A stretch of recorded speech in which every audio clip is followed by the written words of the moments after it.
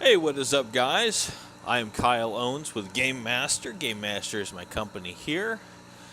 Now, Game Master Production Studios is a subsidy of Game Master, so I am your host as well as the owner here. And before we get going, I want to make a quick announcement, guys. If you guys are interested in playing first-party video games and getting paid for it, or AAA games, not crappy third world company games. If you want to play real, actual video games and get paid for it, federal minimum wage, I do that through Parsec here on this channel. You can get in contact with me through the About section and hit the email there. You can also download the Game Master Dropbox app straight from the links section of this YouTube channel as well. And it's only available for Android, so we don't have one for iOS. But fill that out, and I'll get messaged on it and start getting paid through Square Payroll here on the Game Master channel as a co-host per game. Check that out if you're interested. Without further ado, let me just say a little bit about my setup here, what I got going. I have a Nintendo Wii U. I'm running these GameCube games through Nintendo. I have an official Wii U adapter plugged into the back of my Wii U, and then I have an OEM Nintendo branded GameCube controller, so I'm getting all the full experience here. Now, I use this adapter also for, sometimes Dolphin, or for like Wii and GameCube games. And so there's two ports, and yeah, I get the rumble and everything, but I have a USB port on the back of my monitor there. So one of them's for data, one of them's for power to get the rumble. So that's how I do my setup here, guys. If you have any questions about my particular setup for any game I'm streaming or uploading to the channel, everything's my original content gameplay. I don't take anyone else's stuff and put it up here on the channel. You can always comment on the video. Now, I am a pretty conservative channel, and this is also a newer channel. So I did have a previous gaming YouTube channel where I was monetized, and we're starting fresh, trying to get that going again. But you do have to be a subscriber for 1 week before you comment to the actual video. However, if you catch me in the middle of a live stream, which I pretty much live stream every day on this channel, you can actually just hop on in and type into the chat, and I almost always have the chat pulled up. If I don't, I will say it over the comm here.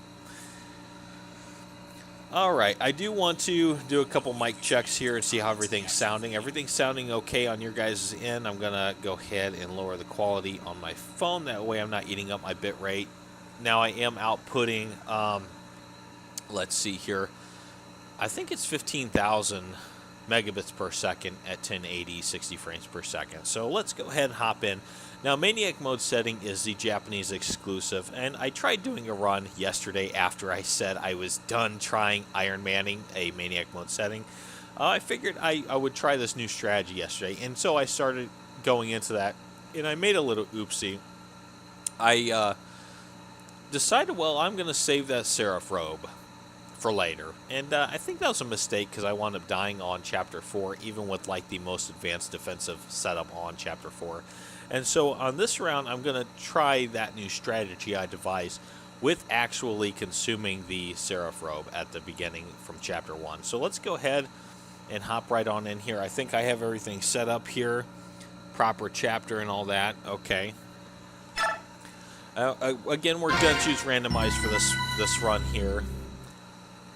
We're going to skip all the cutscenes. Now, if you guys are interested in the cutscenes, I do have 2 previous playthroughs on different difficulty settings with all the chats and all the sports and basic discussions and everything. So you guys check that out if you're interested. Alright, first thing I'm going to do, we're going to do this. I like the grid to be about halfway. And then I'm also going to turn the sound down to about 50% because I don't want that to outdo my mic or anything I might have to say. I will also come back and I will do voice overlays and make this a strategy game guide after I actually complete it. That way it can be easier for other people to come in and do an Ironman on a Maniac Mode difficult setting. So, and I will be commenting here and there throughout each chapter. And again, I am on the chat, so if you guys have questions or if you want to say something, anything, just put it in there and I'll do my best to respond. If it's disrespectful or not family friendly, I'm going to permanently block you from the channel for life. So that's just a heads up there. Alright, so the first thing I do, now on other difficulty settings, there's a couple different ways you can get away with only using one vulnerary. However, on a Maniac Mode setting, the NPCs on Prologue operate a little differently. So I like to come up here and not attack and actually counterattack for the first move. On the second one, I like to go ahead and finish Boyd off like this. And then, of course, when you face General Greel right after Boyd, you will actually only have to consume one vulnerary. Now, if you don't do it exactly like this on a Maniac Mode setting, you're going to wind up consuming 2 vulneraries to get through the prologue.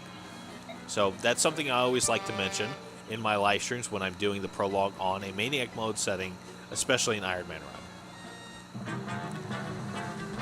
Yeah, because that one vulnerary use will come in handy in the early chapters here up until you get to the convoy. So keep that in mind.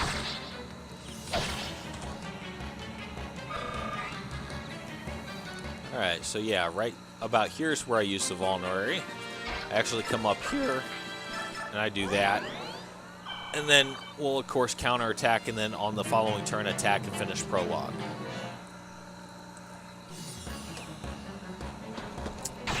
I'm not constantly looking at the chat, but I am glancing at it here and there during the actual chapter, and of course, I will look at it between chapters as well.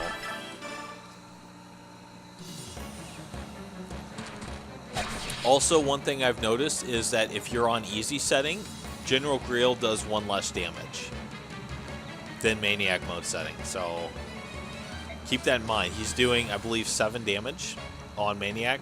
When on easy, he does like 5 or 6. So you can actually get away with using 1 vulnerary on easy setting. The US easy setting I'm referring to, not the Japanese. So there are a couple different ways you can do that with the easy setting, and one of them is really risky and leaving yourself a 1 HP, which is probably too close for comfort for me. So before I change this, I'm going to change the icon to Chapter 1 and the OBS overlay where it says chapters up here. So give me a second. Chapter, and then I'm going to change that image here to Chapter 1. Okay, and then I'm going to switch it back to direct feed on my end here before I save this. And I also have my Wii U controller, you know, like the actual screen over here, so I can see that as well. But I like to have a direct feed on my monitor, big screen, you know. Alright, going into Chapter 1 here. Now, I was contemplating before, you know, there are ways you can get up to this house without using Titania if you want to try to play the early ones a little smarter, but the risk is way too high, so I don't recommend doing it because I have actually gotten Oscar up here to get to the house, and Oscar has survived, but it's really risky. The other thing, too, is I've also gotten Titania up here with her weapon unequipped, where she's blocking at the house, and I've used my other characters. Now, if that's the strategy you're taking on Chapter 1 on a Maniac Mode, especially in Iron Man setting, I would not recommend it. It sounds like a good strategy to make sure Titania doesn't kill the guys so that, you know, your other characters get the XP. However, the risk is too high.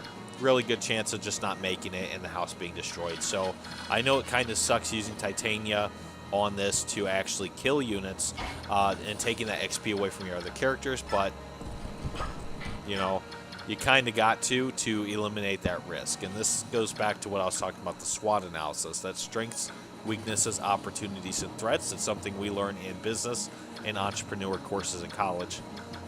And then I'm going to automatically, I'm going to come up here, I'm going to bang away and chip with Ike, and I'm going to finish with Boyd. And we're not going to really use Oscar except to finish off or to take advantage of an attack that otherwise wouldn't kill him, because we're actually going to be using a Master Seal on Oscar when he reaches level 10. Something I don't usually do, but for this one, which is what I tried doing in the last run, is going to be part of my new strategy. And again, I feel really nervous using a new strategy I haven't tested. I haven't stress tested this particular strategy I'm using ever, and so it makes me a little nervous actually applying it right away in an Iron Man on a Maniac Mode setting. So I do want to make mention of that. I'm a little nervous of this stress testing this new strategy on an actual Iron Man on a difficult setting, or on a Maniac Mode setting. So, but we will see. We will see.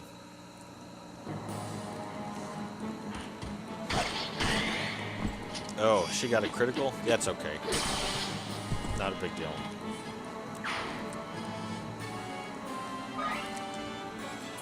Hopefully she only takes out one of those guys. Nope. Okay. So yeah, she's going to take out two of them. That's okay. Taking XP away from the other characters, but you know, there's very slim chance of any other way of getting to the house before it's destroyed to get that Seraph robe. Like I said, there are ways, but the risk is just too high. Don't risk it on an Iron Man, especially Maniac Mode setting. So I'm going to come up here, and right away I'm going to unequip my item, and then I'm going to visit. Now you got to be careful because there are bugs in this game where they will auto-equip their weapon without you telling them to. So check that, make sure that's not happening.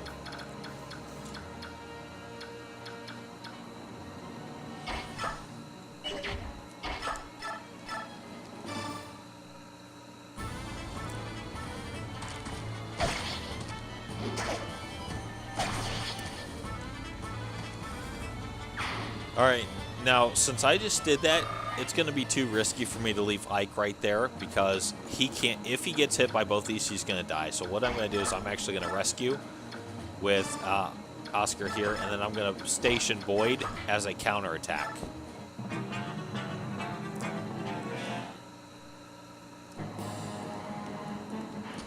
Yeah, and I will be doing a lot of commentary on this live stream, guys. I know it gets monotonous, especially if you don't like a big burly man like me and, you know, my deep voice. So I do apologize about that. I know I'm not a new age gamer, guys. There's a lot of these new age gamers, young kids and stuff. No beards, you know, still got their kid voice going on.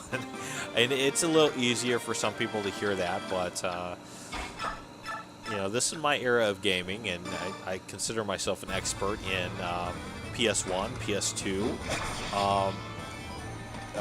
Nintendo 64, and GameCube in that era. So, and this is one that, you know, I'm on the verge of mastering an Ironman Maniac Mode run. And there are some people that have played the Fire Emblem series all the way from the beginning that are, you know, they've done it that. In fact, most people that complete an Ironman Maniac Mode run have actually done the entire series streamed on their YouTube channel. So I'm not from that era. I haven't done them in order. This is actually my very first Fire Emblem game I ever played. And so I'm more familiar with Path of Radiance and Radiant Dawn than any other game.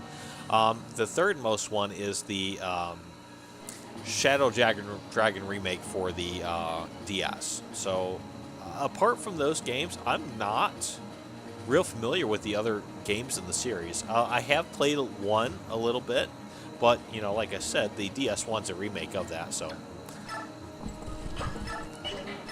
Yeah, so, I mean, and here's another thing. There are not too many, you know, Westerners that have actually beaten an Iron Man on Maniac Mode setting. In fact, I can only find 2 white Westerners that have actually done that on YouTube. Everyone else is like from Norway or some shit. Norway or Japan or something. Yeah, so I can only find 2 U.S. people who have actually beaten an Iron Man Maniac Mode run. 5. All right, I'm going to pull him on back now. That was a really close call. If that's too close for your comfort, and you wanted to use a vulnerary like that, so I'm doing this run as a guide as well. So if you do exactly what I did, you probably should have used a vulnerary before if that's too close for comfort for you particularly. I'm going to come up here. I'm actually going to finish this dude off with Oscar here. Now, one of the reasons I'm doing this is because Oscar's, you know, his weaponry is very slim in the early chapters. And so we're not going to be using his lance as much.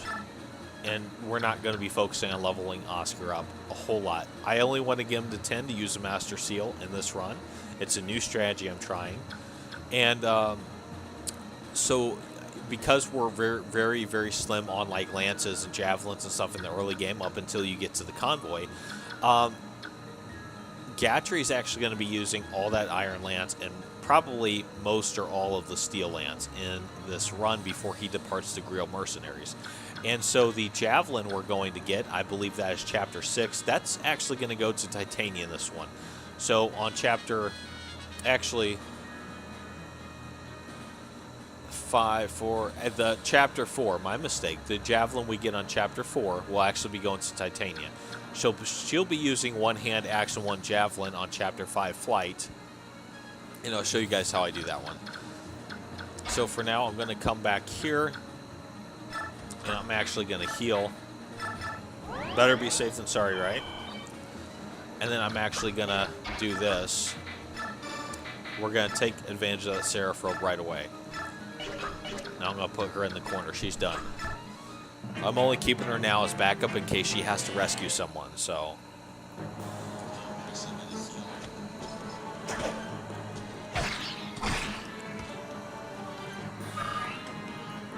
I watched a YouTube video yesterday. Some guy made a detailed strategy guide on the difference between randomized stats and fixed stats. And so I learned a lot, and fixed stat mode is actually a lot more complex than I would like to delve into. Something I didn't know, and I've done fixed mode before. So I'm not going to get that detailed and whatnot in these live streams because, and so that's one of the reasons I also chose, what do you call it? Randomized. So again, we're going to come on up here. I'm going to finish this guy off on the left with Oscar. Get Oscar that XP. And that's only because Boyd is injured a little bit in this one.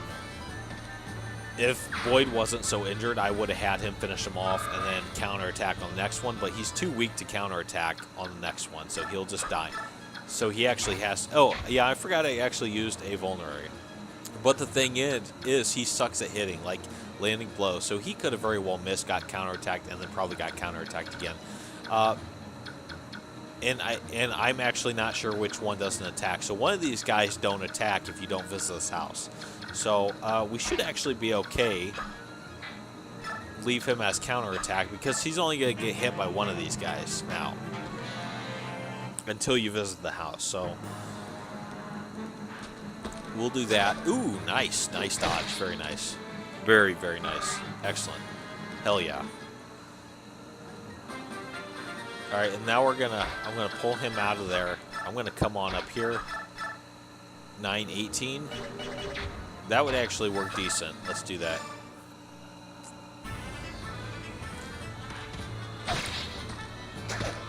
Very nice.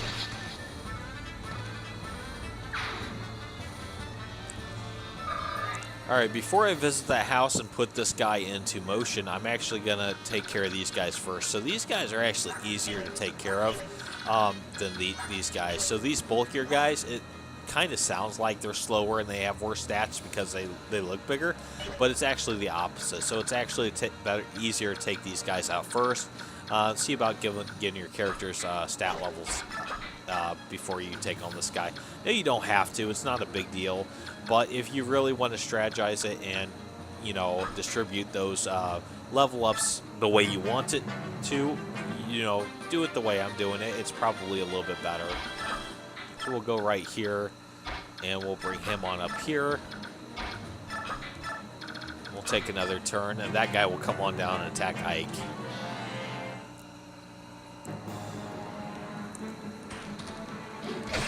Ooh, and he hit. Alright, so 10.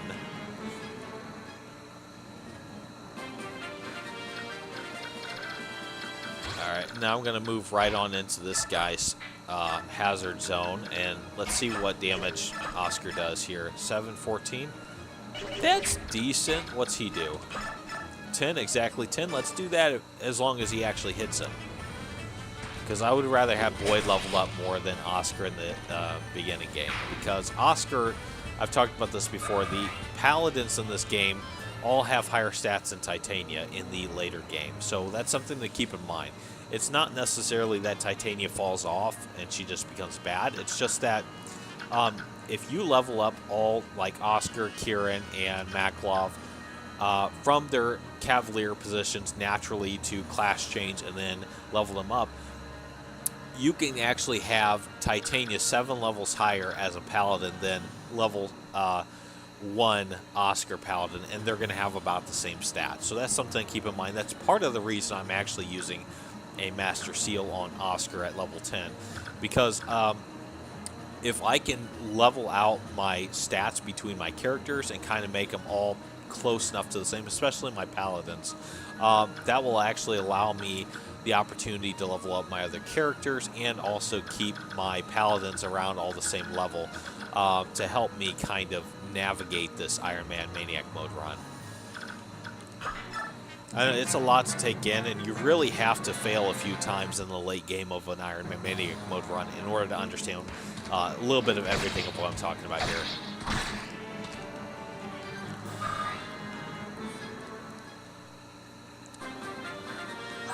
I'm going to pull him back, and I'm actually going to use that Seraph Robe first.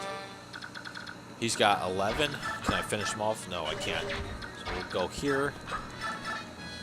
Finish him with Oscar here. Take that one hit. Okay, and then I'm going to send Oscar right on up there to take care of that Myrmidon. Taking advantage of that weapon triangle. So hopefully right there is good. Yep, okay, we're in the zone now. Okay, good. Alright, and then I'm going to block the path, because if we don't block this path, this guy's trying to get to this house to destroy it. So if you haven't visited the house, he's going to head that way.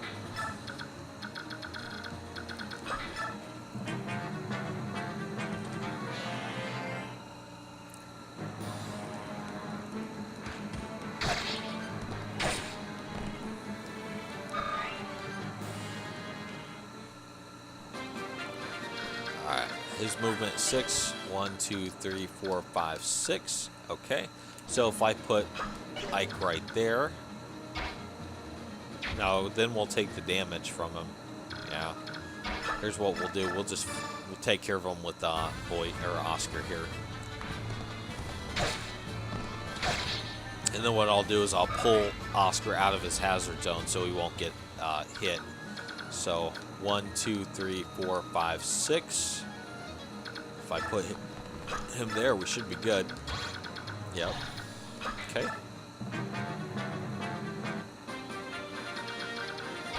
Now on my last run, I learned that you can actually boss chip on this first stage. So I tried doing it, but Boyd accidentally got a critical.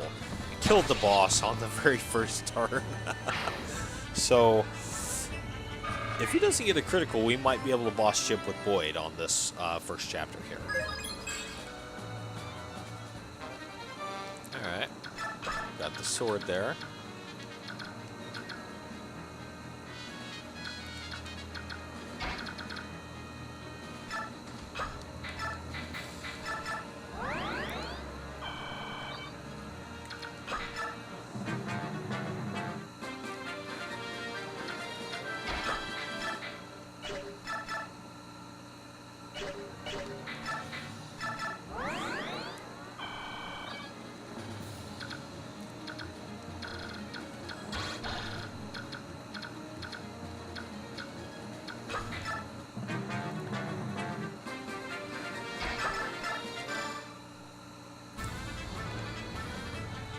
Again, I'm back to banging up with Ike and finishing off with Boyd if I can. That's 9 HP. Boyd should be able to get it. Yep. As long as he hits the guy. Sweet.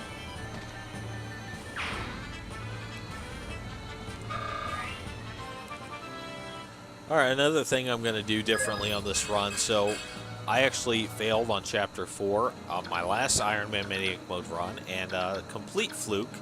So I made the mistake of equipping Ike with the Regal Sword in Chapter 4, and he landed just a critical. He landed a critical, killed the guy, and the other guy came up, attacked him, and then he got struck by two bowmen. So on this chapter, I'm actually not going to be using the Regal Sword at all until his class change. So we're actually going to pocket that in the convoy, and we're actually going to save it for Clash. Something that I've never thought about doing. Using the Regal Sword on Clash, not using it at all before his class change. So that's what we're going to do. And I might even restore it with the Hammer and Staff later. Stave, Staff, same thing.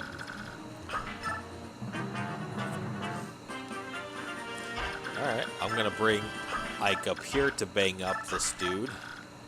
on the right, and I'll finish off with Boyd.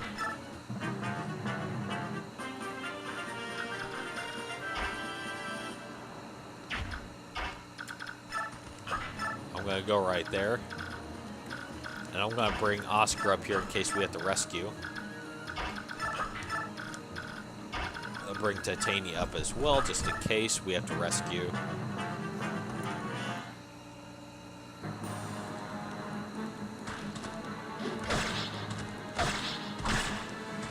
HP, so Boyd should be able to finish him off pretty well, as long as he hits him.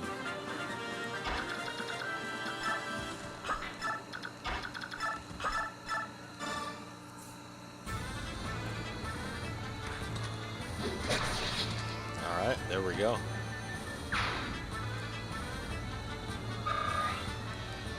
Alright, now that Iron Sword, let's do that swap here on the field. Iron Sword, good. And we're actually going to give... Oh, actually, let's hold on to that. Now I'm going to take a couple turns to get myself into position here. We're bringing him down to visit this house now. 2 vulneraries left. So let's go here. Okay, let's see. I'm going to let him get healed up a little bit, I think.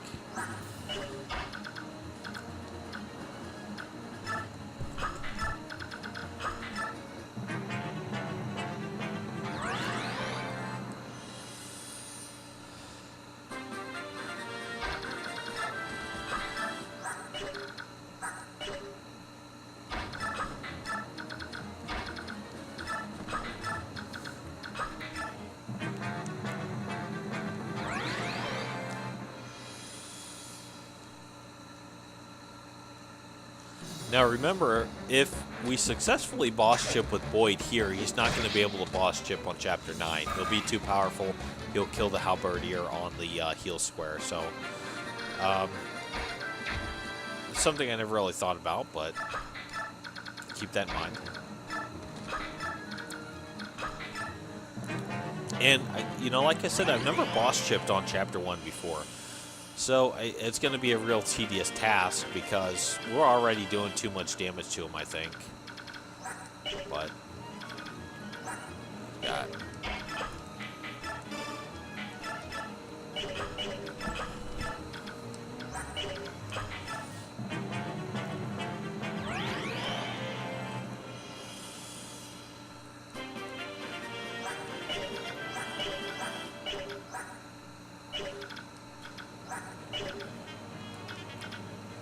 Let's let him get healed up here.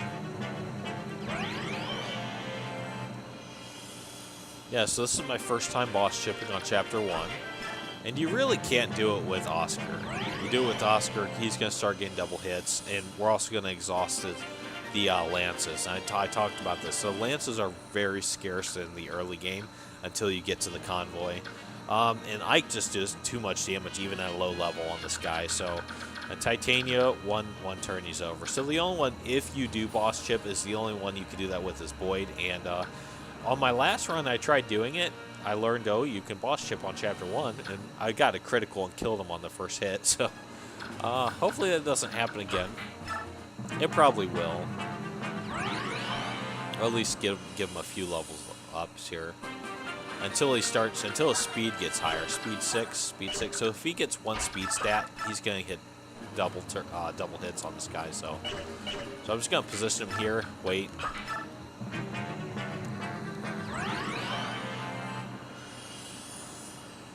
Real tedious. I would just wait until Chapter 9, but I figure, what the hell. Might try it.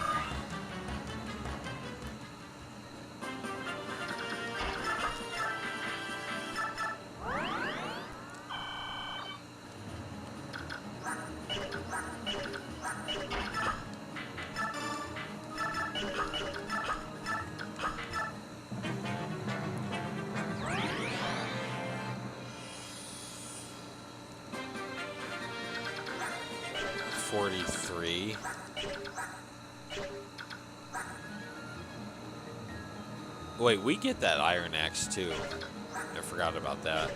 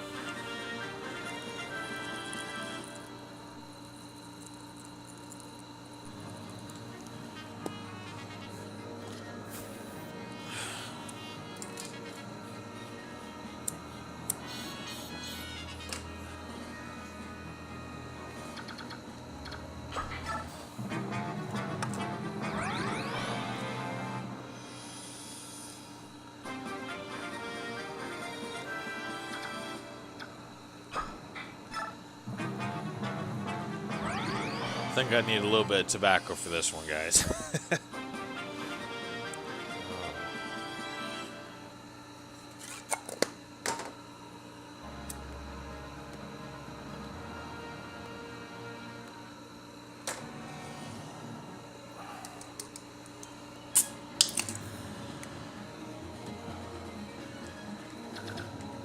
26.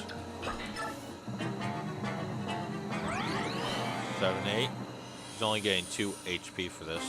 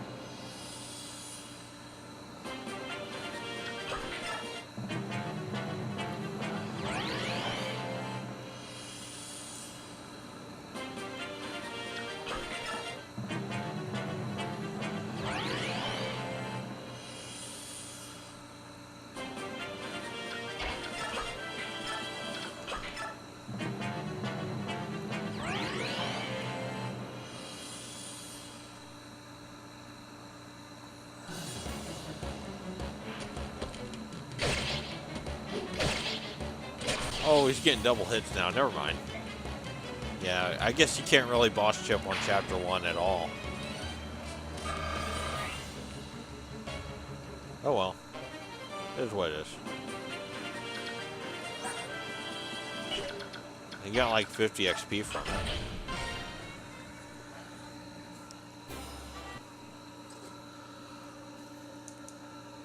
Alright, let's change this to Chapter 2 on the OBS overlay. Oh, come on.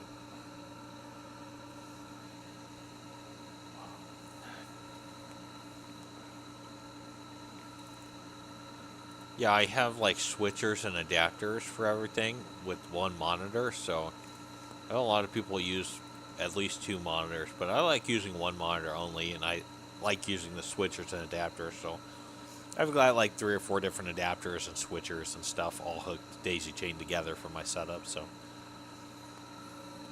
let's switch back to direct feed. Yeah, I got the Schooler one where all I have to do is press a button.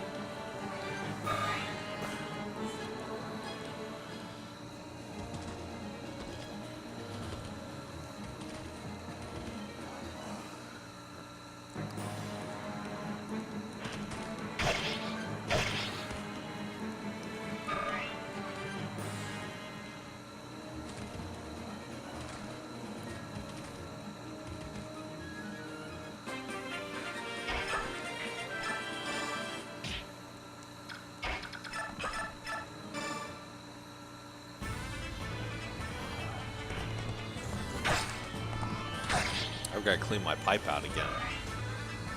Oh, man.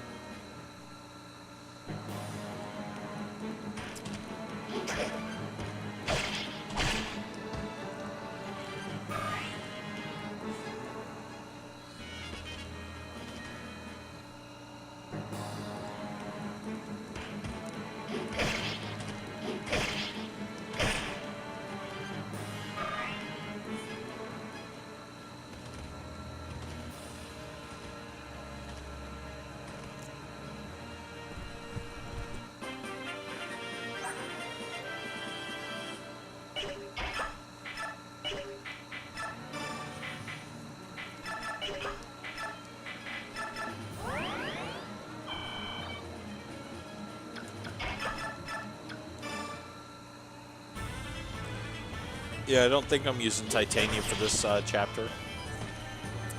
I usually don't. Helps everyone get leveled up a little bit. Ooh, perfect. Nice. Exactly on the dot.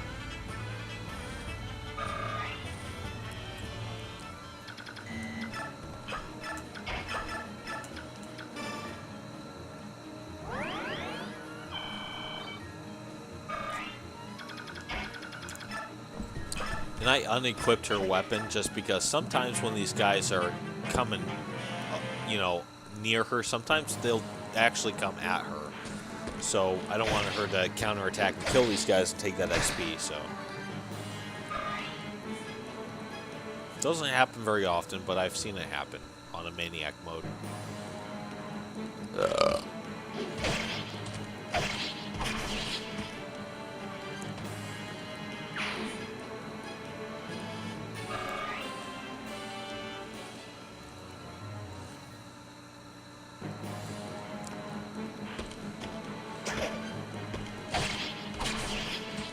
Alright, everything's going really well so far.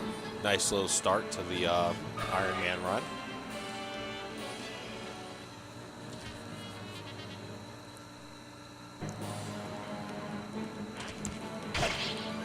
Oh.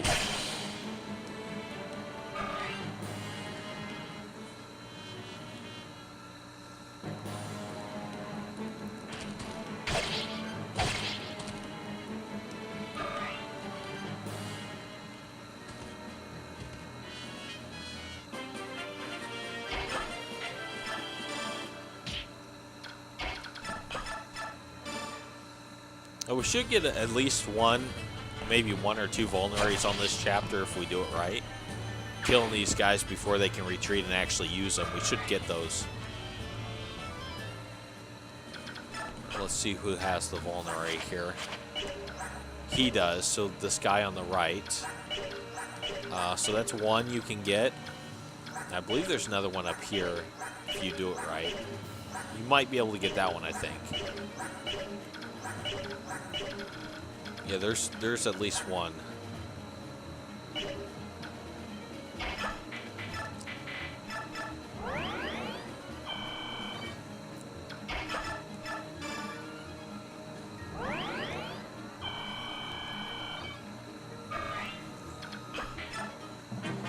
Alright, I think we'll break formation on the next turn.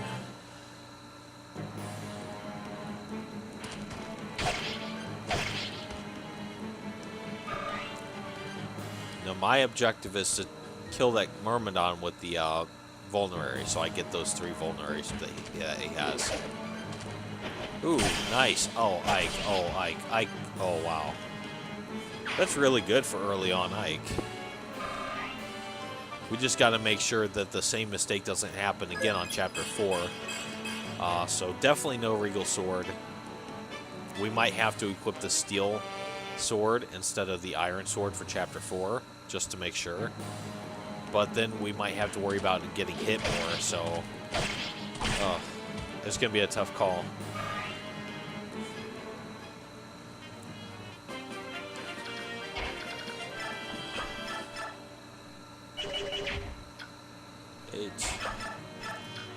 Let's go ahead and do that, and then we'll heal Ike. Finish the Myrmidon off with Oscar.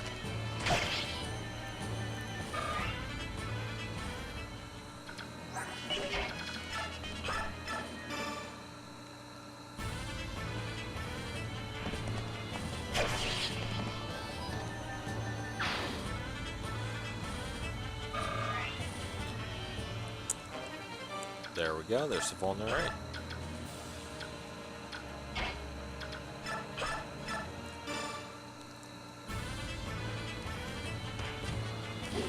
Oh, come on.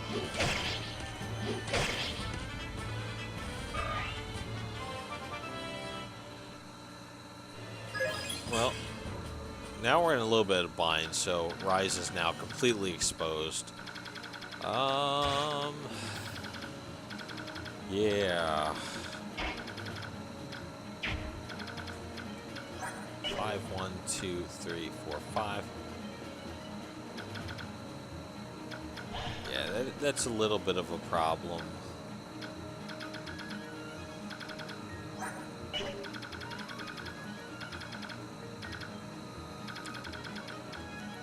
Oh, no, he's safe. What am I talking about? Wasn't counting my steps right. Alright, we're good.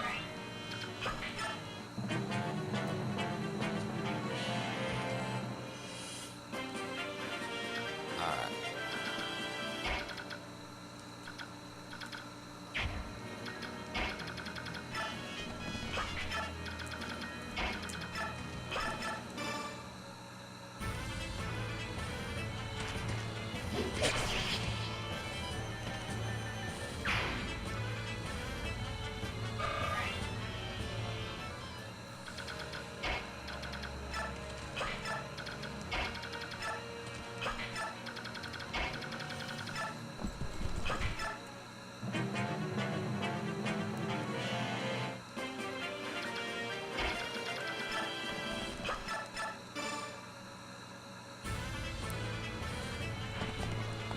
Oh, come on. No way. Shit.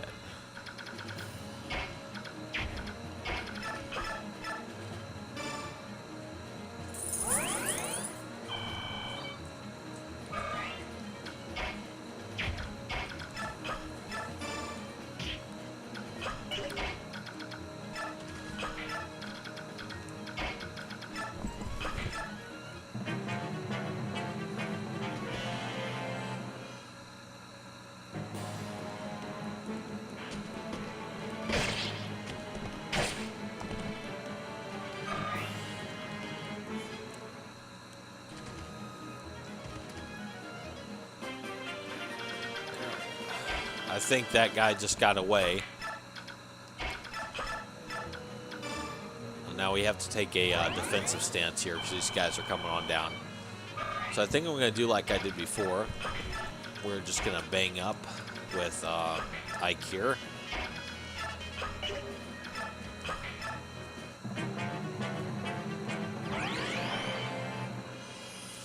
Bang up with Ike, finish off with Boyd.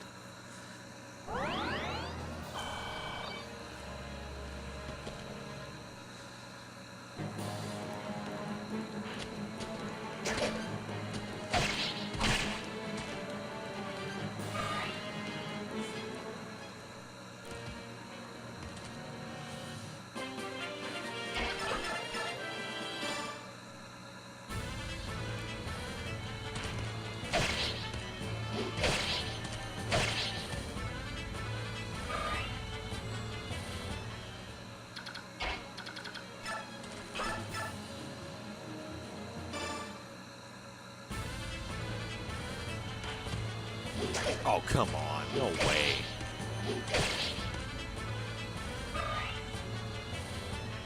That's kind of crap.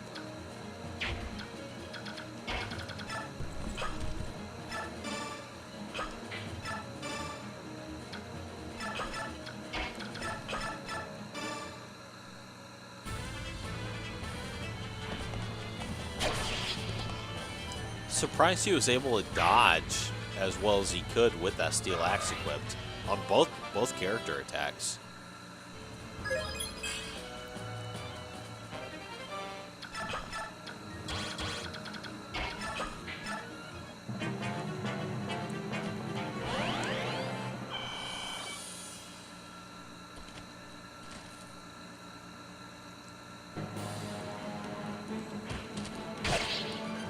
Ooh, Boyd.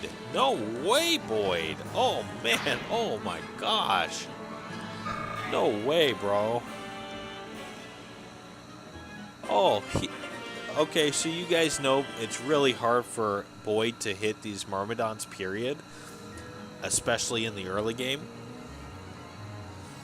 Even more so when the Myrmidon is in a bush getting the terrain bonus of evasiveness. Oh, not only did he fucking hit the Myrmidon, but he hit the Myrmidon in the bush, plus landed a fucking critical, dude. Oh my god, I've never seen that in all of my runs ever in my entire life. Ever. That is 1 in a quadrillion right there. Wow. Oh my god, I can't believe that.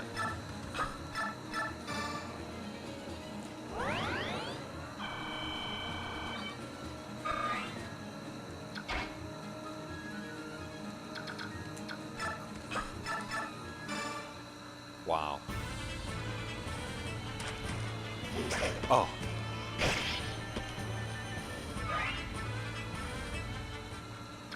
Let's see what I think he does, like, okay, 6. Yeah.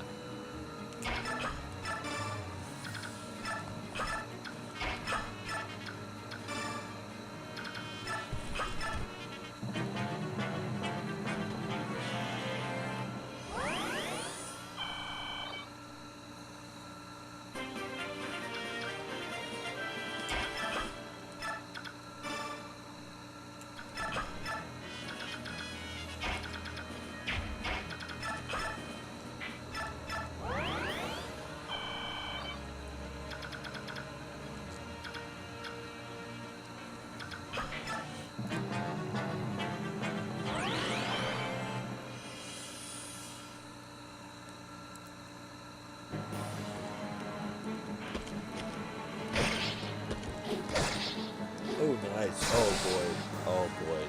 Oh, man. Oh, you're doing good, Boyd. Real good, man. Hell yeah.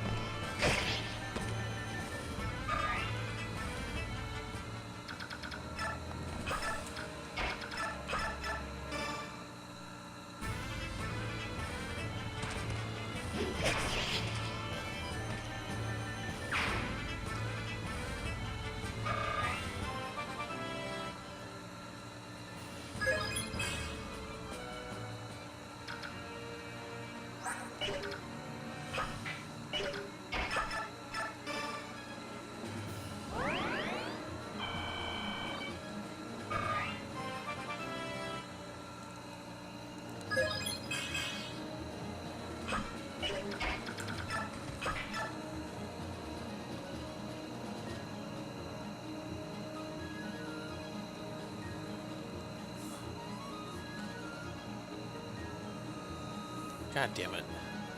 Goddamn neighbors. Fucking goddamn it.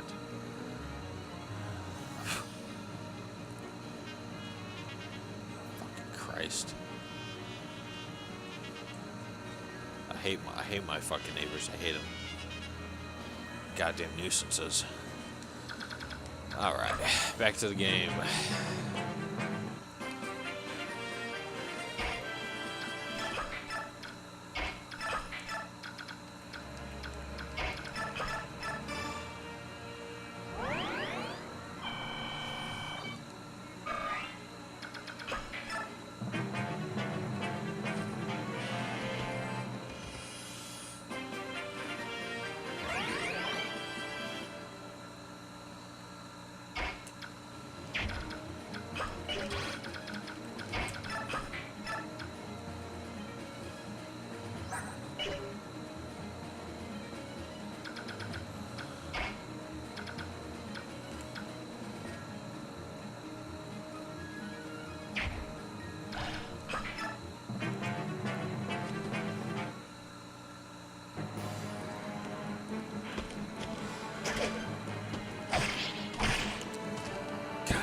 God damn it.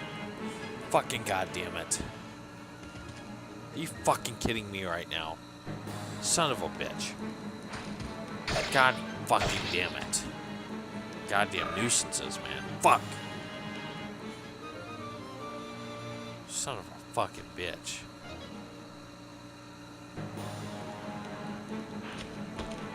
Fucking Christ. Fuck.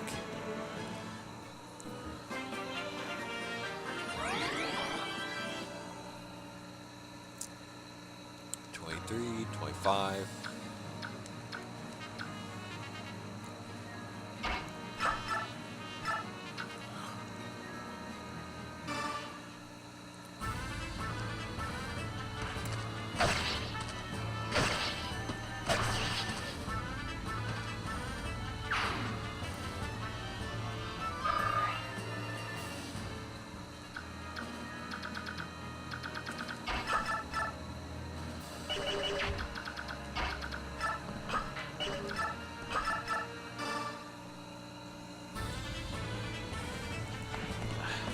Ooh, nice, nice. Oh my God, Oscar. Oh, dude, you're doing it, man. You're doing it.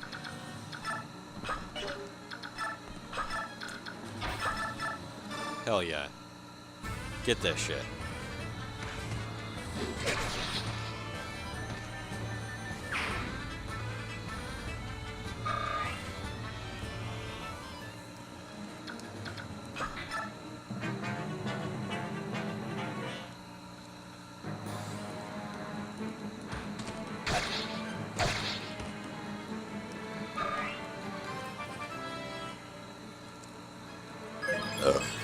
Excusez-moi.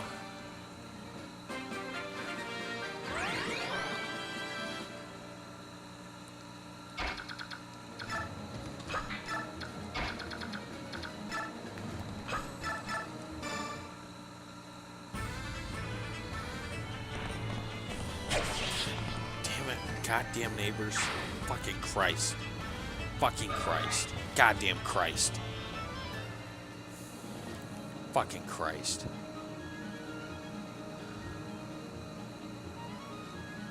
Goddamn stupid ass neighbors, man. Fuck. God damn it.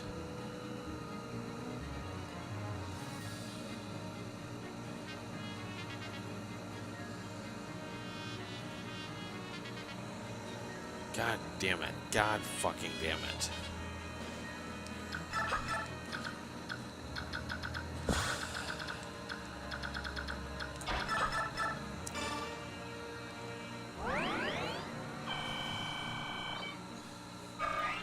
I'm going to bring Titania up just in case we need to rescue someone as we finish this up.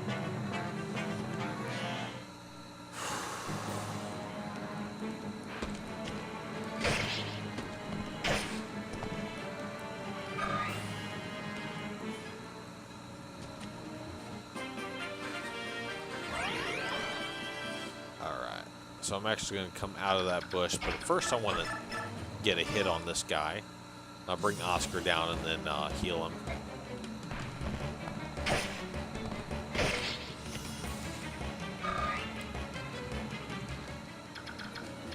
Right about there. I'm going to come on up right here.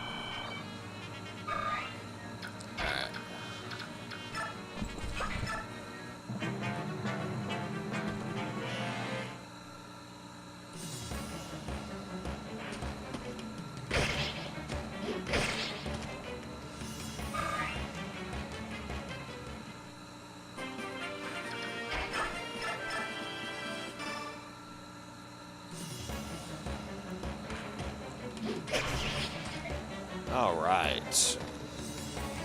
On to chapter 3 here in a second. Speed wing.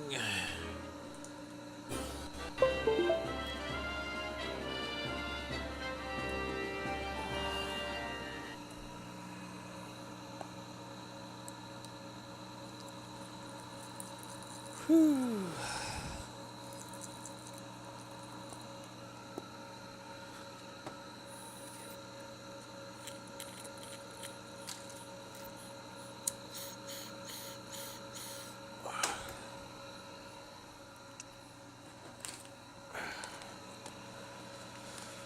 Oh my God. Shit.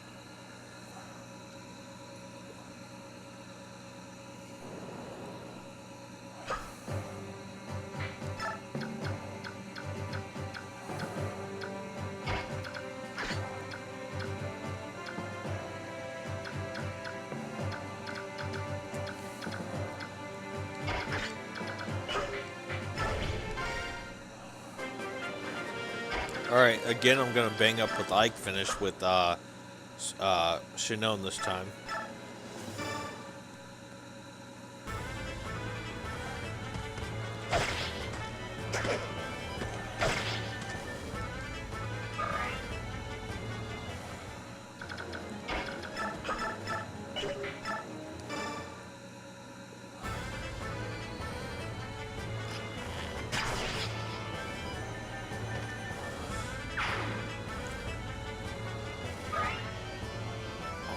Fucking God, you gotta be kidding me.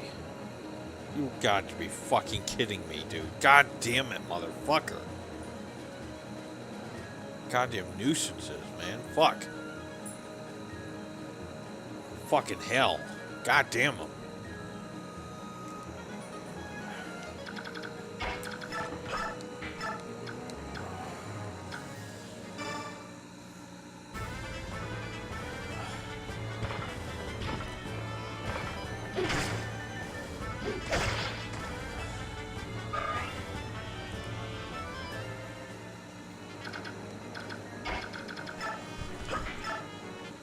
Keeping Titania out of the way here. I don't want her getting any XP right now. I want XP to go to Gatry and Shinon because they're going to depart the party, right? They're going to leave. Try and give them as much XP before they leave the Griot mercenaries.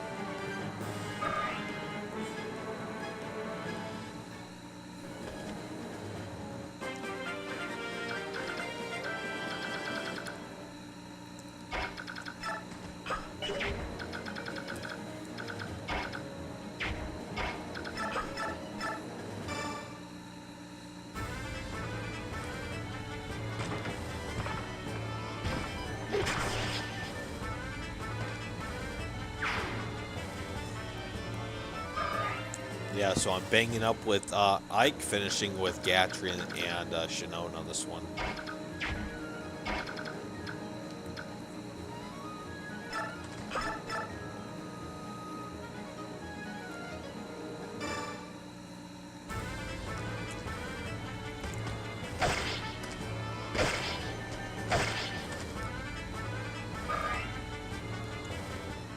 And I am actually going to come on up here. We're going to rescue Ike just to be safe.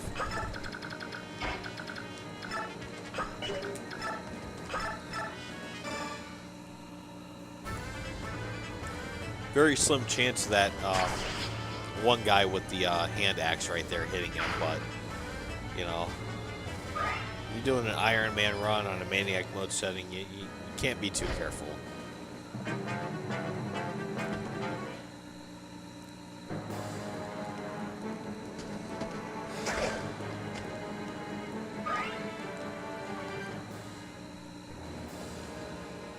Alright, see how I did that?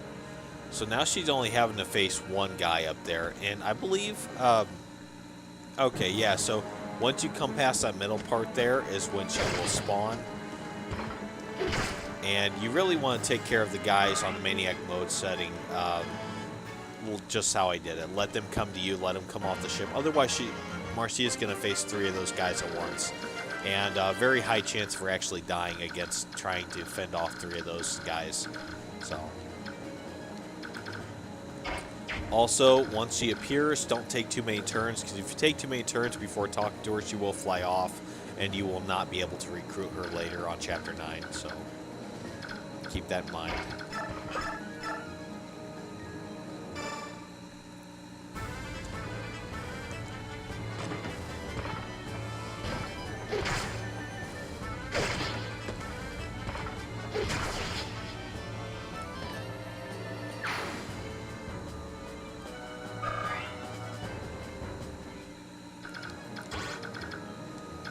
Movement is 5. 1, 2, 3, 4, 5.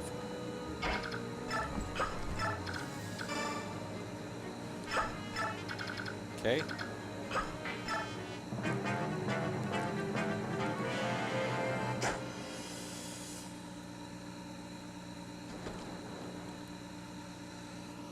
Hey, buddy. Jack's a good boy. He noticed I was distressed because of my neighbors. And he came up here to hang out with me. Yes. Oh, he's so sweet.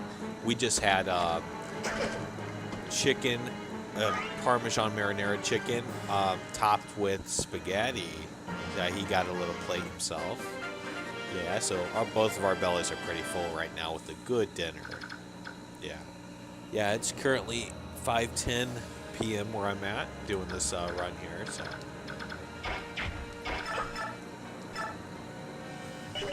13. We'll bring him on up here. Do a vulnerary.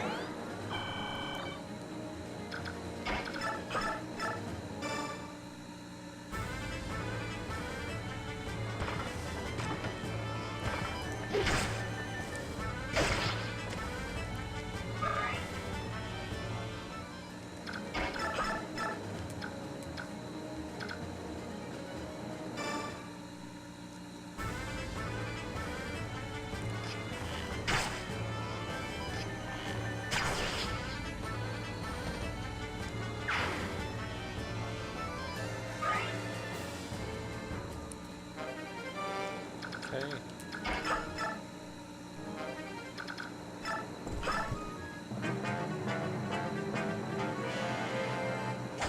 Ooh.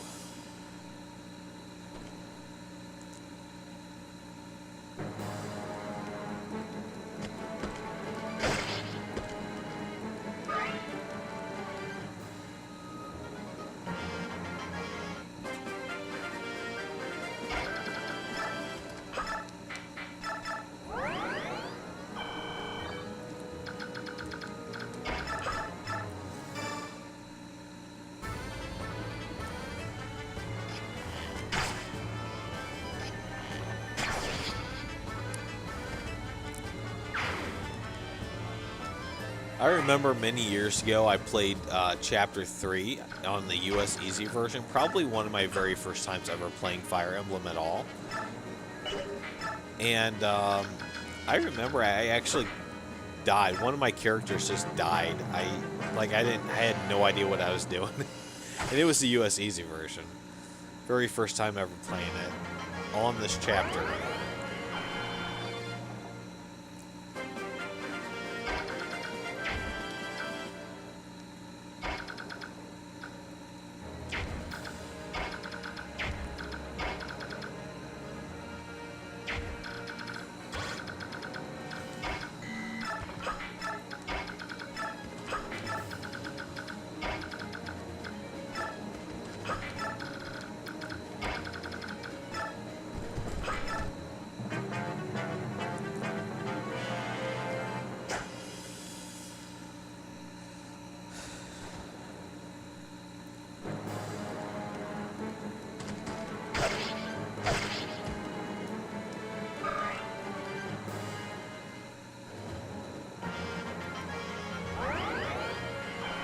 She usually doesn't heal herself when she has that much health.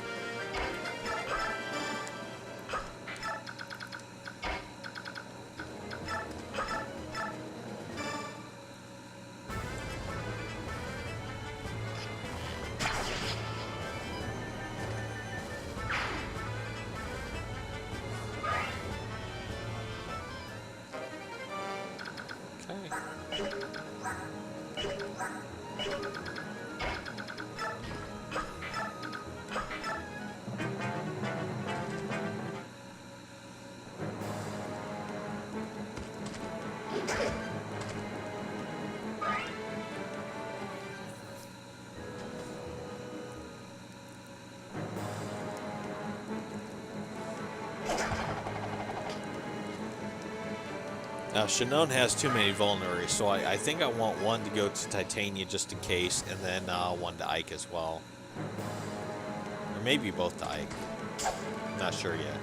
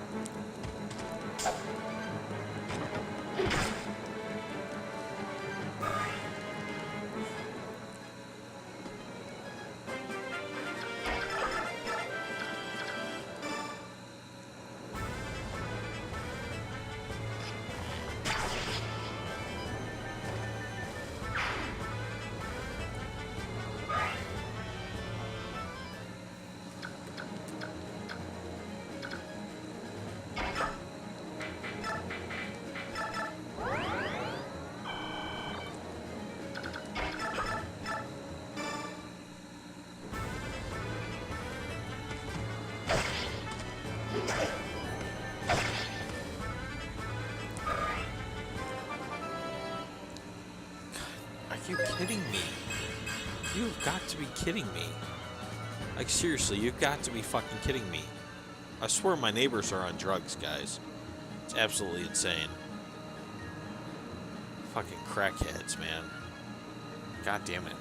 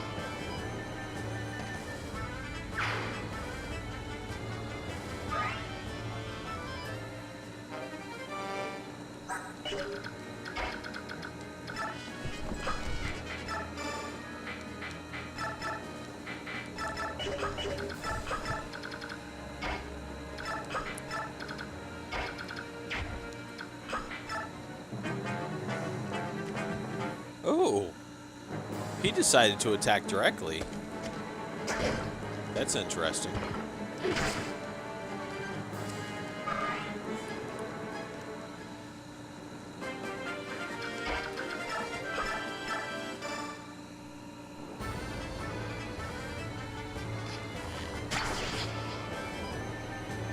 You don't usually see that on this chapter.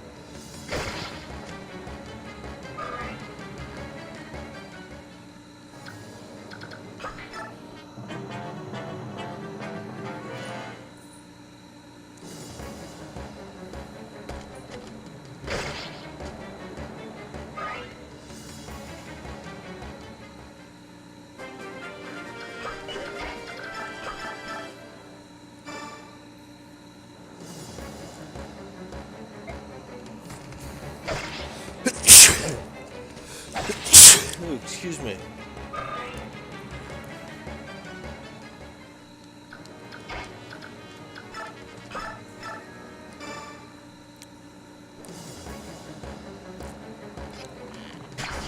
Alright, on to chapter 4, guys.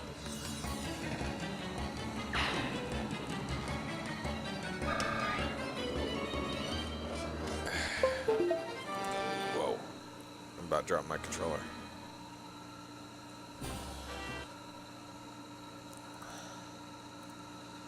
Chapter 4.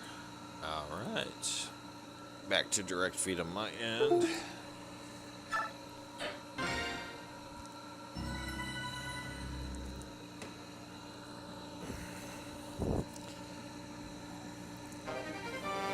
Yeah, we're not using the Regal Sword. Remember, I'm saving the Regal Sword for this run, for Clash. We're not going to use it at all.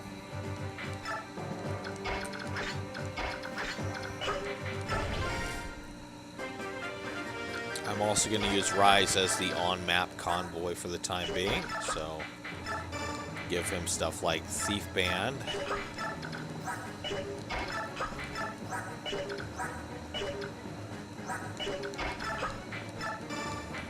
Regal Sword, get rid of that. And we're also going to unequip her item here. She's not going to be killing it or really doing anything on this map except for serving as backup to rescue.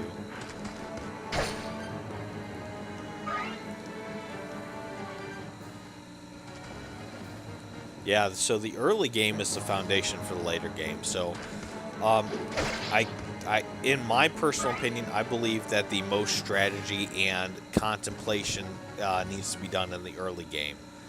It's like a Jenga tower. You got to make sure that the base of your foundation or build is correct. So, like for me, I'm trying not to use Titania a whole lot to take that XP away from my other characters.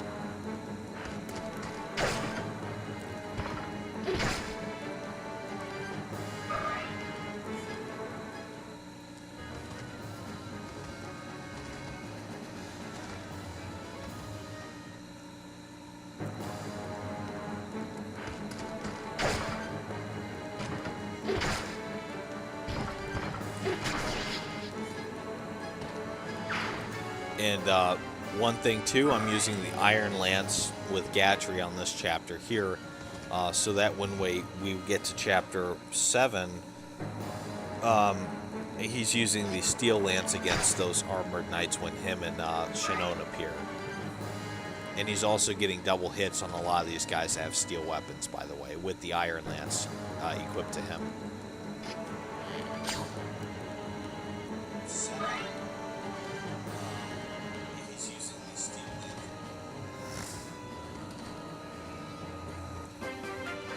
Alright, I'm going to do the best I can here with Gatry to get rid of these archers, because they like to, when I do this formation, this is probably the best formation I found for Chapter 4. I'm not saying it's the only formation, I'm not saying that there's not a better one out there, but this is the best one that I have found that works. So, and they will usually get here, try to strike Ike, and then getting rid of those guys, attacking them and then counter-attacking on the direct single space attackers is probably the best way I found to do it.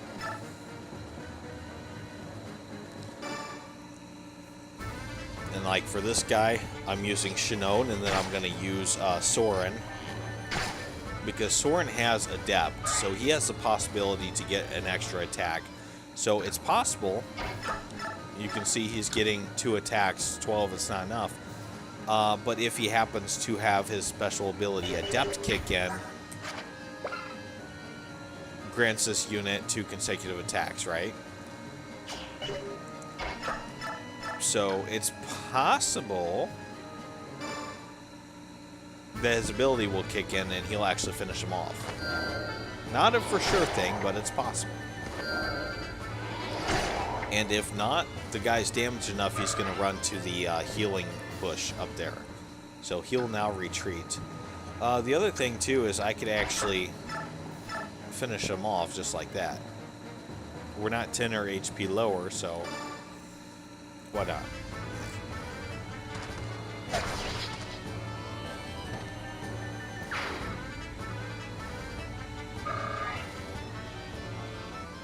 We also want to make sure that Ike gets to level 20 before his class change. And so don't neglect to level him up thinking, oh, well, we're going to get all the other characters leveled up and get them really powerful, and then you're not to level 20 before Ike gets his class change. So you have to have him level 20 before completing Chapter 17. Actually, before Chapter 17 Stage 3. Yeah, so Stage 1 or 2 of Chapter 17, he has to be level 20. Otherwise, you miss out on possible stat boosts he would otherwise get from, So, I mean, you could pretty much get through this whole game without using Ike up until his class change. But the problem is, if you don't level him up, he's not going to get stat increases. So if you left him at, level 2 or 3 for all the way up past Chapter 17... he gets his class change. Yeah, he'll get a stat boost for his class change, but he'll miss out on all those levels up he could have got. So, like I say, max his level out to 20 before Stage 3 of Chapter 17 to make sure he gets the most stat boost he can.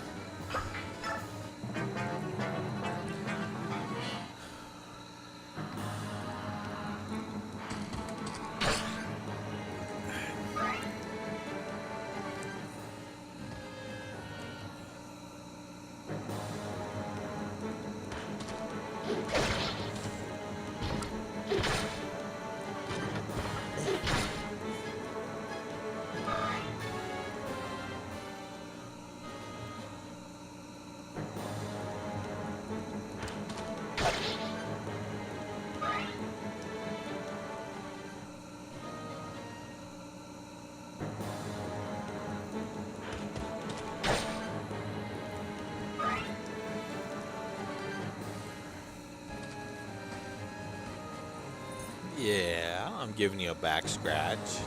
Yeah, you like that, buddy.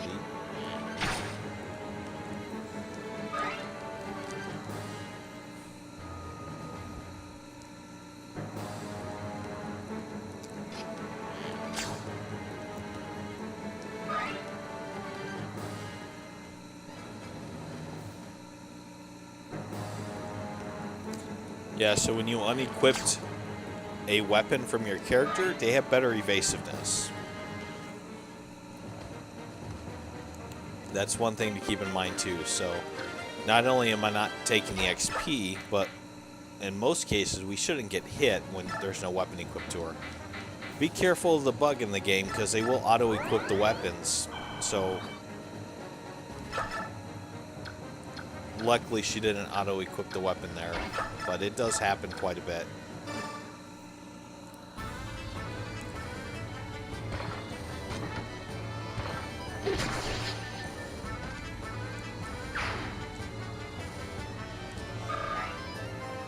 Alright, when I get to Chapter 5, I'm going to use a very different strategy than what I usually do. So I won't be blocking off both paths, I'll only be blocking off one path, and I'll also have the Javelin and Hand Axe on Titania to kill the boss and get, I believe it's an Ashera icon.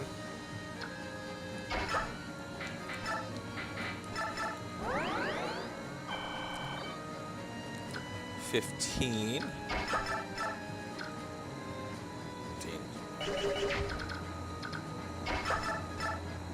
816. 6. Let's do this. Let's get Shinon the kill. Unless his adept kicks in, then go get the kill.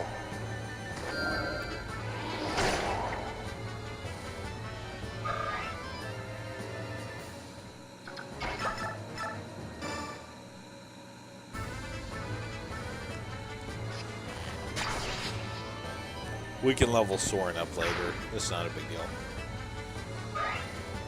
But see, Shinon and Gatcher are going to leave the Grill Mercenaries. So, like I said, we want to get them the kills if we can as much as possible before they leave the company.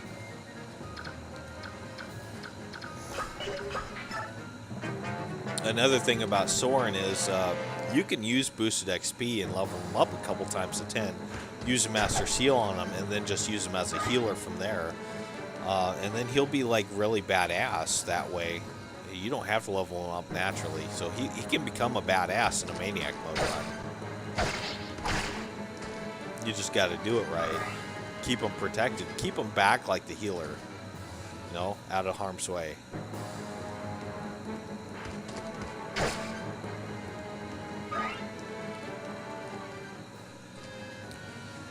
Yeah, so we'll likely be using all the wind and the wind tome for this chapter and next chapter, and then the fire tome for next chapter and the chapter after. So he's likely going to use all of his tomes before we even get to Convoy. Or pretty close. Yeah, do not neglect to use Soren, thinking he's a weakling and he won't survive. Use Soren, use him. Just make sure he's safe. He's not going to get counterattacked.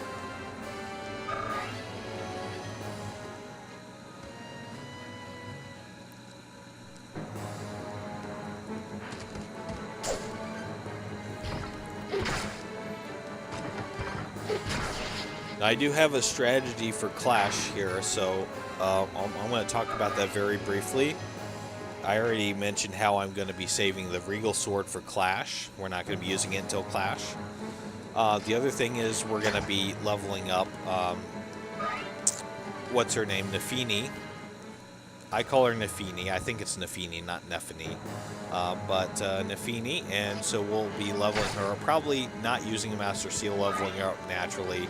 And then also like using Luna on her. And then we'll be using probably Braum pretty hardcore when we get Braum as well. And then all my Paladins, I'm going to use Master Seals at level 10 on them, and then apply occults to them as well. And then we're also going to be maxing Jill out as much as possible, especially her defense. So, and I I devised this particular strategy and setup to get through Clash based on watching 2 other people do the Clash run, and I've seen how they use Nafini, how they use Braum, and how they use Jill, and I was like, well, why don't I combine both of their strategies together for those characters, plus my own strategy, which my own strategy in the past has been using my Paladins with the Occult, especially with high defenses like Oscar,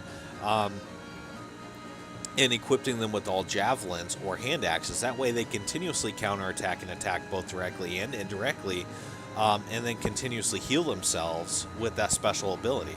But I found that that can be flawed.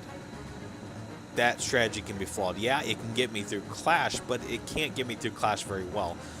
So I'm trying to do it in a better way. So that's what's going to be different about this run. A lot of differences in this run compared to my previous Ironman Maniac Mode runs.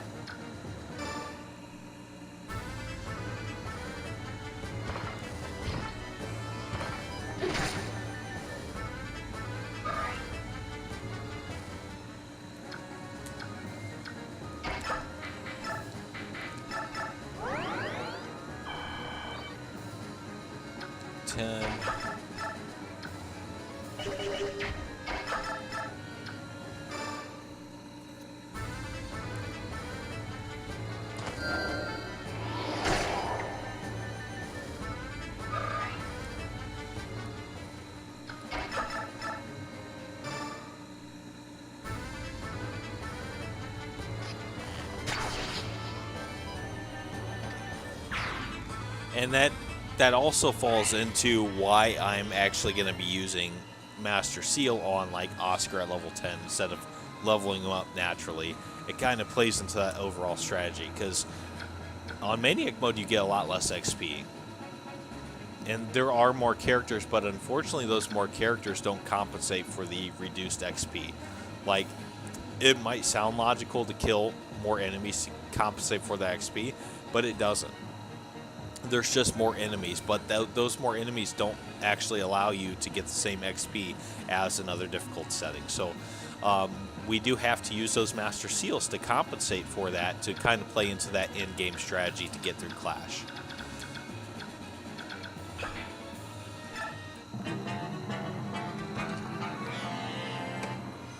Yeah, I know I'm talking big right now. Like, yeah, I'm gonna Iron Man it right through Clash, no problem. And this time I may really be onto something here, guys. I might not be talking out my ass this time. Like I said, this is a strategy that I have not stress tested yet in a Maniac Mode run or an Ironman run. And I'm just throwing it in there because I've seen that part of the strategy works with one person that's got through Clash, and part of the other strategy works with another person that's gotten through Clash. So in my mind, it's obvious that if I take both those elements from those other 2 people I saw get through Clash like that, in each their different way, and apply it to my own strategy of how I basically kill half the enemies on the board with Oscar, with Occult, and a bunch of Javelins, then yeah, we should have no problem getting through Clash. But that's all in theory, right? We haven't actually tested it, and that's what we're doing in this run. We are testing that. We're going to be seeing what it does here.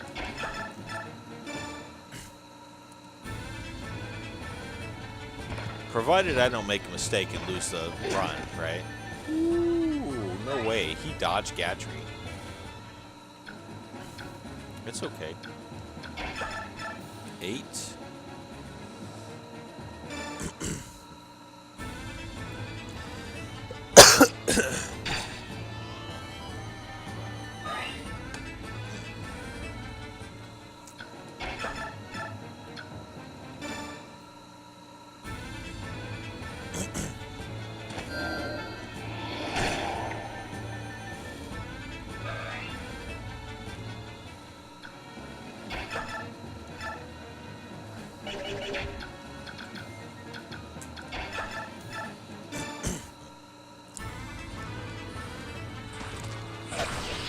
I've been doing a lot of talking.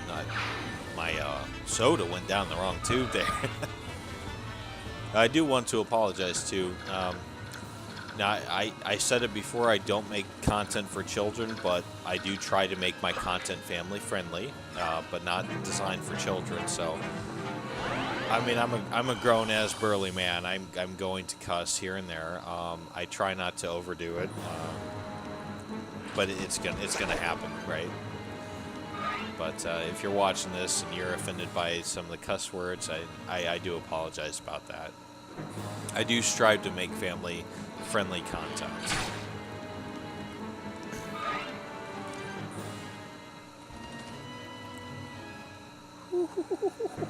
Okay, so that archer there, he could have actually ganged up on Ike, and usually that's what happens. Whatever's happening here isn't supposed to happen. I don't know why the computer decided, well, let's attack Shannone instead of Ike. Because that almost never happens. I've never actually seen that right there just happen. So that's new to me.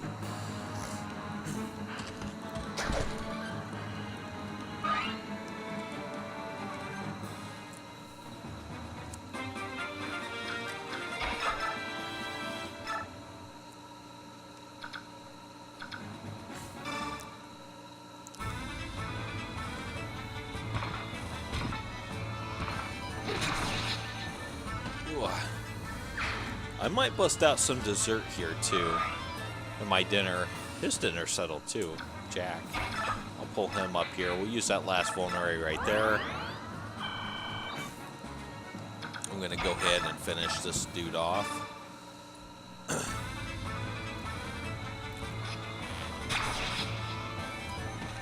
Okay. Now I think the guy on the left is further down. It's further away. So let me see. 1, 2, 3. 1, 2, 3. Yeah, so this guy's closer to the bush than that guy is. So let me go ahead and see about getting damage on this guy first.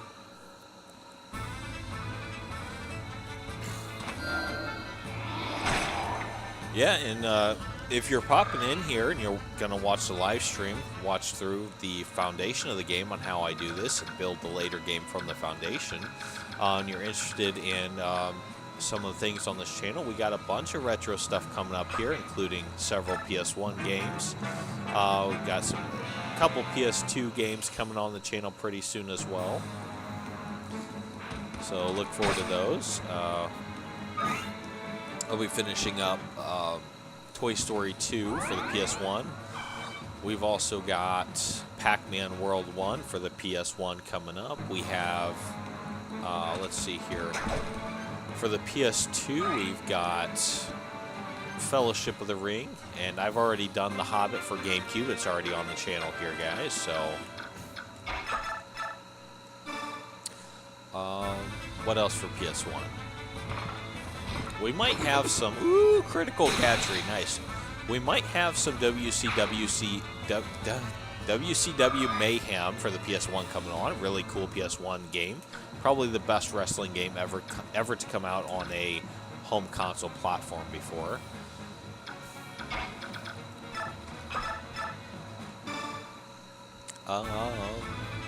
What else for the PS1? We'll have some more Driver 1 coming up. I'll finish that game soon. Yeah, just a whole bunch of stuff. So, guys, if you guys are a millennial like me, you were born in 1991 or the early 1990s or the late 1980s, stay tuned for all that great content coming up. I also have a lot of stuff I completed we're still getting it off the old YouTube channel onto this YouTube channel. So we have a lot of Nintendo, Super Nintendo, and Game Boy games that are already complete. I just haven't gotten around to getting them uploaded yet, so...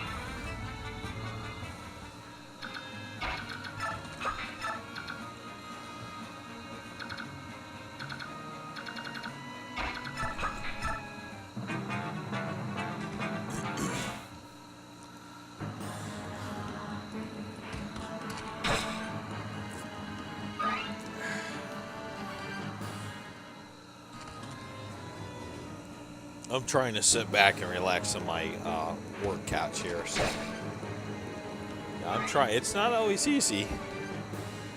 Whew.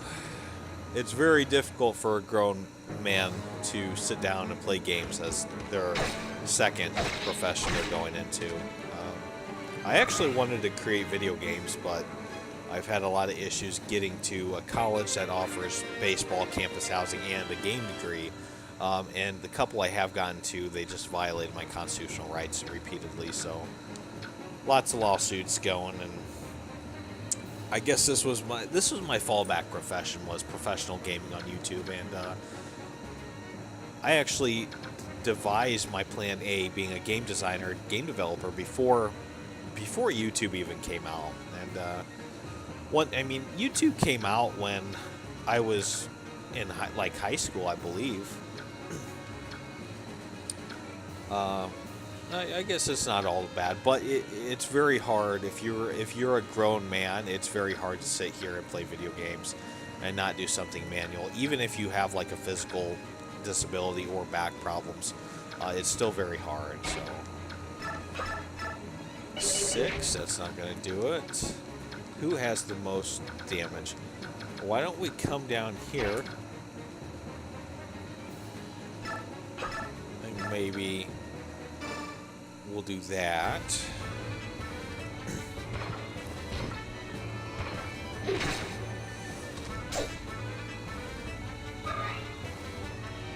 Alright, 11, 19, 8.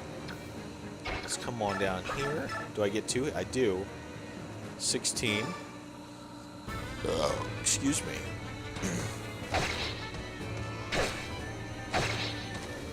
Alright, Soren can take this one out.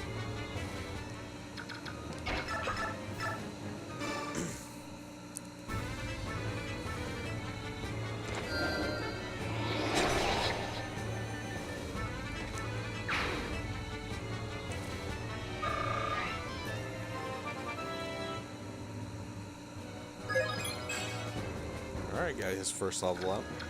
Alright, 8 compared to 11. Let's see. He's gonna have to take 2 arrows to take that one out. So let's see if we can just do this. Oh, actually no. Oops. 10. Yeah, so only 1 arrow for that kill, which means we now have to move Rise to safety. So if we can move him without rescuing him out of safety, out of the guy's hazard zone, we will. If not, we'll have to rescue him. Yeah, there's no way in hell. So let's go ahead. Hopefully she stays unequipped.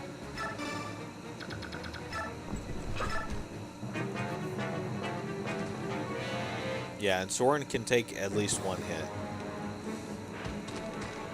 Not this early from a steel weapon. So if it's an axe, even an iron axe, he'll probably die in 1 hit. But if it's an iron lance, he can take 1 hit from an iron lance. But that's it. Steel axe will kill him, an iron axe will likely kill him, and a steel lance will likely kill him in 1 hit. Even though he has a good chance of evading those steel weapons, it's too high of a risk. Don't risk it. And we can actually finish him off with Soren and then send our guys up.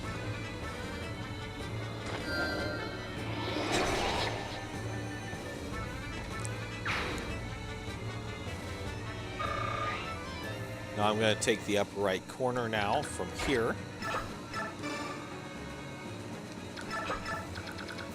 28. We're actually going to do a heal on him. And I'm going to say let's go ahead and let's cover this heal space here. So what I'll do is I'll do this for the time being. Getting into position, getting prepared for this.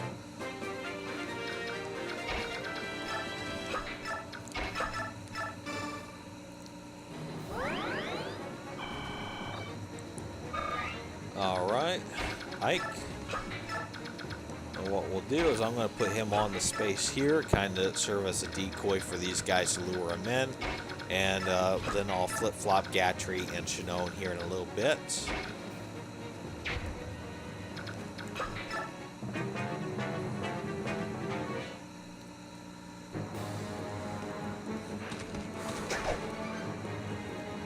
getting that terrain bonus from the heal bush, increasing Shinone's already amazing evasiveness.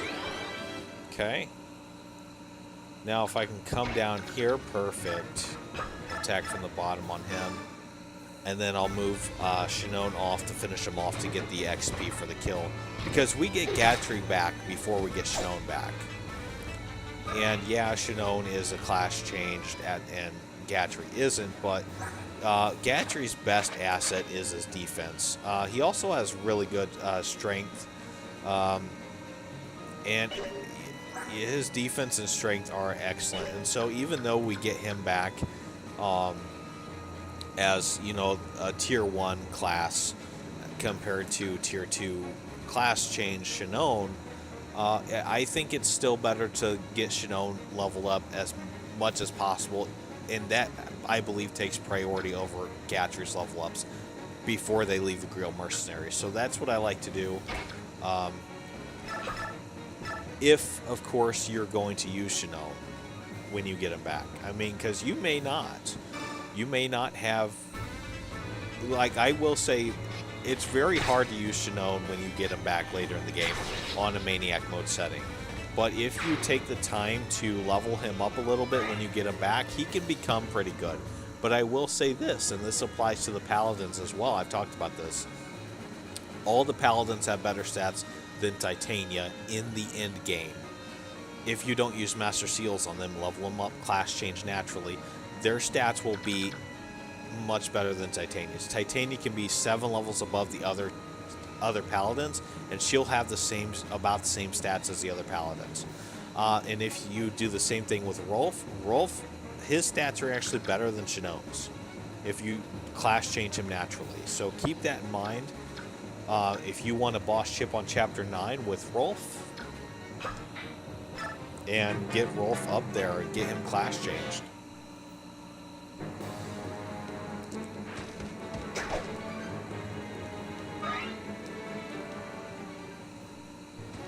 Ooh.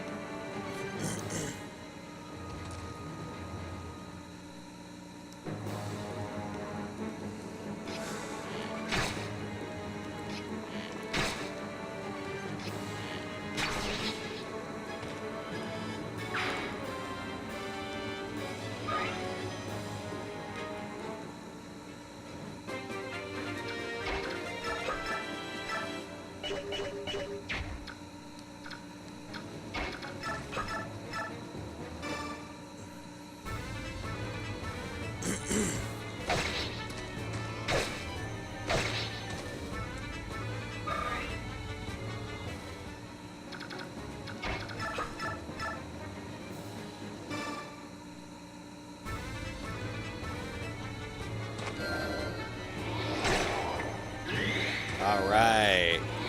No, not you, sweetie. His ability kicked in. That's perfect. That worked out perfectly. Absolutely perfect. Yeah, I talked to the game. I wasn't talking to you, Papa.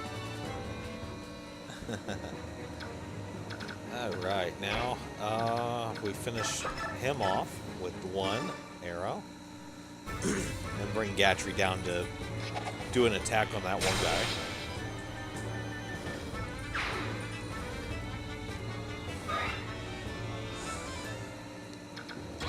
If we can reach him, just barely.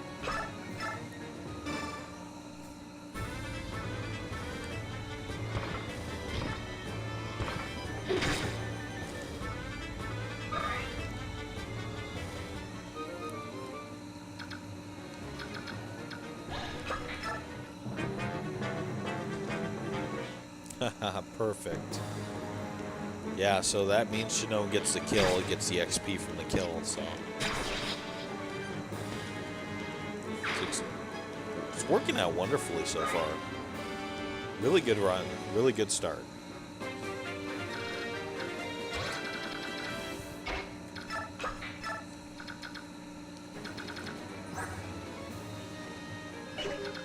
On the next one, Chapter 5 Flight. I want Titania to automatically have the javelin from this guy, so I'm going to probably have her do the kill. It's not the ideal way that I want to do this chapter, but I don't want to waste an extra turn on Chapter 5, so I will probably have her do the kill. And we're going to take away a steel axe here, and I think we'll go ahead and give the regal sword over to Rise as well.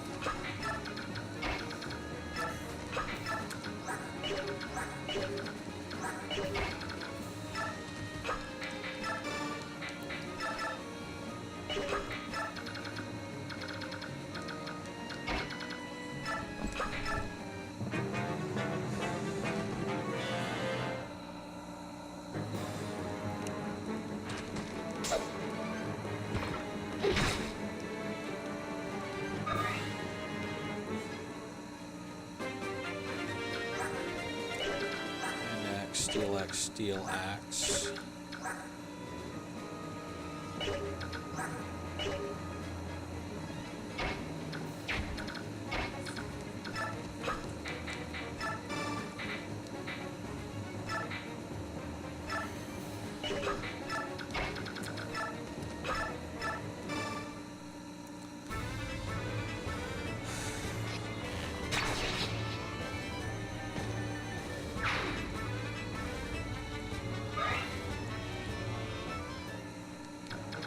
I think I'll have Soren take the initial attack from this guy too, so we'll do that.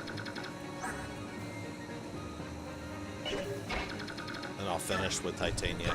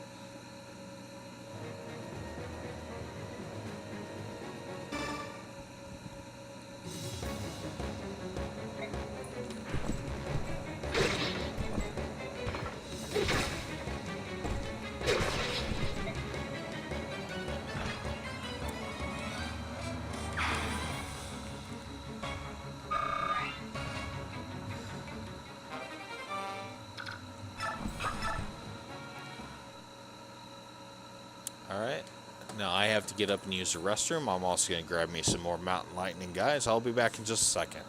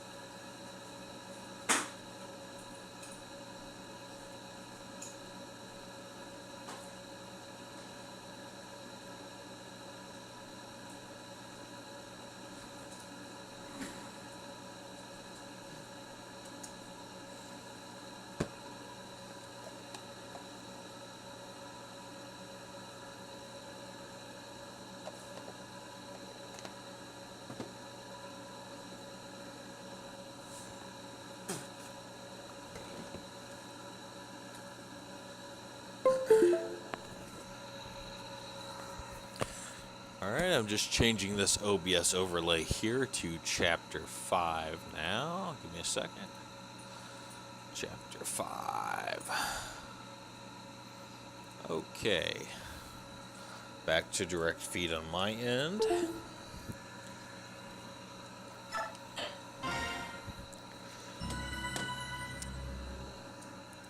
Come on, bro. Come here, baby.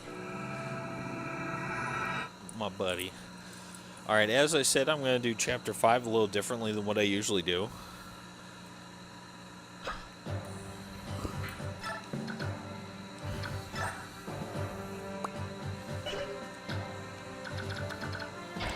Healer. There, okay.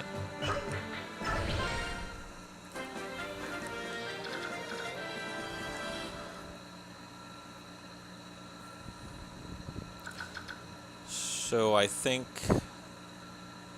I'm going to have, where I'm not going to use Oscar really for this one. So what I'm going to do right away is I'm going to do this. I'm going to trade. So he has the Iron Lance equipped there. We're also going to, yeah, we'll just put him back here for now. He has the Speed Wing. I think I'm going to hold on to the Speed Wing for now, or maybe trade it to Rise. So, do that for now, for the time being. And I'm going to put Rise on back here, I think. I'm going to have Soren and Shinon back behind these guys. Does he have a vulnerary? He does. He has a vulnerary.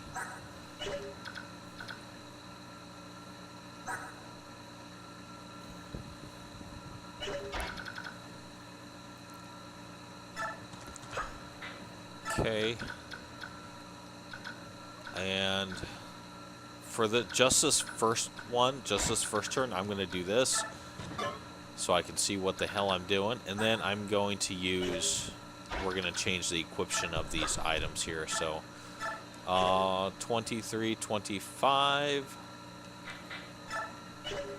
22. We're going to do that. I'm going to see if I can push Injector past all these enemies so I can kill the boss right off the edge with an indirect weapon like the hand axe. So that hand axe will actually run out in the first 1 or 2 turns because there's just so many enemies here on this one.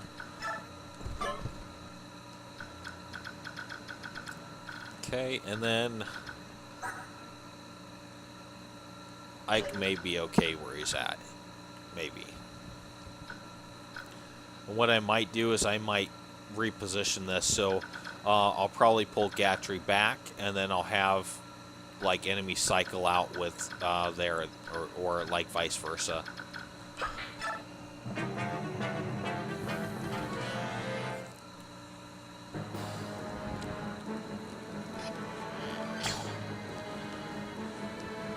Yeah, Oscar is no longer a fighting unit until we get to Convoy. We'll use the bonus XP to get him to 10, and then we'll use a Master Seal or something at level 10 for him.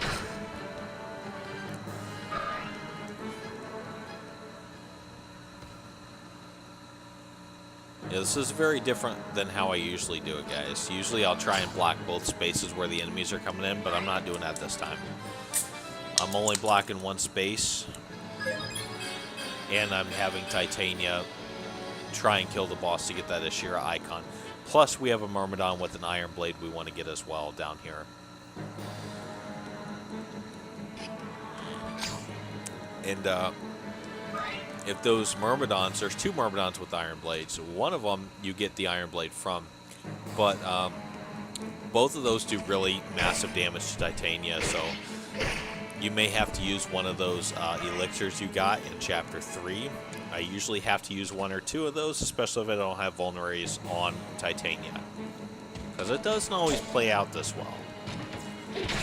I know a lot of it's strategy, but there is a good handful of actual chance in this strategy game, especially an Ironman run, where things can just change. They change.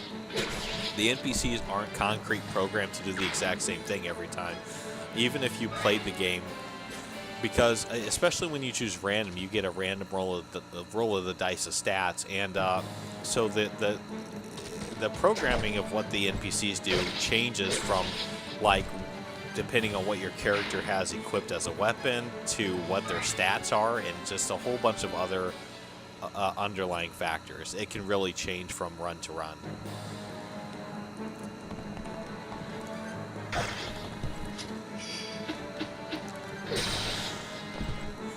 Yeah, so hand axe and javelin this run on Titania. She'll be able to kill a lot of the archers as well by counterattacking, so.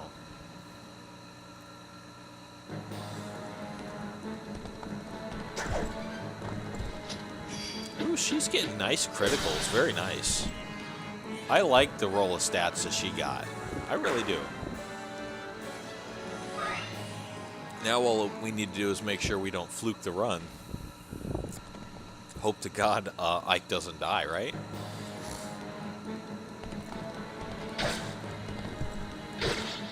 And also keep Titania's health up while she's down here by herself. Because she can die if you do. If you don't heal her, she will die down here.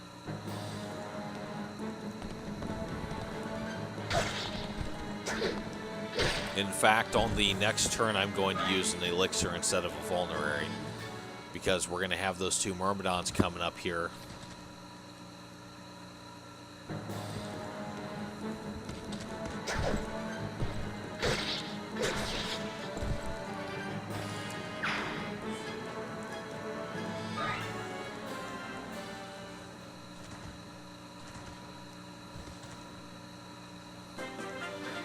Alright, and I'm going to position her right here.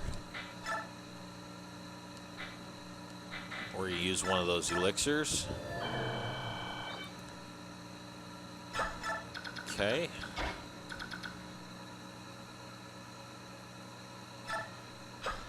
All right.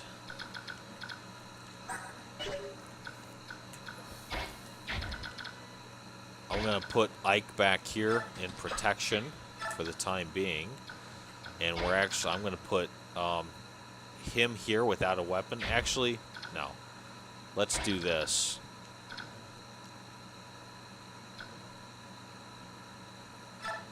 Just for a turn, right? And then maybe Soren will. I wonder if Soren would do good there. Let's not chance it. Let's just do this for now.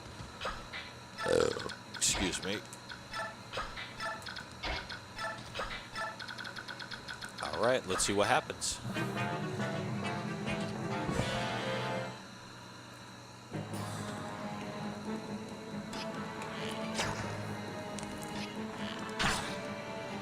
There have been a number of times where I've attempted an Ironman Maniac Mode run, and I've actually gotten Ike killed on this stage. Believe it or not. Just complete flukes, complete random minor unseen errors.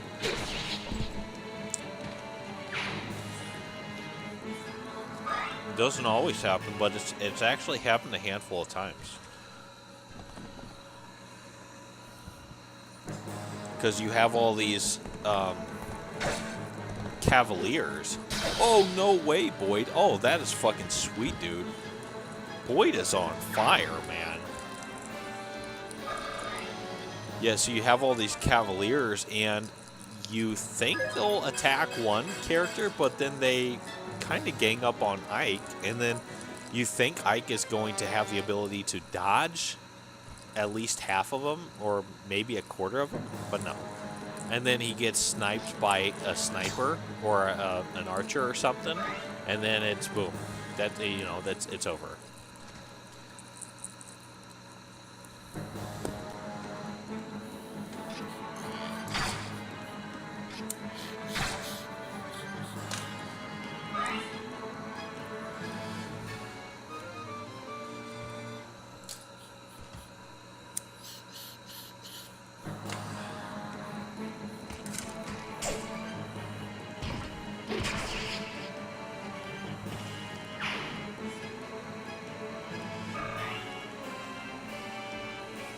I wonder if it would be a good idea to put Soren on the energy square.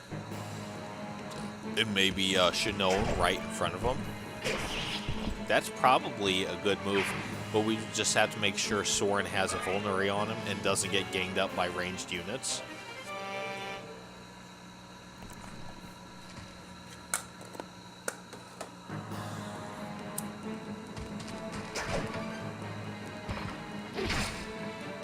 Because the current stance we have has Boyd in the front.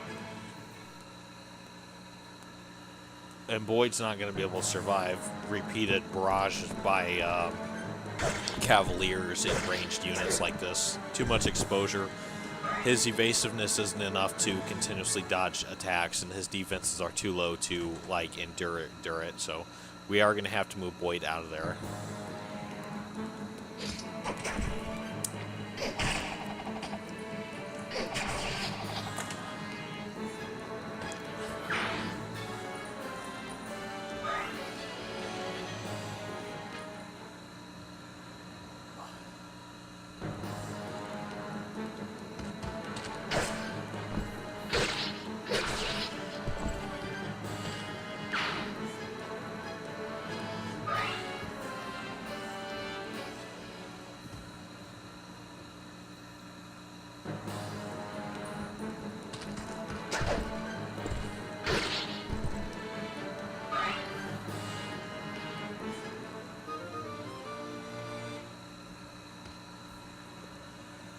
And we have the Javelin second in line now to counterattack.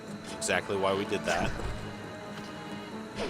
Plus, the Javelin will have the weapon triangle over the two Myrmidons with those Iron Blades as well. So that's another reason we did that.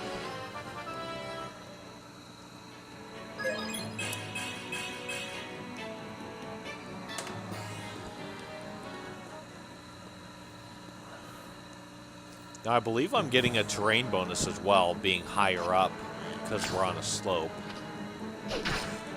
I'm not for sure, though. I think I am, but I'm not positive.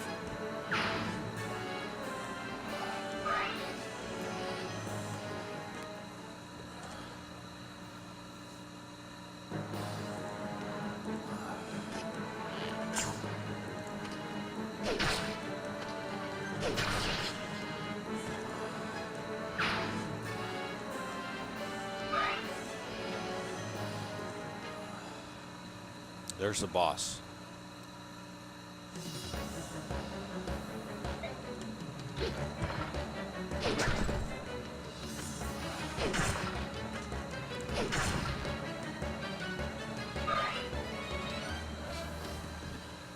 There's one of the Myrmidons with an Iron Blade. Ooh, nice. Yeah, if she was holding a steel axe, that guy would have hit her more than likely.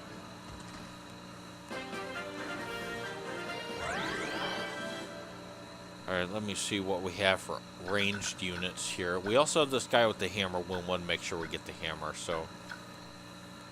Right away, I'm going to pull him back, cycle him out.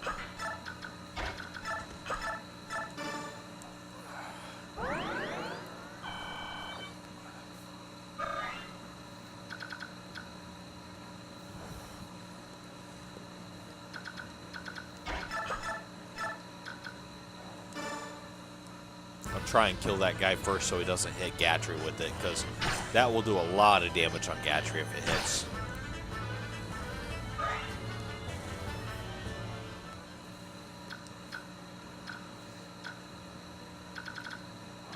Alright.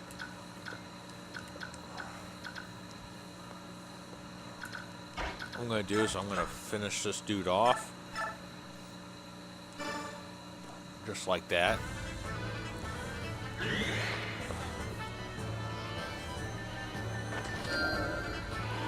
And then I'm going to rescue him with Oscar to get him out of harm's way, because we also have an archer with a steel bow down there, so we have 2 archers that could very well gang up on him and kill him with a ranged attack, so we got to be really careful. So, just like that.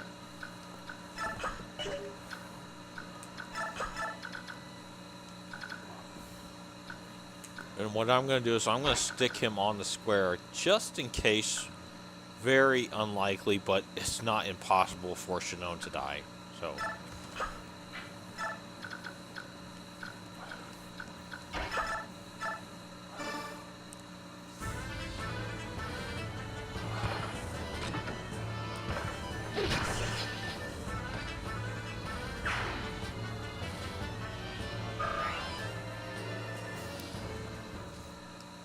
Now down here we can do one of 2 things. We can use a vulnerary on her and just counterattack against all 3 of these, the boss and both Myrmidons.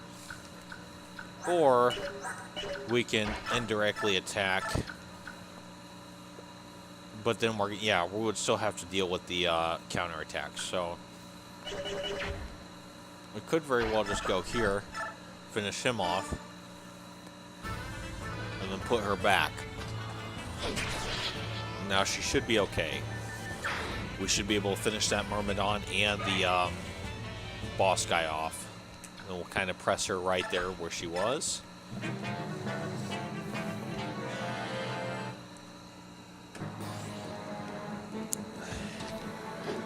Ooh. Slim chance of that hitting him, but it did. Better him than Gatry. I'm so glad he went for him instead of Gatry.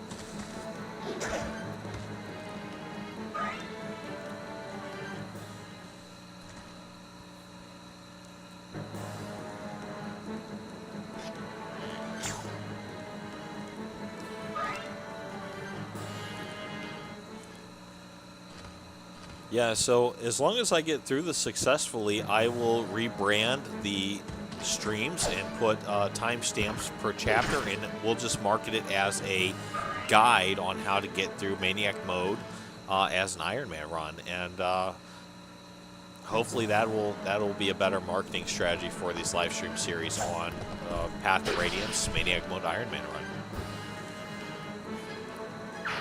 But again, we got to actually get through it to rebrand it as a strategy guide, right?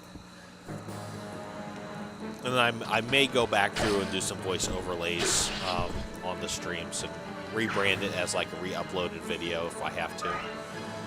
Because I'm not gonna get to every single thing in the commentary of each chapter, right? There are lots of things I'm gonna miss, or I'm gonna be busy doing other stuff while I'm doing the live streams.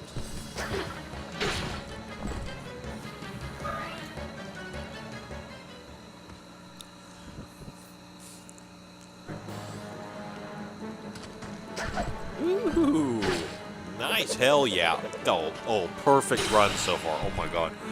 Oh my god, this is such a perfect Ironman Maniac Mode run. Oh my god. Oh, everything's working out perfectly, man. Oh my god. I can't believe it. I genuinely can't believe it. Oh my god. Like, I never get this lucky.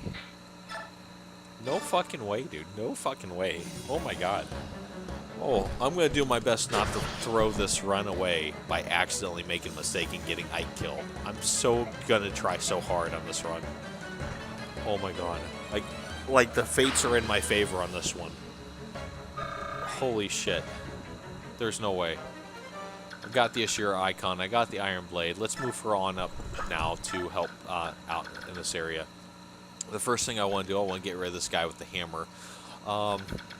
We don't have a ranged weapon back here, so yikes. Oh.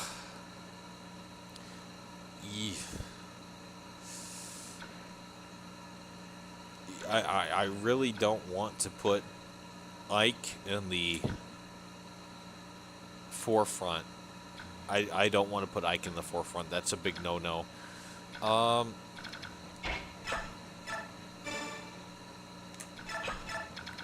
So what I'm going to do, does he have a... Okay, he does have that, so let's do that. Get him a vulnerary. We'll take one more turn just the way we are, and then after that we will... I'll get rid of him as well.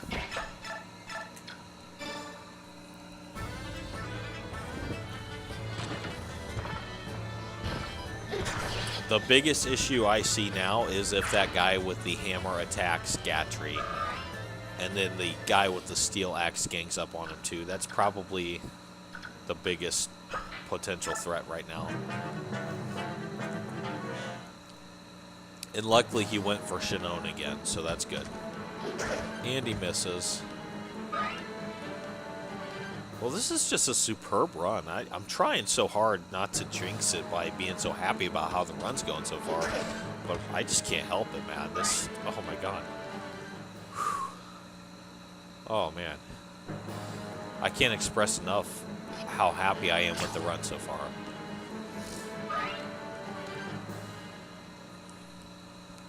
Oh, we do need to be cautious about Oscar, so we didn't really level Oscar up like we usually do. So, level 5, we got to just keep him away from all enemies, especially on Chapter 6 and 7. So, we get through Chapter 6 and 7 with keeping Oscar completely out of the fray. We'll be golden, because we need Oscar to recruit Kieran. This is exclusive to Maniac Mode. So if you're in any other difficult setting, you only need Ike to talk to Kieran on Chapter 10, Prisoner Release. But on a Maniac Mode run, you actually have to use Oscar to talk to Kieran. Otherwise, you don't get to recruit Kieran. And Kieran's going to be part of our Maniac Mode run team, as long as everything goes the way it's supposed to. So let's, right away, let's go ahead and get the hammer, because we actually get the hammer as an item, which really comes in handy in the next couple of chapters. Plus, Chapter 8, too. Chapter 8's a good one if you still have any uses left. There we go. There's the hammer.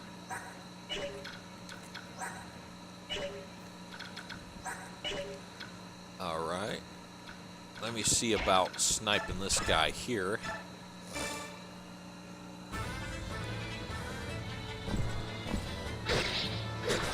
Good, good, good. Very good.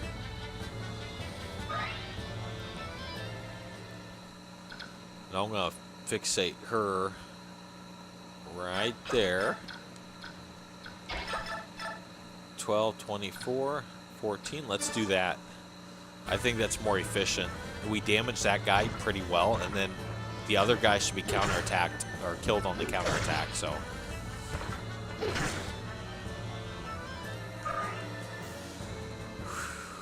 Very good run, very good run.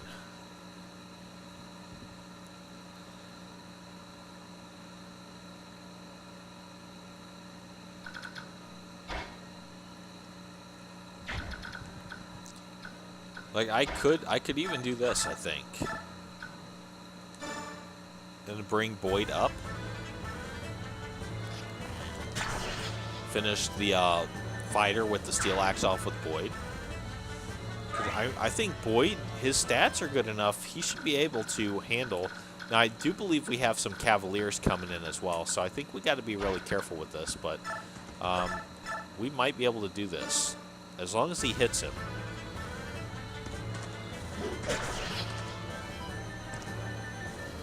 Like these Cavaliers that are coming up, they might gang up on Boyd, but I think Boyd might be okay.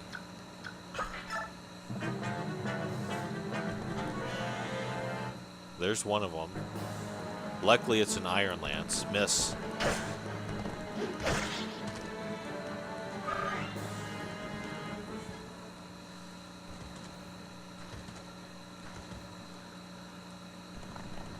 Okay, cool. So that one went for Gatry, so that's good. Come on, get double hits, Gatry. Double hits. Okay, damn it.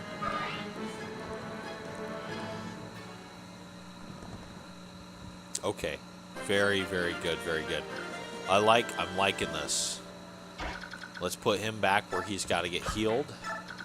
Let's go ahead and put her right there. We're going to trade, give him that Iron Blade there. Increases the user's luck. Let's go ahead and we'll put that on him just for now. And then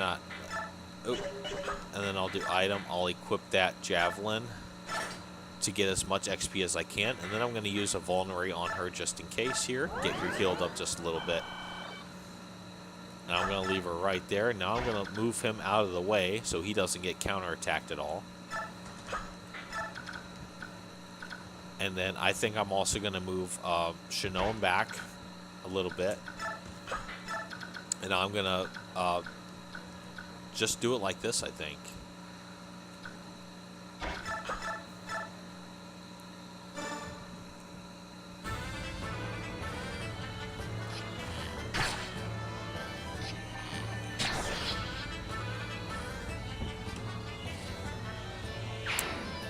And again, I am leaving Oscar high and dry with no weapon until we get to the convoy. But like I said, I'm going to use the boosted XP from the base to get him to level 10. Then I'm going to automatically use our very first Master Seal on him, which we will get in Chapter 10. So, and I talked a few times, several reasons why we're doing that. Just part of the later game strategy. That I thought of. I devised this plan that I figured, well, why don't I just do it that way and see if it evens out my team a little bit.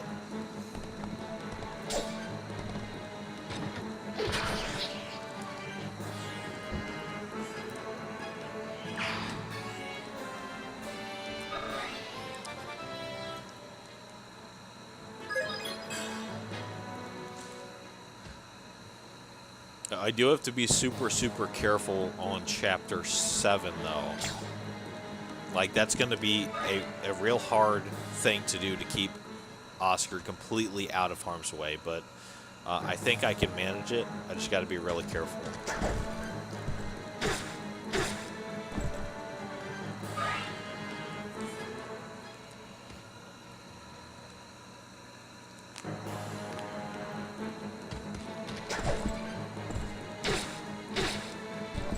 Yeah, use all of the Javelin. Use it all of it.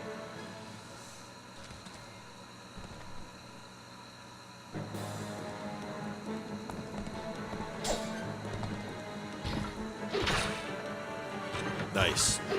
Double hits. Oh.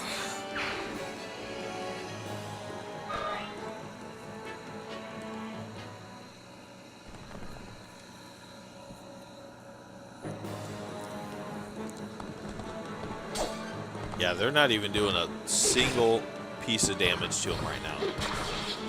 Like, Gatry's defense is really good right now. They usually do at least one. Like, it usually takes me to Chapter 7 after killing several Armored Knights with him for him to get that stat increase. For them not to do any damage to him.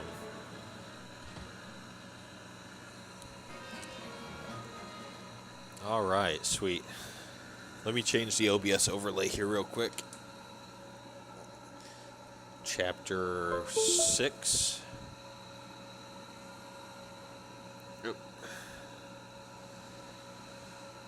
Alright, Chapter 6. Okay. Back to direct feed on my end here.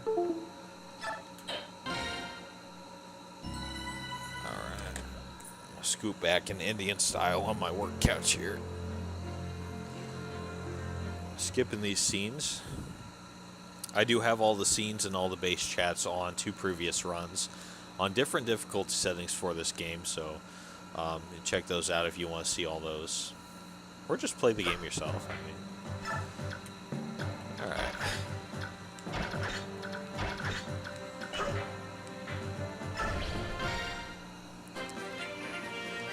Let me make sure. I like to take a couple turns to move all my characters back here in the back and also trade any weapons and items I need to. And then I generally have Titania come out here. I found that taking out one of these guys first, preferably staying out of range of these. So if you come down here and snipe that guy, and then she'll basically counterattack and clear out all these guys. Now if you bring in all your characters at once, I found that it can be very difficult doing this chapter.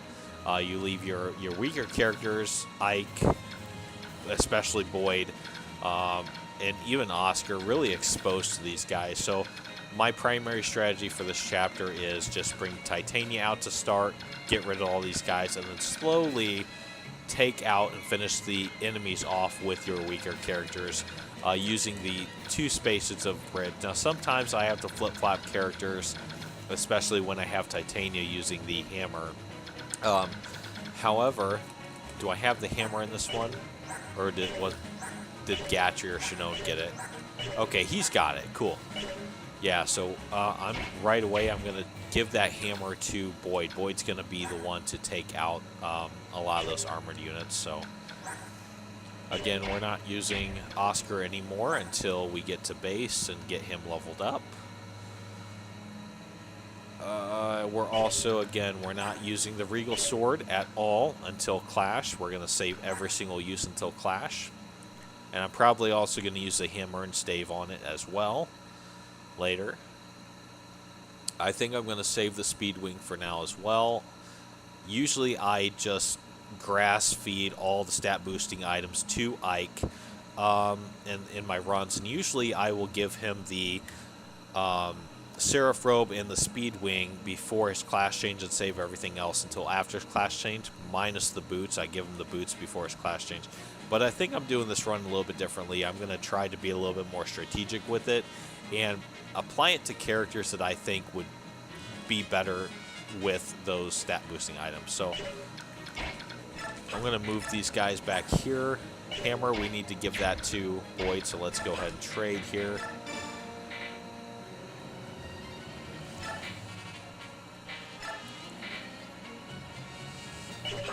And we also have a good amount of vulneraries for this run right now. Like, that doesn't usually happen. But luckily, we did do a good job on conserving those vulneraries this run, so. Okay, so I think we're pretty good here on weapons and items.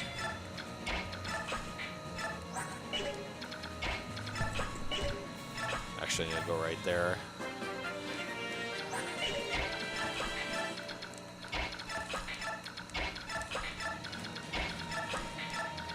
I'll take one more turn before I come out.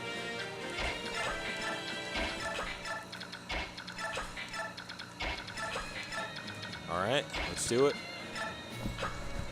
And I am going to use the steel axe starting out here.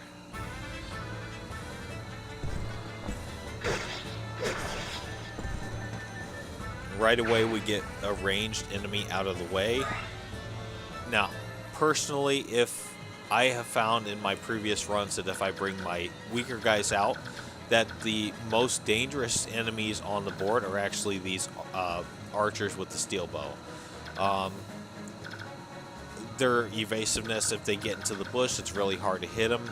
If your character's in the bush, you think you're getting a terrain bonus, which you are. They still have a really good chance of hitting even with a steel bow. So, like, I like to get them out of the way. I think they're the biggest threat down here on the board. The next biggest threat, in my opinion, are these guys. Now, the way I'm doing it, if you're not bringing your guys out and you just have Titania down here, you got to be really careful. Watch this guy with the pole axe. So, with just her down here, the rest of the guys aren't going to be a big of a deal. The biggest threat now, the way I'm doing it, is this Cavalier with the pole axe. So I like to kill him first if I can.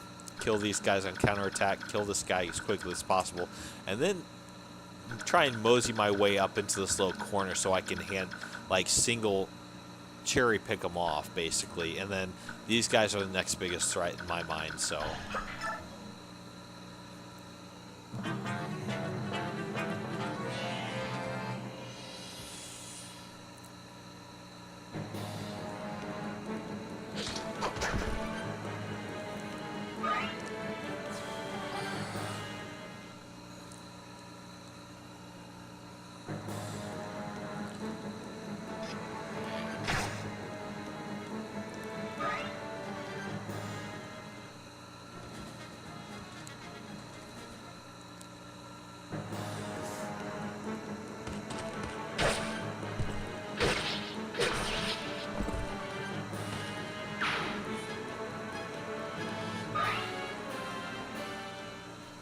And if you guys are looking back in the earlier chapters in this live stream, you'll see that I swapped all the iron axes to Boyd.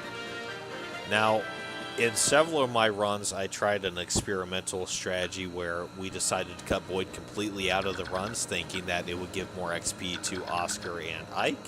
But that turns out that it didn't really work well.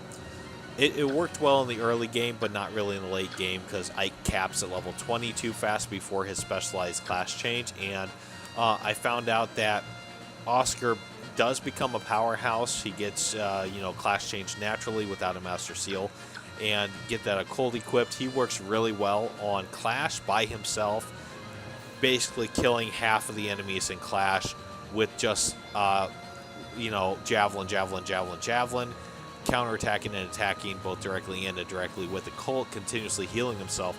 The problem is Titania just lags behind too much in her stats compared to the other paladins on Clash, and so using her as a supplemental unit just gets her killed really bad. So I'm trying to even things out more this way, and so that that's why I'm doing it this way, and I'm actually having Boyd be an actual part of the team. I'm just being really careful with it. So I'm trying to make sure that Boyd actually gets leveled up, and we're actually going to do some boss chipping on Chapter 9, like I usually do. I know I'm terrible. I'm not a great Iron Man runner, but I found it to be a really good strategy. Alright, so that guy, I don't know. I would rather take him out on a counterattack, and because if I come down here and I take this guy out right away, I'm probably not going to kill him on the first run. Then I'm going to have to deal with counterattacks indirectly, including that I can't counterattack indirectly if I'm using the steel axe. And I only have 5 javelins, so... And we got this guy coming out. So what I'm going to do is I'm going to take this guy out, and I'm going to run up to the corner right now, up there in that little crevice. That way I can continuously pick them off one by one with Titania, make it a safe zone to bring my weaker characters out. And yeah, we are going to get hit with that guy with the poleaxe, or we're going to get attacked by him. Not guaranteed hit, but let me see here. Yeah, we do this, we might be good. If we get hit, she's not going to die. We have the elixirs and a couple vulneraries on her as well.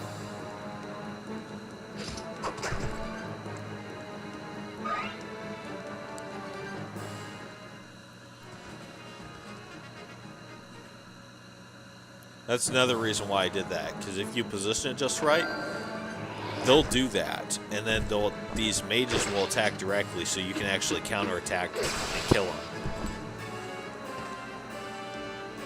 You don't want to get in a position where you're being attacked by these mages range plus the cavalier with the poleaxe. That's a huge mistake, especially if you're low on vulneraries. You use too many vulneraries before coming to this chapter.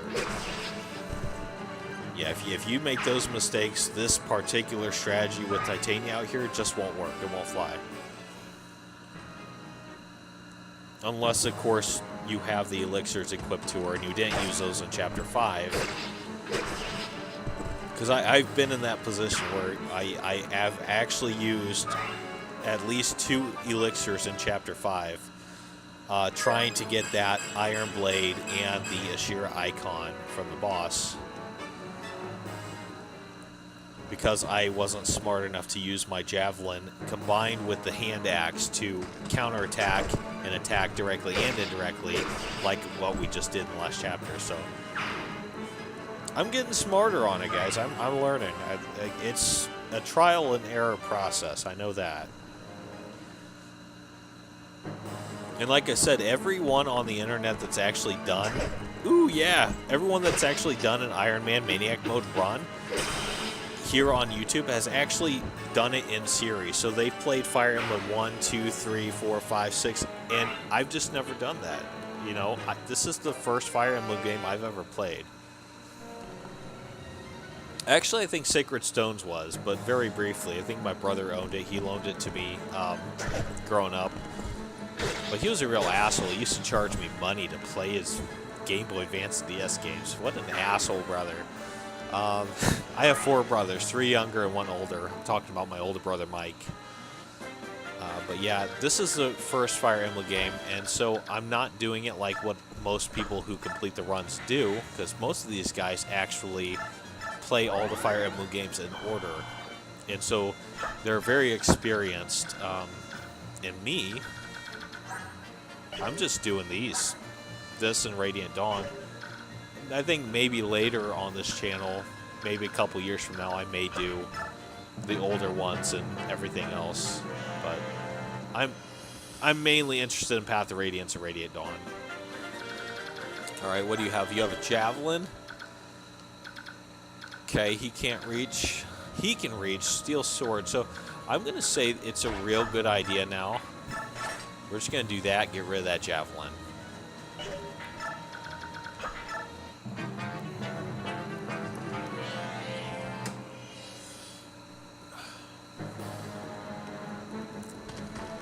We'll get that weapon triangle advantage, especially with that guy.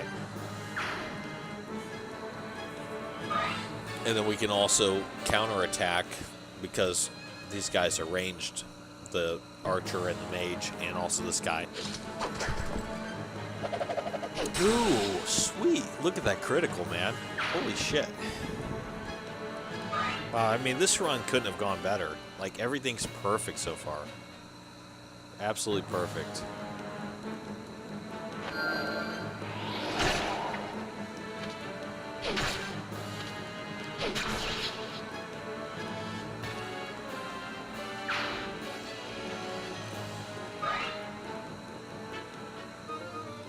There it is. All right, I'm going to start bringing my other guys out now.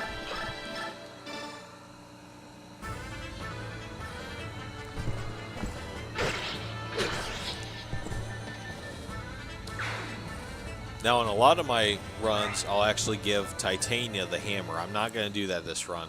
I want to level Boyd up, so Boyd's going to be sniping them, basically smacking them with the hammer, and hopefully getting those kills. And Oscar's just going to sit on the sidelines until later.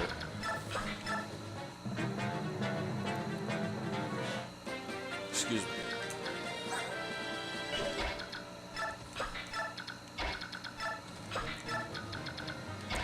I may use Oscar to lure him, or heck, even Titania. Let's use Titania. I think it's a safer thing to do. So yeah, we'll probably do that. Now this guy has a javelin, so he'll attack ranged. So we don't have to unequip the weapon. We'll just put her right there for now. Lure the armored knight up. Just like that.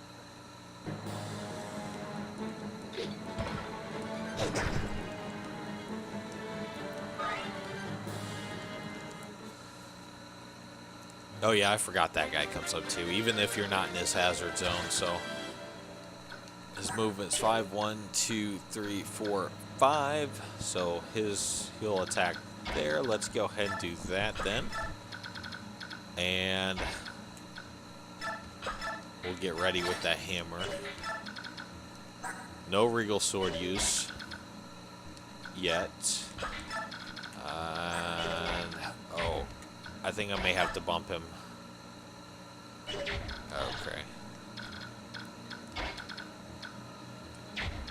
Yeah, let's shove him.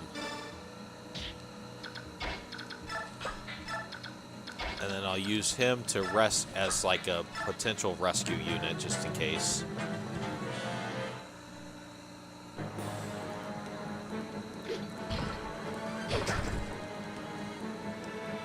Now for the rest of the map, I'm probably not going to use Titania a whole lot. I want my other characters to get leveled up and all that. So let me see here. Oh. Yeah, that's not great. Will she kill him? No, she won't. So we can actually do 20 on the Armored Knight and then finish him off with Boyd. Oh, she got a crit. Well, never mind. Damn it. I was hoping she would have got the 20 damage or whatever, and then we'll finish him off with Boyd so Boyd gets the XP, but no. I should have known. Shit doesn't work out the way I always wanted to. But that's okay. We got this guy. He's pretty weak. Let me see here. Can I... Okay, I can't reach with him. 612. Let's do that. It is what it is.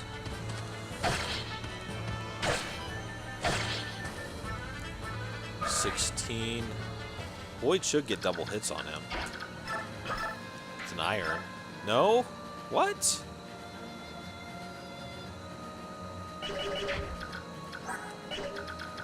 Oh, if only I could bump Soren one more time. Crap. Well...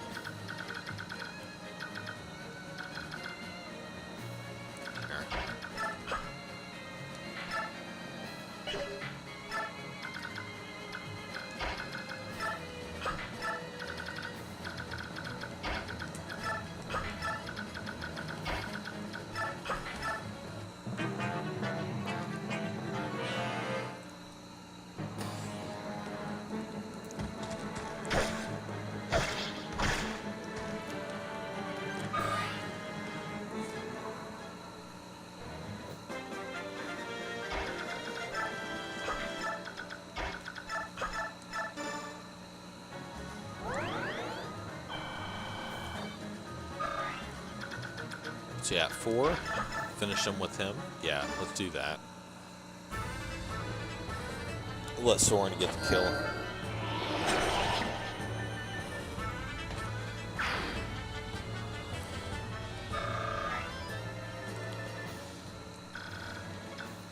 Okay. I think I want to handle the right side first before I go over here. That'll help Boyd get leveled up a little bit, so hopefully he can offset, because these guys, they look like they're getting double hits on Boyd, so they'll hit twice, and we need Boyd's speed higher than their speed. So speed 3, speed 3, speed 7. So that Armored Knight that we just faced, his speed must have been speed 8 then, much higher than these guys.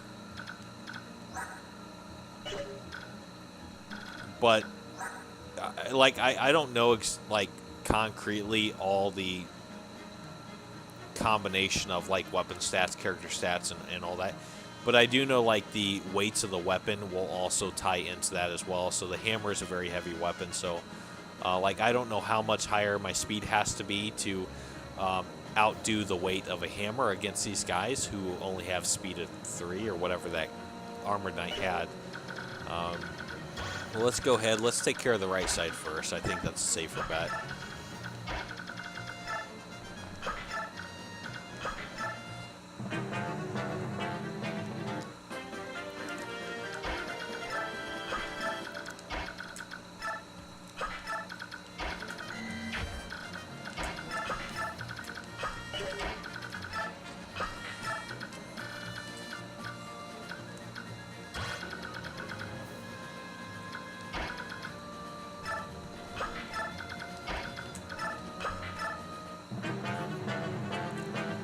Oh, that guy's coming up too.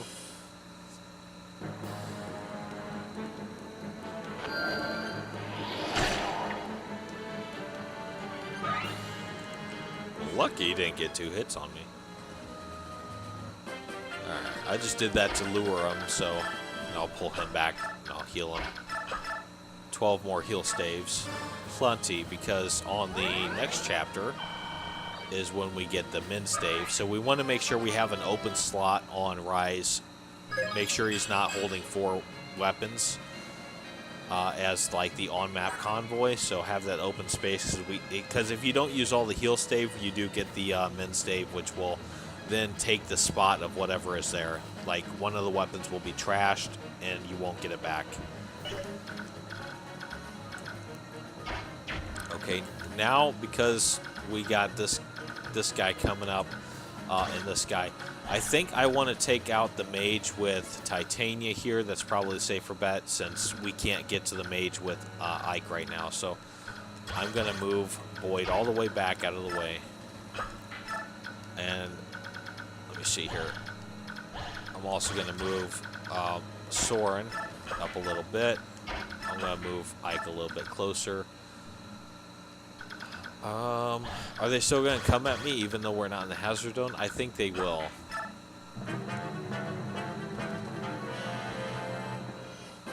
Okay, so these two do, but the mage didn't. So let me see here. This guy will come on up.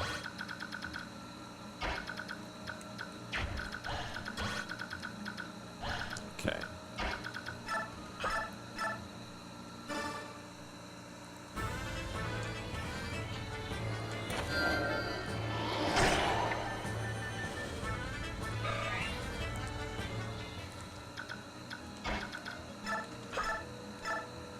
What, 9 damage on him? 13 damage. I'm gonna do it like this. I'm gonna do 9 damage. I'm gonna hopefully try and hit him with Boyd. I know that's a terrible idea because, like I said, Boyd is really hard to get him to hit a Myrmidon. I would even say so with the steel sword. So especially in the early game. So let me see here. If not, we have both of our mounted units that can rescue both of them if need be. Okay, there we go, sweet.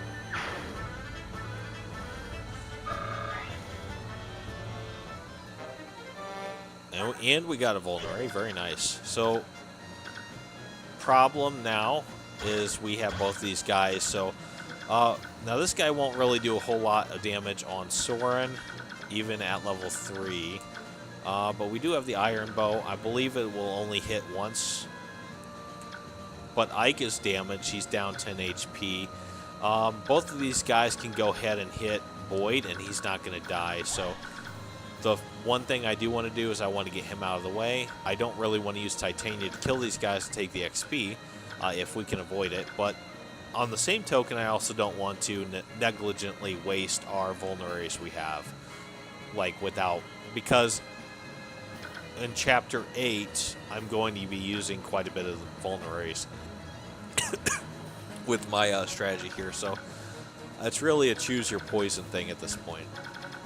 Do I just attack with Titania or not?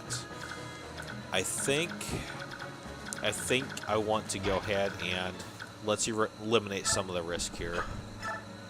Now, again, I hate doing this. I hate using Titania, because it just takes away the XP from the other characters. But I'd like to be safer than sorry.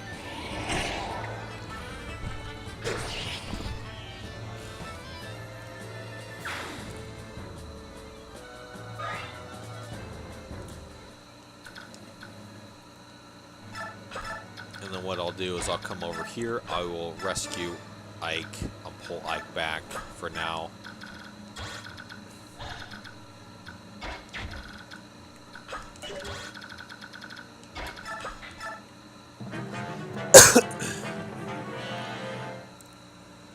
I wonder if he'll get double hits on him. Let me see. Nope.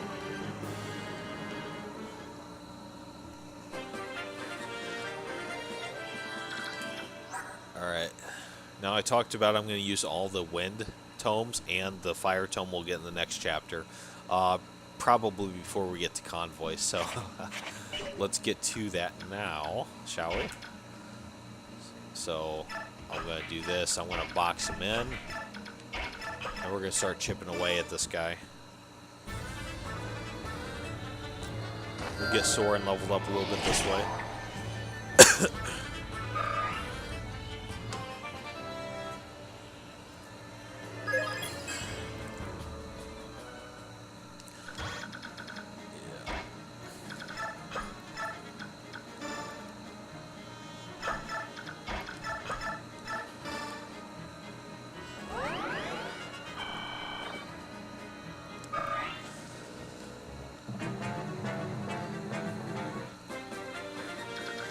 Yeah, no, I'm pulling her back. I'm only using Titania for the rest of the map, unless it's an emergency to inject her somewhere.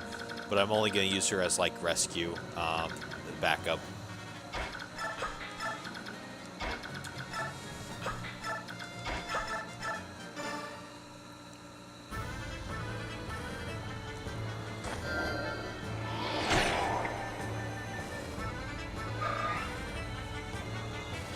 Man, my neighbors, why?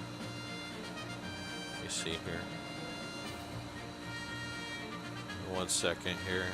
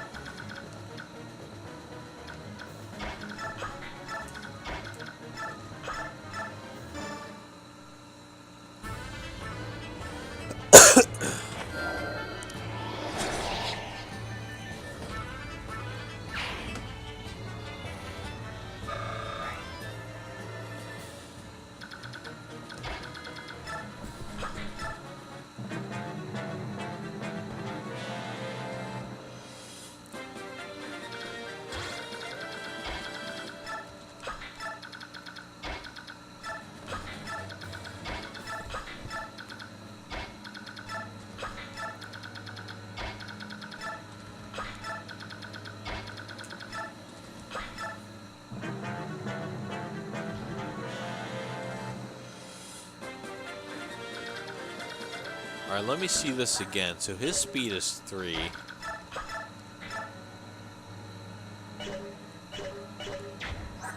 Seven.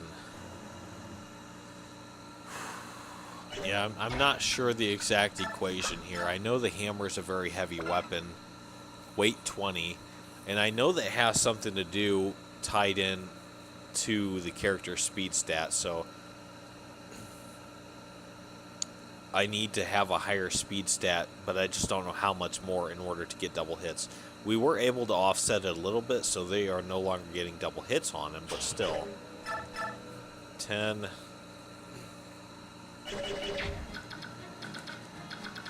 And we would have to worry about this guy down here counterattacking if we did that, which he would get 18. So let me see. We'll try something here.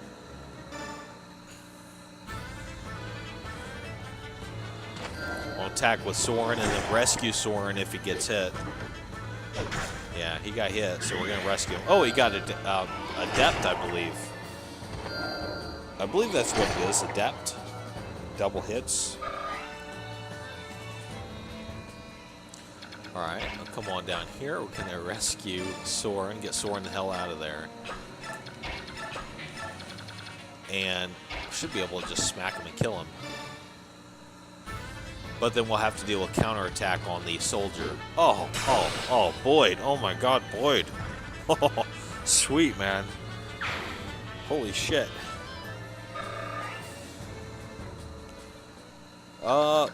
We can actually avoid that double hit from this guy on Boyd by just doing this. It's not a bad move, but, you know, I take an extra turn to drop these guys. It works, though. It's better than taking 18 damage on Boyd.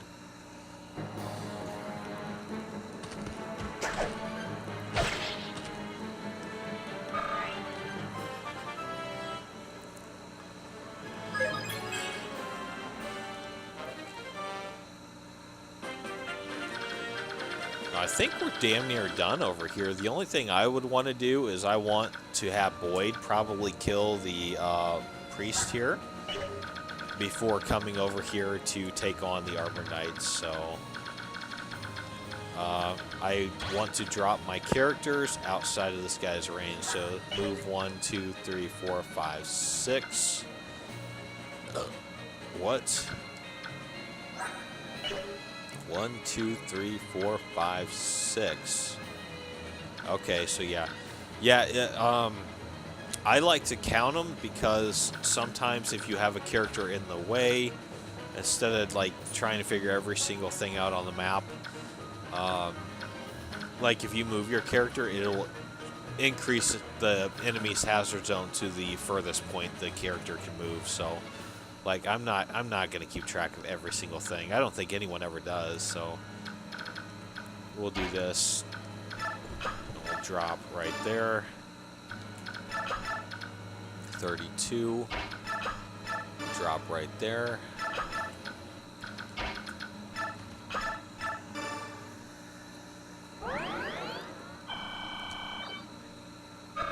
And now what I'm going to do is I'm actually going to start moving Ike over, but we'll take one more counterattack, and actually I'll do it right here. Oh, what? See, that's what I'm talking about, because I moved Ike. My mistake. That's okay.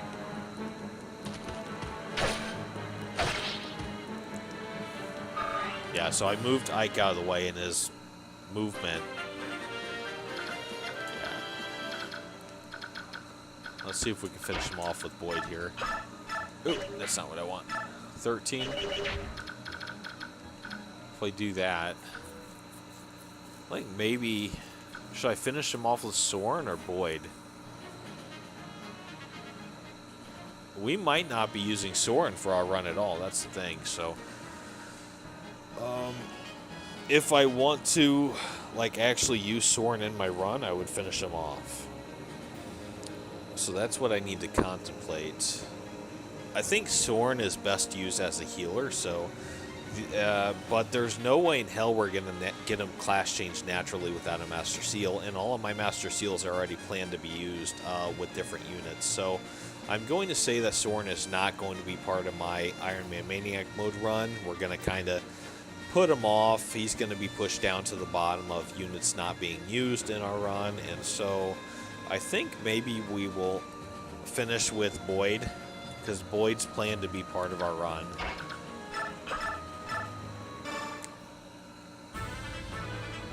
I hate to do that because, I mean, I really like Soren as a character, but his best use is as a healer, class changed in a Maniac Mode setting. And I hate that it's like that, but it is.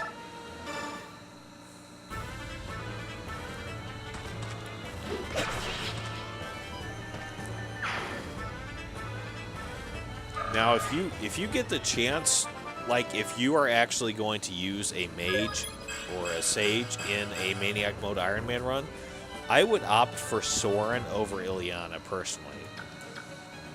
That's just my opinion. I think it's easier to get him leveled up as compared to Ileana. In fact, your Soren should be higher level than Ileana before you get Ileana anyway. So, I'm not going to use him. I don't think so. let's go ahead, start moving our characters to the left side here.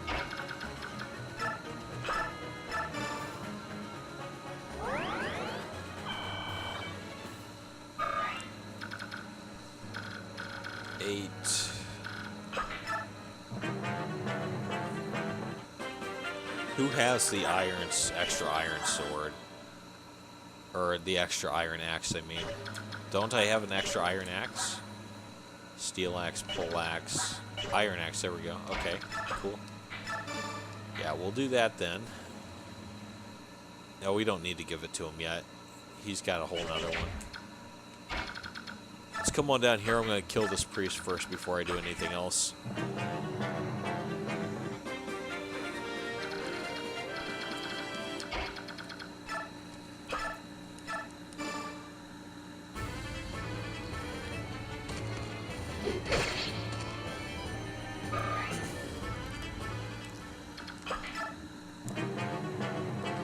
Oh, no, he's running? Motherfucker, I didn't know they did that. I've actually never seen him run before, so... Oopsie. Well, shit.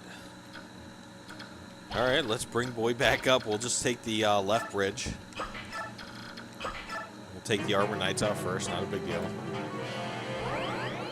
He's taking the vulnerary from those guys, too. It's crazy. Well, actually, he moved closer, so we should be able to now take him out. So let's move him back down again. Double hits? Nope, not yet. 2 hit, though. As long as he doesn't run to his healer and get healed, should be able to get him on the next turn. Well, actually, I should have just counterattacked, just set Boyd there and left it alone. That way I wouldn't have to contemplate worrying about it.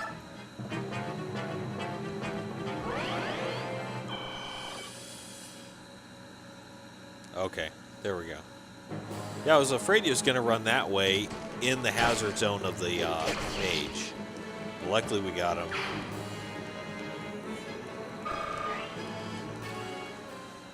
And now we'll bring Boyd up.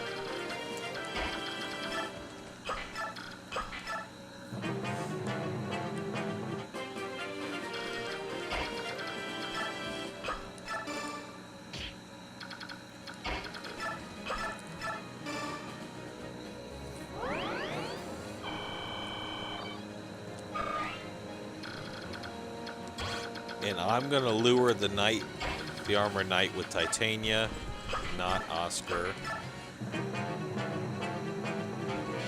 Oh, that guy, I forgot about that guy. Steel bow? Iron bow, okay. Well, let's do that. Let's leave it. Here, we'll do this.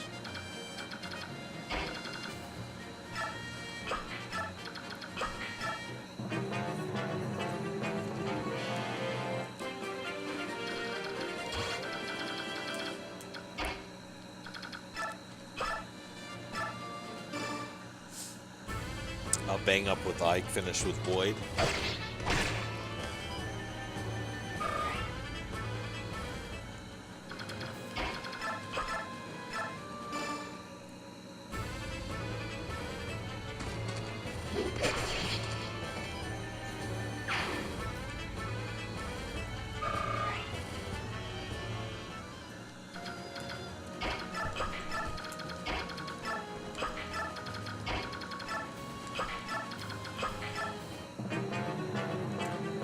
Actually, it wouldn't be bad to lure the first one with Soren. That way Soren gets a counterattack in. That's not bad at all. We'll do that instead of Titania. There we go. Okay, and then we can rescue with one of these guys. And finish off with Boyd with the hammer.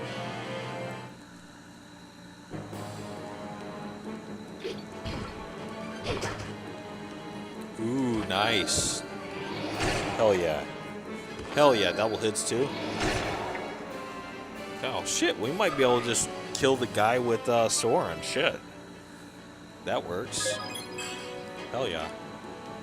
I mean, at this rate, man, I'm really starting to second guess if we should even have Soren. Like, we may. I really want him to be part of my team because he's pretty badass if you level him up. But I just don't think like his survival rate's going to be good enough for a Maniac Mode Ironman run.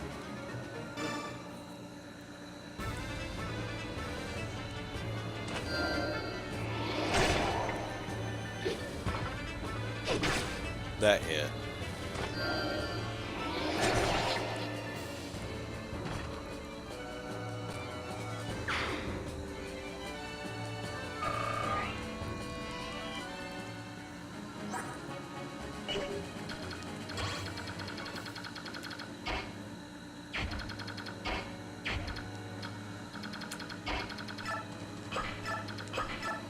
Let's do that again.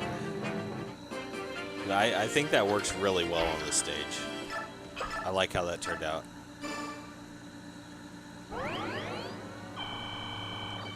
I got all these rain gnats in my apartment. I don't know how the hell that happened. It rained like a day or two ago. They're somehow getting into my air conditioner and they're just flying around. It's pissing me off. It's making me irritable. All right, let's do this again. Actually, let's, better yet, let's put him right there in the bush. Right at the edge of it. That probably worked better. My only concern is his move is 5. So 1, 2, 3, 4, 5. Okay, so we could still send one of our mounted units right there and rescue him if we needed to. So that actually works really well. 9 uses on that wind left. Yeah. And then I'm going to go ahead and get prepared for a potential rescue on him just in case. And I'm also going to move. Let's go ahead and do this. Just like that. I probably won't even have to use Ike. Oh, God. My fucking neighbors. What is wrong with my neighbors, man? Shit. They keep tripping the security sensor. Fucking nuisance.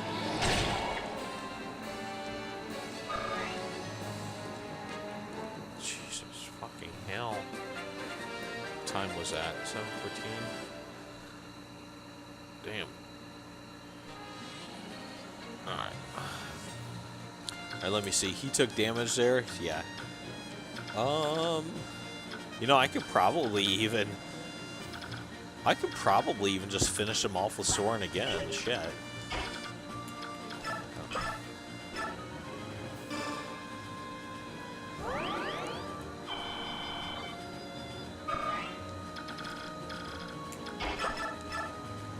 Yeah, let's do that.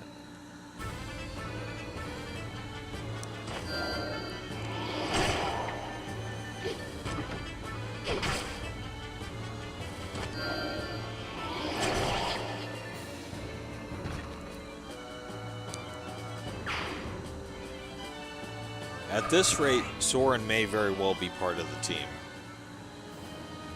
If he keeps doing really well like he is, he may very well be part of the team.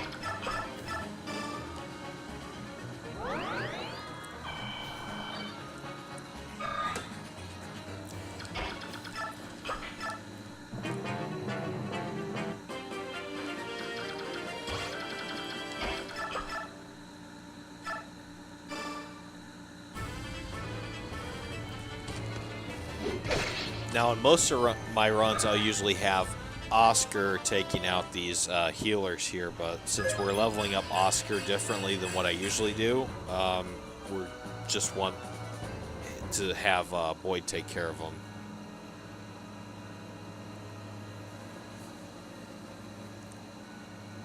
Pissing me off, man. Pissing me off. Pissing me off. Damn it. Alright, let's see if that healer runs. Yeah, he ran. Chicken. Alright, I got an idea. Let's, instead of using Titania for this last... Oh, fuck. They're healing each other. That is the most gayest thing I've seen in Fire Emblem. Where the healer heals the healer. Okay. Let's go ahead and, we'll put Soren right there to lure that mage up. And, from there, we'll kind of kill him with, Boyd and Ike, so that way they get the XP and we don't waste the XP on Titania.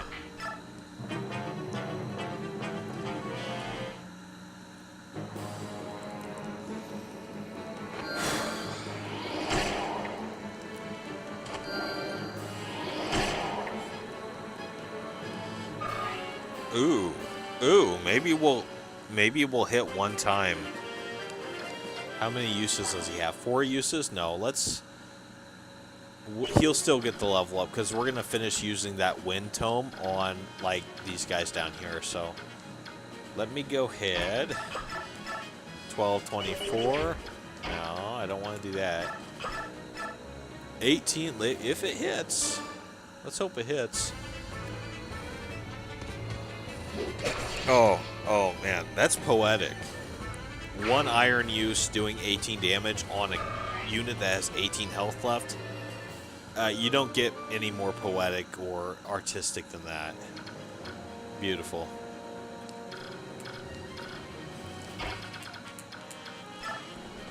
Alright.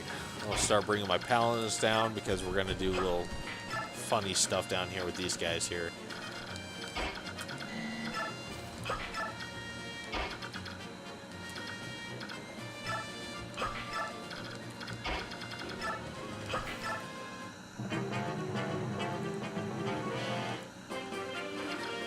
First thing is first, we have to figure out something here. Maybe take the one out on the right first, lower defense. 20.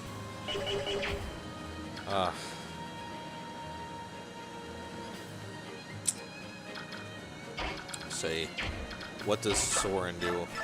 0? Their resistance is too high for him. Well, 1326. Alright, there's no way around it. Yeah, there's no way around it.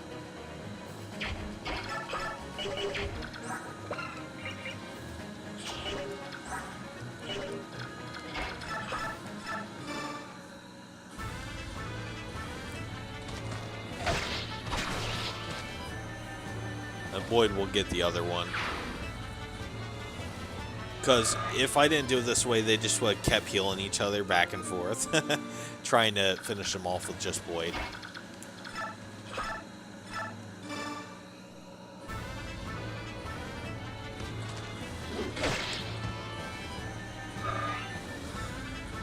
Yeah, so I was looking at their evasiveness stat. The one that has the higher defense but the lower evasiveness, it would have taken Boyd 2 hits on each one, but the other one had a better chance of evading Boyd than this one did, so I think that was the best move. Oh, he's running. Does he have a vulnerary? Let me see. He does.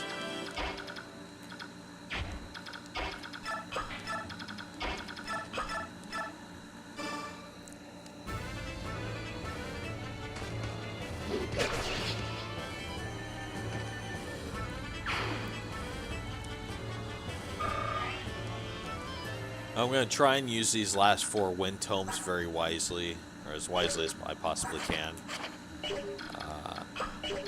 So I'm going to try and finish off the enemies with them, while also using my paladins, or my mounted units, to move him out of harm's way for the next attacks. Because they will hit, and his defense is just too low, so... Yeah, I won't be using Ike a whole lot. Maybe on the boss a little bit instead of Titania. But we got to be really careful. First, let me see what damage the boss will actually do on Ike, or on Boyd. 10. Okay. Oh, 15, 30. So 10, 17 damage on Boyd. Total. Ooh, sweet. Alright, so only 10 damage on him from the boss.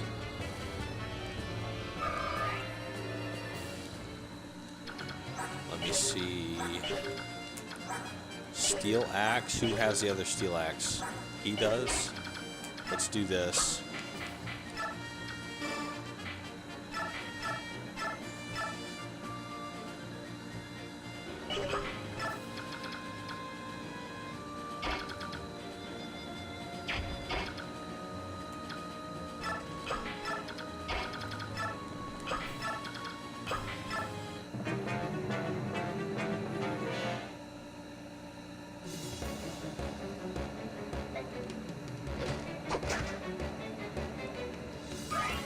Nice.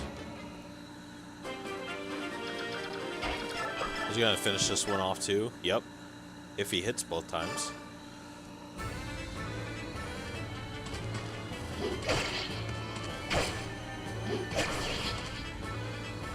Alright, what I can actually do is I can rescue, take, and then drop between my two mounted units on him, so he doesn't get counter damage from the boss.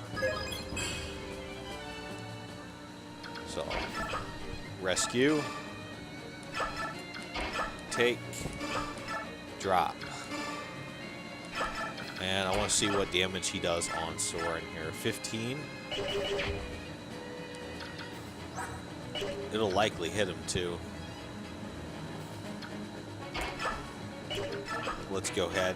Let him take the first attack here.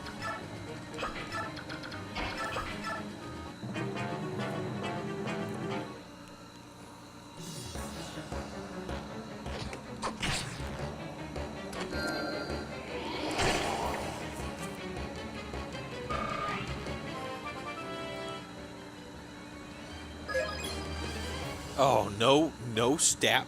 Oh my god. I hate it when that happens. You get a level up and you don't get a single stat increase. Oh, he doesn't have any iron swords left?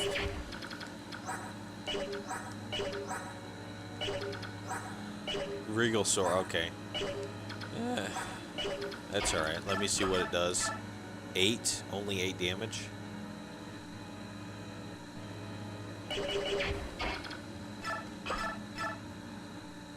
3. Slim chance of a critical, let alone hitting, but if he does hit, and if it is a critical, it will kill him in one turn. It'll be do 33 damage, so let me just go ahead and I guess we'll use the rest of those wind tomes with Soren. We get the min stave before the start of the next chapter, so we can use the rest of the heal stave for this chapter here.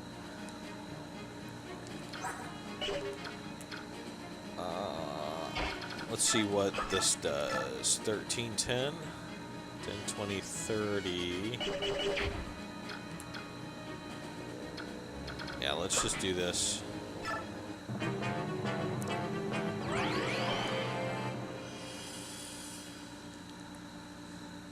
Yeah, Soren will be left high and dry for the first part of the next chapter until he gets the fire tome from one of the enemy mages. So we'll just kind of keep him next to Rise on the next chapter.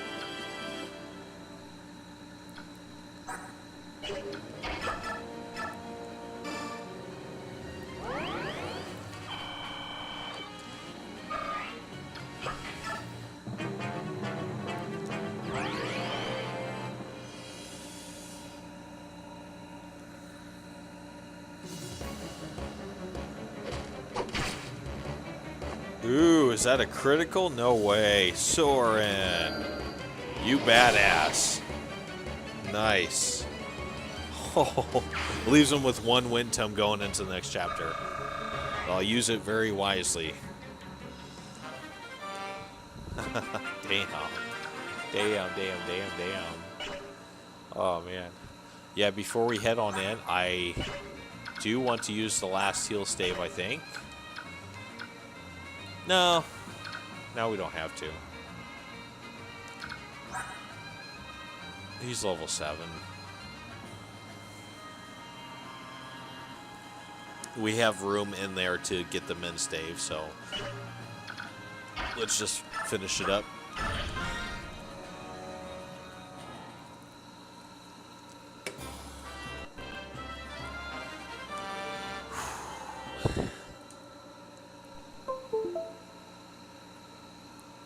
Alright, I'll change this chapter from 6 to 7 here on the OBS overlay. 7. Okay, I'm back to direct feed on my end. No character deaths yet.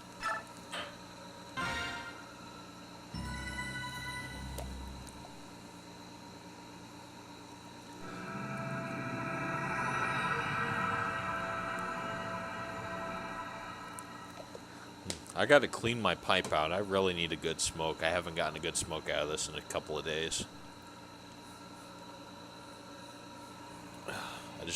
I don't have the time for it. Too busy playing video games. Give me just a second, guys, before we get going on this. And I use a little, what do you call it, paper clip here to kind of scrape it out. This, and I have another tool. It's kind of like one of those old-fashioned hangers, but I think it's something else. I found it on the street. Me and my dog were walking one time, and my dog stepped on it. Like, I didn't even see it. I stepped on it. I heard it clinking on the ground. I'm like, what the hell is that? And it was just this long-ass piece of wire that was all bent up and shit, and I was like, I almost left it there, but I was like, I kind of felt bad about leaving trash on the ground. That was, even though I didn't put it there, I was like, well, someone can get hurt stepping on that. So I picked it up. I was going to bring it back home and throw it away. And I was like, wait a minute. I'm not going to throw that away. Let's just clip it. So I took my my electronic repair tool and clipped it, and now I use it as a metal pipe cleaner now. So I actually don't have to buy pipe cleaners at all for my pipe. It's awesome. Like, I have a metal one I just reuse. And then I can clean it, the whole thing out. This is a it's a European church wort, and I can clean the whole thing out with that metal rod, and then I can just wipe it on a napkin or toilet paper.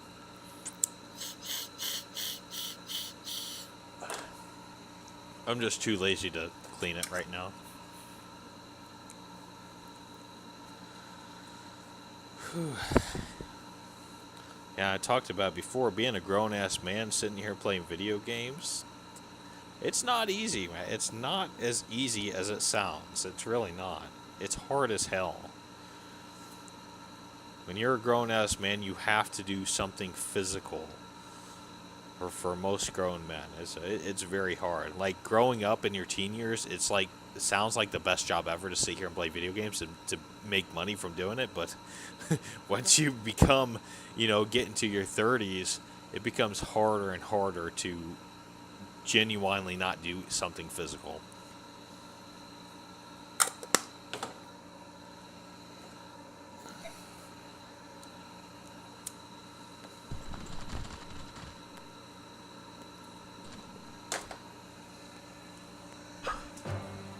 Alright. Chapter 7 here.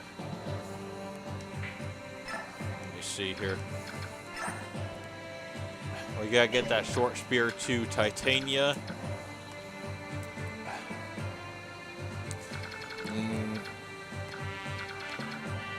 Yeah.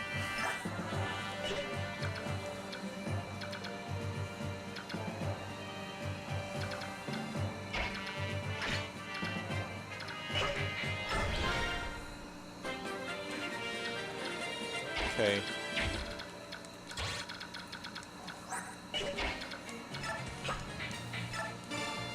Short spear, and I actually want that to be her equipped weapon, I think, so let's do that.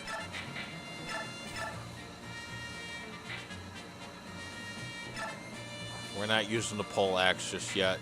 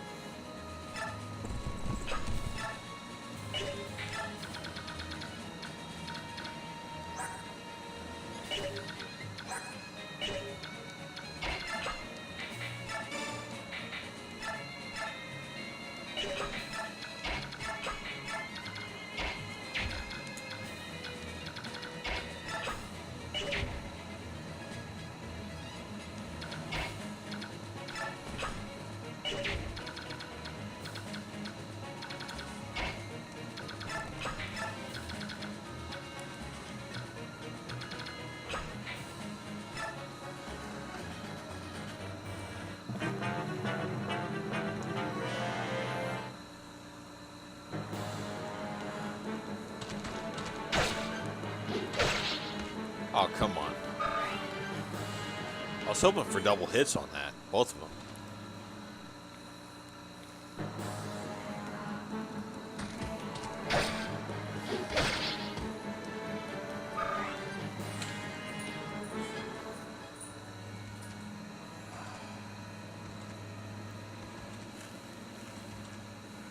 Oh, come on.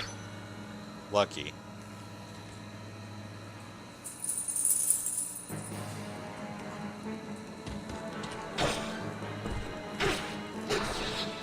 Are you gonna get up here? Get up here. What here? Is your belly still full from that dinner? Yeah, we had spaghetti. We had Parmesan marinara chicken topped with homemade spaghetti for dinner.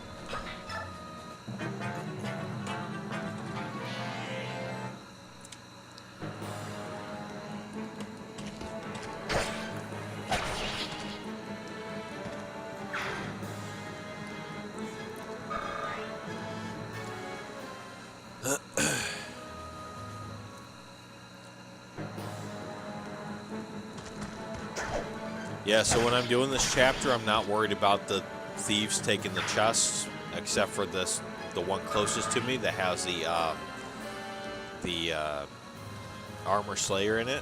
The other two, I'm not too worried about it. Now, there is a way you can rush the spawn of Gatry and Shinon, and you can actually save those, but on a Maniac Mode setting, it becomes really difficult because Shinon isn't really good on this chapter. Like, you're trying to keep him alive, you're trying to keep him blocked and guarded with Gatry, and even with ranged attacks, his health just gets chipped away too badly. So if you are going to quickly spawn their appearance on the map, make sure your units are capable enough to handle themselves without Titania over here and send Titania over there. That way you can block both entries with Titania and Gatry, and then have Soren or Shinon snipe away as much as he can on both sides. that's the best way to do that if you're going to get both of those chests over there. Otherwise, you're only going to get one item from killing the thieves, you know. So I think this is a safer way to do it. That's why I don't worry about the chests on the Maniac Mode run. Let's see, steel.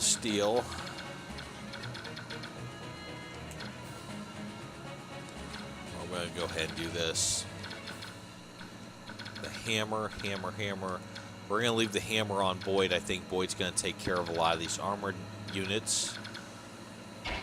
I want to kill as many without taking counter damage, so I'm going to go ahead and use the rest of this spear here.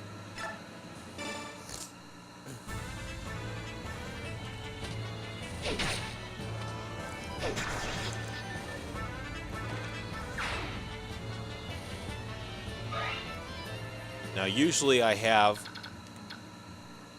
Oscar in play, but I've talked about the different strategy I'm taking this time. So usually I'll have maybe an Iron Lance, a little bit of Gatry's Iron Lance, so that way Gatry only has Steel Lance for this chapter. And then I'll also have the Javelin on Oscar plus the Short Spear.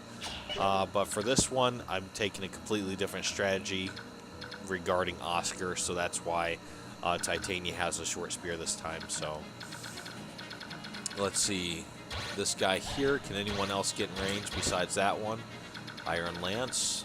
Okay, so we should be able to do this just fine, and then bump her out of the way.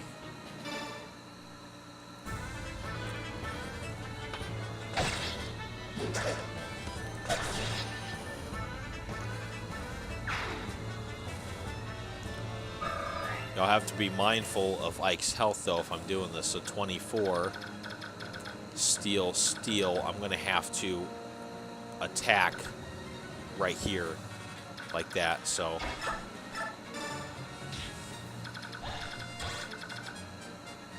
oh, wait, he wasn't in. Oh, shit, I could have left her there. Yeah, I could have left her there. I don't know what I was thinking. Okay, that's fine. Not a big deal. 1632.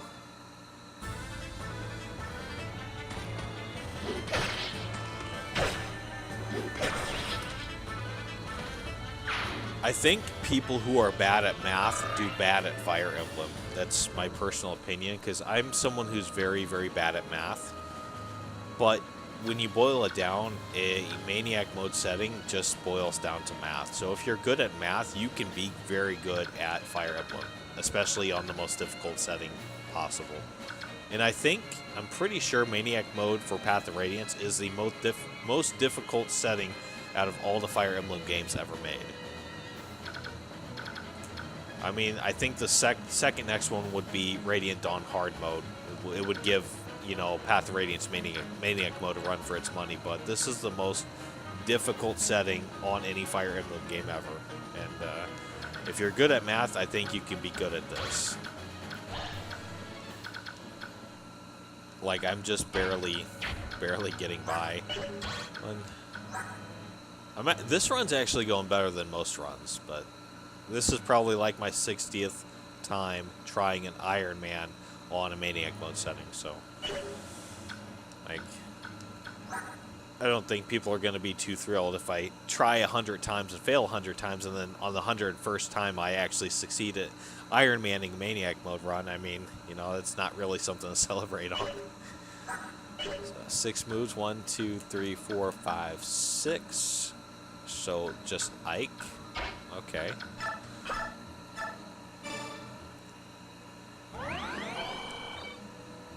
Use him in there.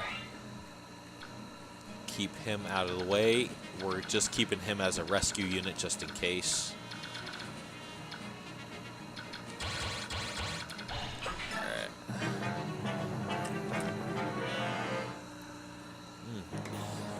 Not again. Not again. Not again. Not again.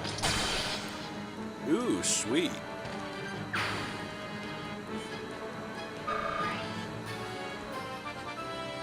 Man, these people are pissing me off bad.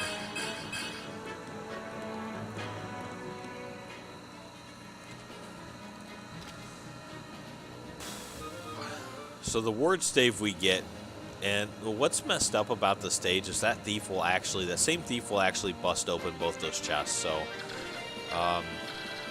yeah, so he gets both items. And when you kill him, you're only going to get the ward stave, not the ability. I forgot what the ability was. Very minor. Not a big deal. Iron Lance, Steel Lance, Steel Lance. What do you think? I think we'll take one of these guys out with Titania.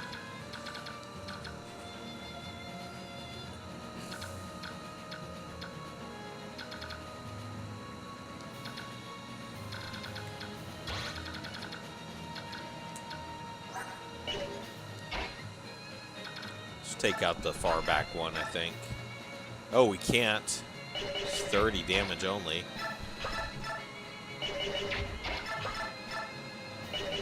Wow, okay. 28. Get rid of him at least.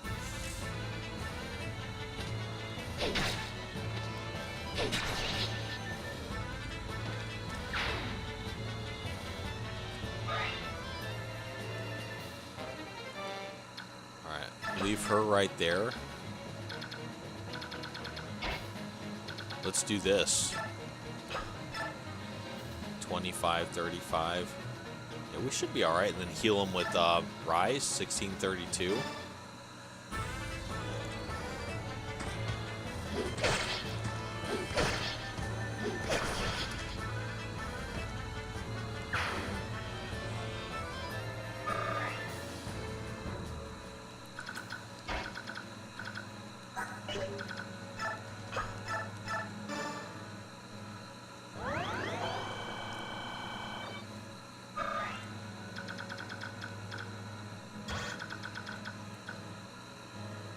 I think I'll also take the counter attack, or the attack from this guy here.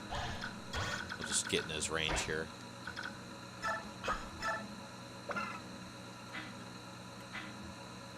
That should be fine.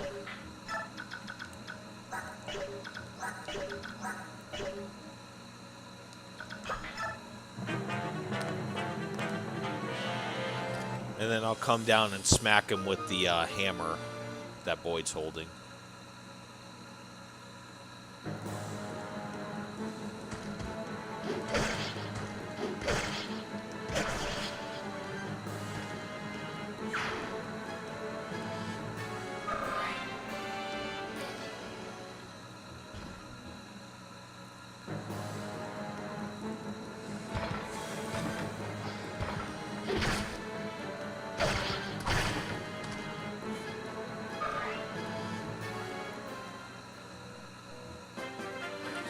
First things first, I'm going to do this.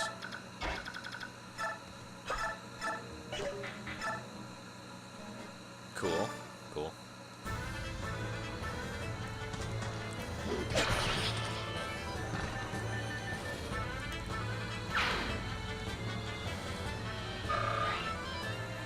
Alright, I think it's now time to start bringing Titania out and spawn the appearance of Gatry and Shinon here. The Thief.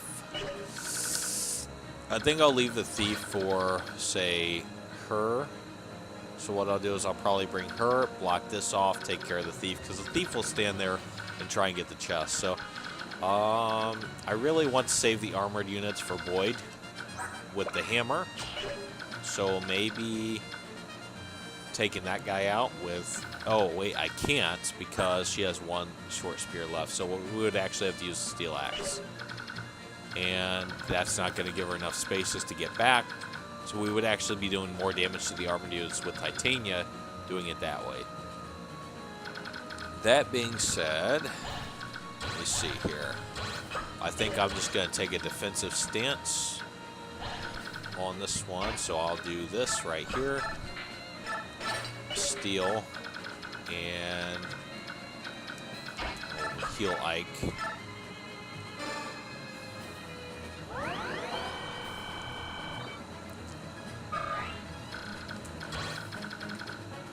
Put her on right there. Well, actually, hold on.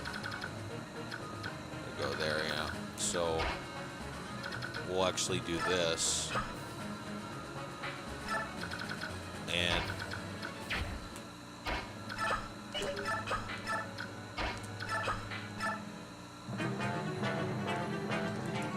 oh, he's running for the door now instead? Why the hell is he doing that? He usually will stand there and try and get the chest if you're blocking the way. But no, he's actually trying to run for the exit now. So I have my healer and unarmed Oscar there blocking that exit from him. If you block the thief's exits, including the Lagoos, the Ravens, on chapter 13, they will steal from you. So they'll take your vulneraries and stuff.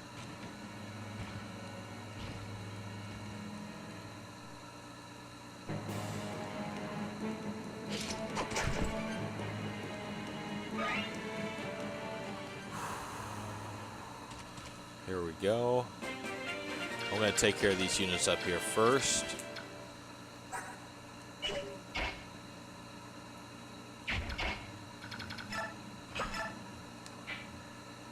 Start using that steel lance.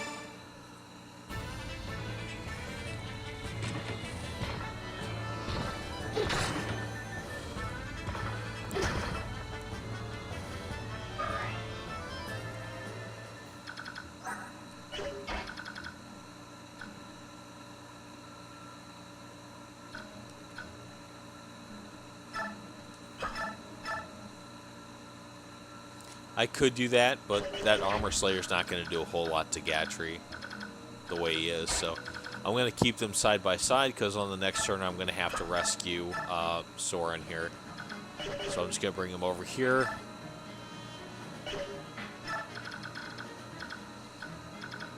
I want to get rid of that guy. So let me see here. I may have to kill this guy with Ike here. 15. Okay, we'll strike with Ike, finish with Mia, and then we'll bring Boyd up to smack the Armored Knight.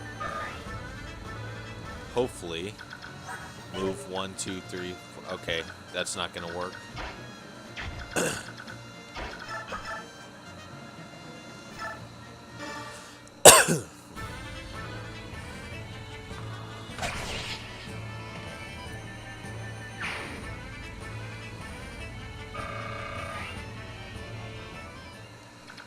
Okay, so I need to kill one of these guys with Titania. 18. Be that one.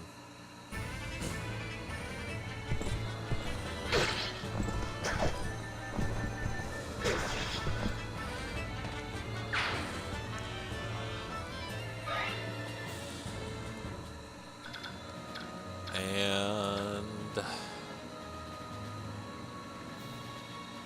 1, 2, 3, 4, 5, 6.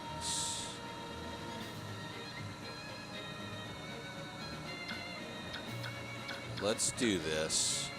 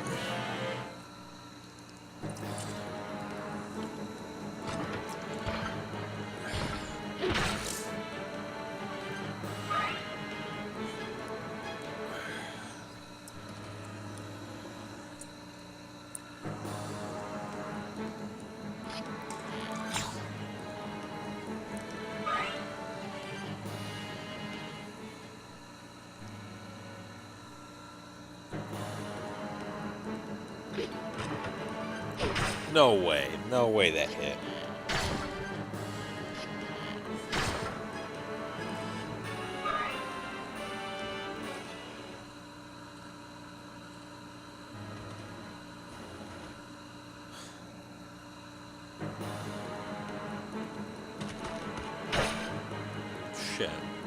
I've never had him die on this, you know, the very first turn he came out. He's getting close to it.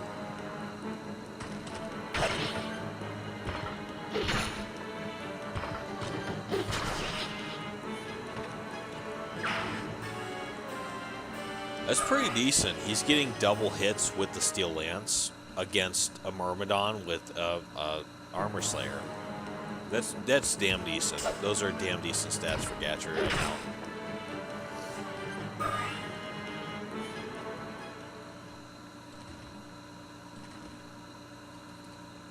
No! See what I mean? You block his exit, he's going to steal from you. That's shit. Absolute shit. Miss. No! Oh, and he only got one hit on him. He got a level up from it.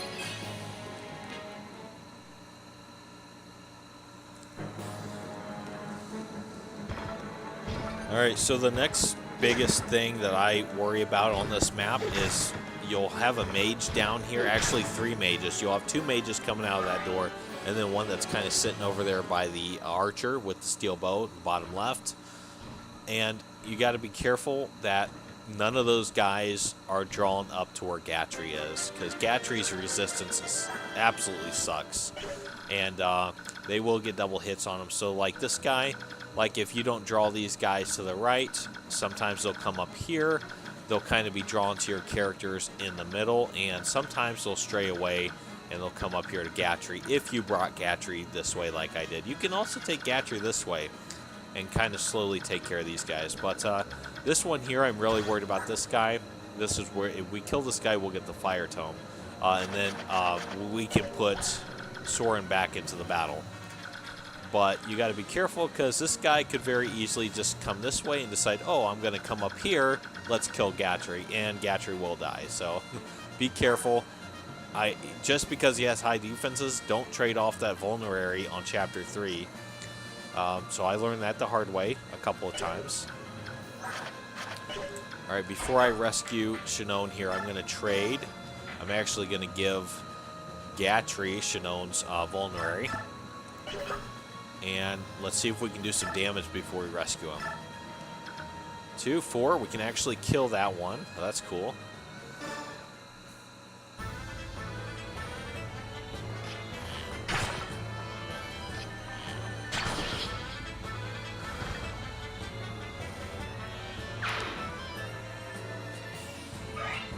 Oh man, I gotta piss. I've been drinking so much Mountain Lightning.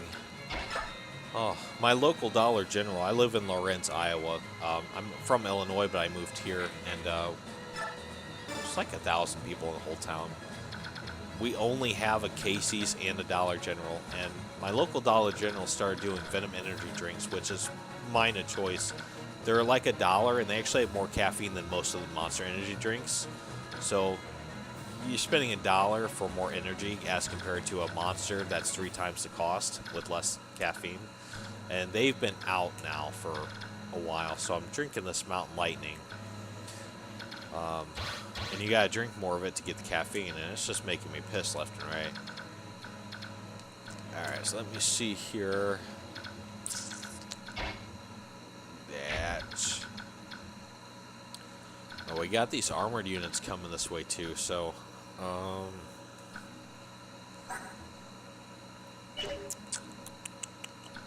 we might be looking at like a completely defensive stance. My only concern is, so these guys are now coming up.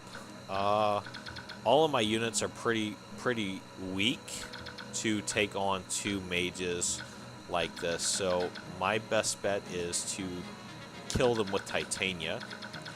That's what I'm going to do.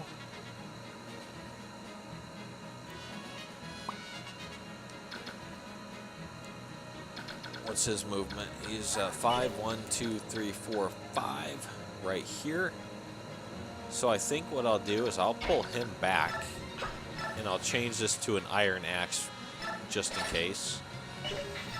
And I'll pull him on up here. Oh shit! I thought I could move there. Okay, that's okay. His resistance is high enough; he's not going to be hurt by those guys. We just have to worry about that guy. So movement 1, 2, 3, 4, 5, 6. Yeah, we're good. Oops. Do this.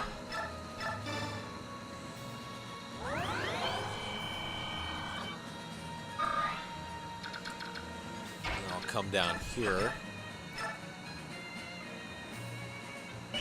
Actually, he's only 3. Let me see. Movement 5. 1, 2, 3, 4, 5. Yeah, so we should be good doing this. Actually, we might even be able to kill this guy with her. Nope. I gotta get the chest first. Alright, let's do this then.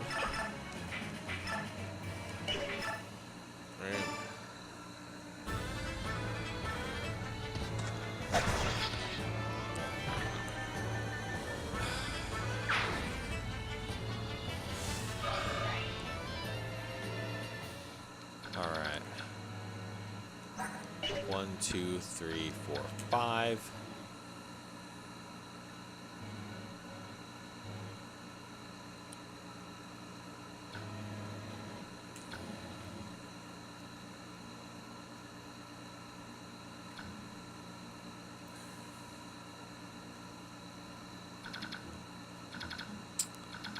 I could also swing Titania out this way. That would probably be a better move.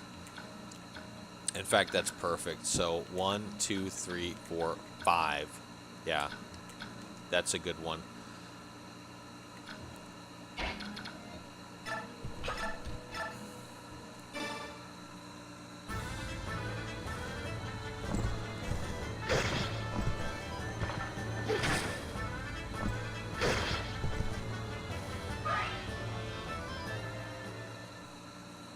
Nope, I'll repress her here, like this.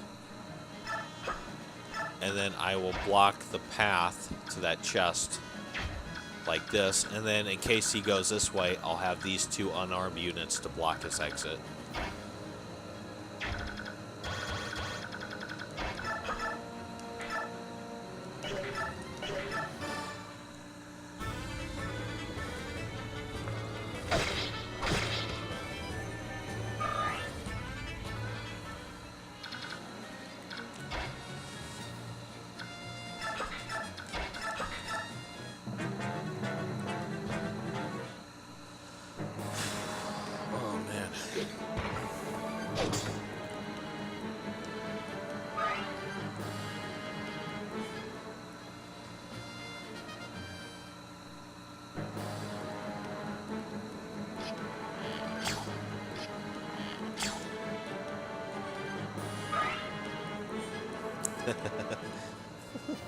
Oh, don't do that. You gotta keep your hand out like that. Otherwise, you'll get your arm stuck in your harness. Silly butt.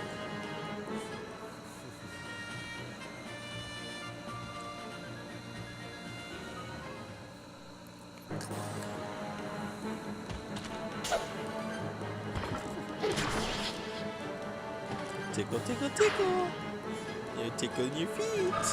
Tickle, tickle. Tickle, tickle, tickle.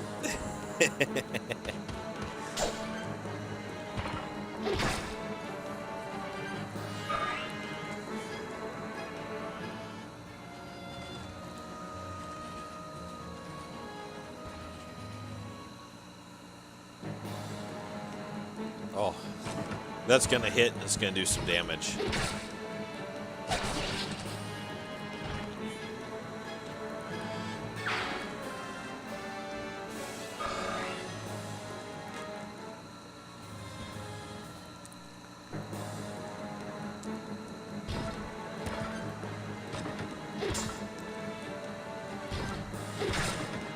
Now, as long as Gatry is clear on the right side, I'm going to try and mosey Gatry on over to the right and create an extra 3 spaces for any enemy units that are going to try and come down on the upper right. So that if they don't attack him for some reason, decide, oh, they want to come down and attack my other units, so I'll have to take an additional 3 spaces around him. and then we'll chip away at him slowly as they do that. And that'll also allow him to 100% for sure get out of range of this guy. Because if this guy decides to come on up here, so space is clear, I'm going to eventually fixate him right there. And then also, probably in the next 1 or 2 turns, we'll drop Shinon and get Shinon back here, heal him, and he'll kind of serve to help chip away at some of these enemies. 13. We have these here. I really wanted to bring Titania down here to take care of these guys.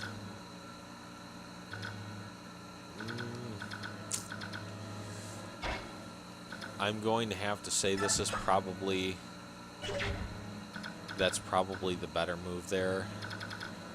3, 9. We can do this. But we would have to move Boyd first. 1,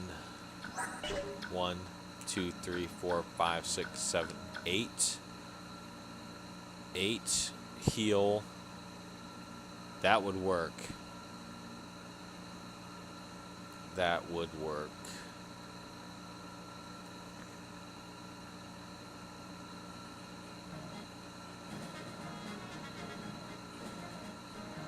So why don't we just say, let's forget about the armored units for a minute. Let's forget about them.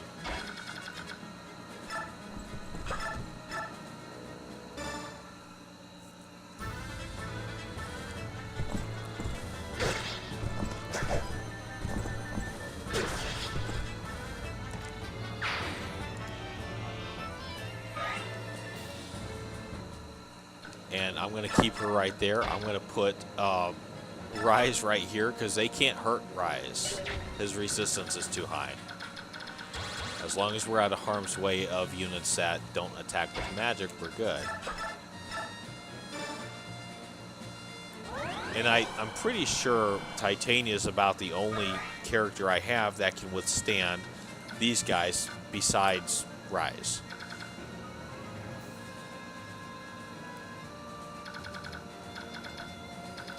He's at 19. I want to bring her over here to keep chipping away at this guy.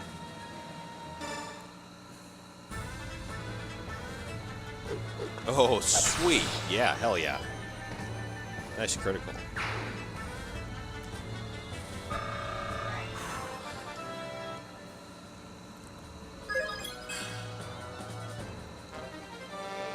Now we got to be careful because she's in harm's way now. So instead of bringing Ike up here to finish him off, I would have to deal with this guy. And let me see this one here. This one as well. So, no, actually, just this one. What about this guy? Okay, so it would just be one counterattack. The problem is he's 19. And, yeah, he could get hit pretty badly. And the problem with bringing Boyd up here to smack this guy with the hammer is we would then have to worry about this guy, who would likely get double hits on him and then possibly kill Boyd. So my best line of defense here, my best move is to do this. Switch back to the... Oh, shit. I need a... Does she have a vulnerary? She doesn't have a vulnerary. Are you kidding me? He does. Okay, none of these have... This guy can't even reach him. So 1, 2, 3, 4, 5. That's good. So what we're going to do is we're going to trade with Mia here. We're going to give Mia one of these vulneraries. And then we're going to go to items. We're going to equip that hammer. We're going to take a counterattack from this guy. We're going to come on up here. We're going to trade. We're going to get that vulnerary from her. We're going to re-equip the steel sword and then use a vulnerary. Best thing I can do right now.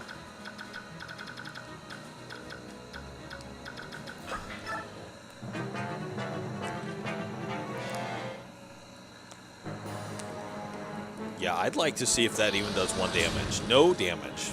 I kind of figured that.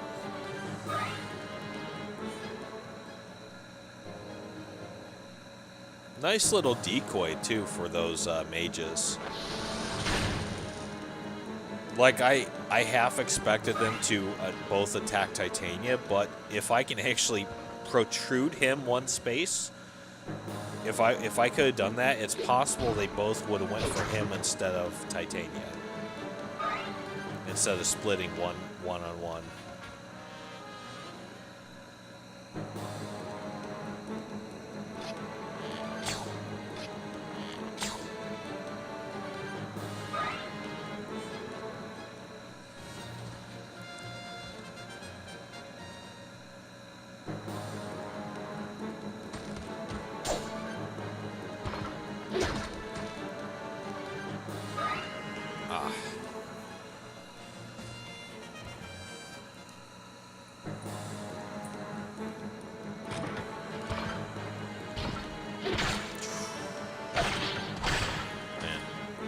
Now, if that other guy targets him instead of Boyd and hits him, even with the Steel Lance, he still should survive. Oh, he doesn't even reach him. Oh, that was funny how they did that. I wasn't paying attention. So this guy came from this side. No, this guy came from that side. So 1, 2, 3, 4, 5. So I've said it many times, they could have programmed this game to be much more difficult because this guy came from that side, right? If that's correct, 3 HP. Yeah, so he could have come down and attacked Ike, and then the other one could have came and attacked Ike also, and they crisscrossed. So they could have programmed it to be more difficult, much more difficult if they wanted to. All right, I'm bringing him right here. We're going to drop Shinon right there, and we're actually going to come on up here. We're going to get him out of harm's way. We're going to bring him right back here this way. Okay.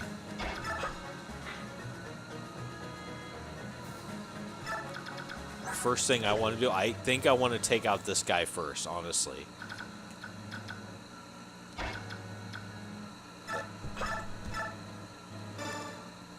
That'll give us the Fire Tome so we can trade it with Soren on the next turn. And put Soren back into the battle.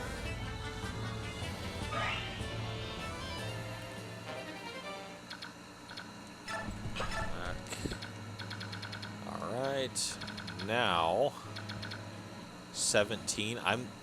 I think we still have to take a defensive stance, complete defense right now. So I'm gonna have to heal Ike.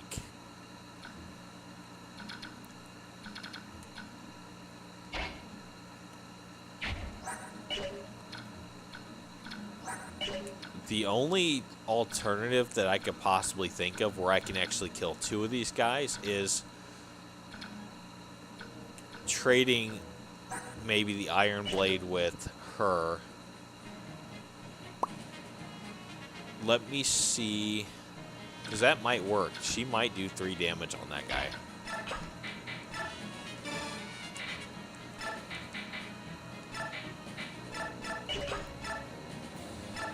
Two damage. We should still be able to do that. Let's do that.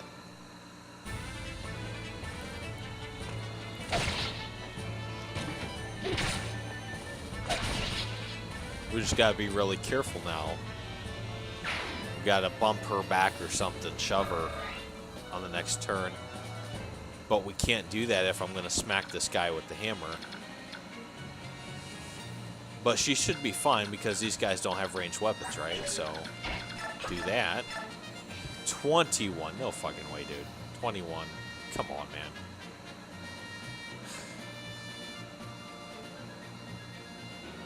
And if we miss, then we're definitely in trouble if we miss.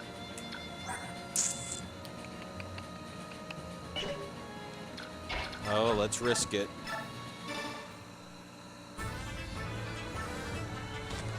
Come on, hit. Yes, hit him.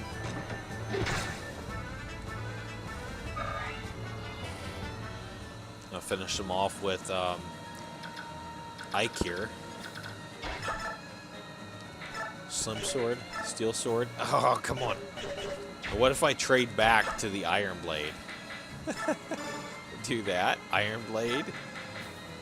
We should be able to do 3 damage with that. exactly 3 damage if it hits. Now, if we miss and take 12 damage, this guy on the next turn will, of course, kill us. So, and I have no plan B for this. So let's hope to God it hits, otherwise it's game over. Come on. Yeah! We should be good. Oh, live to fight another day on this one. Awesome. Man. Alright, so that guy with the Iron Lance, that soldier, he shouldn't kill Ike, even if it hits. And he shouldn't get double hits either. Like, I shouldn't even have to check the speed stats to know that he shouldn't get 2 hits.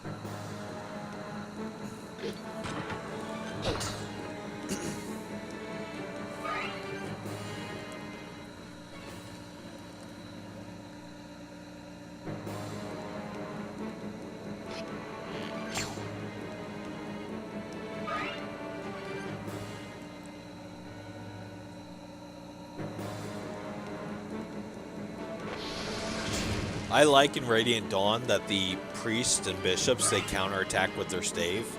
I think that was a really cool feature they added in Radiant Dawn. Oh, sweet, it even missed. Oh, I love it. I love it. Everything's working out flawlessly right now. I love it. I hate the game when it's not working my way. I love it when it's working my way.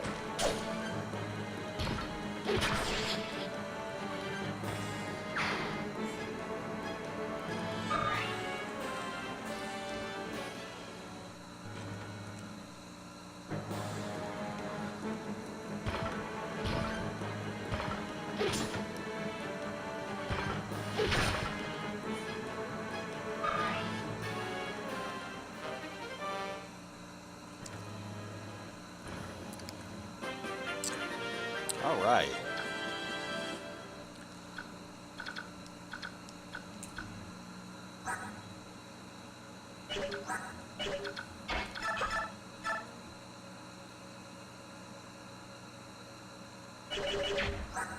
Who has the word stave? He does.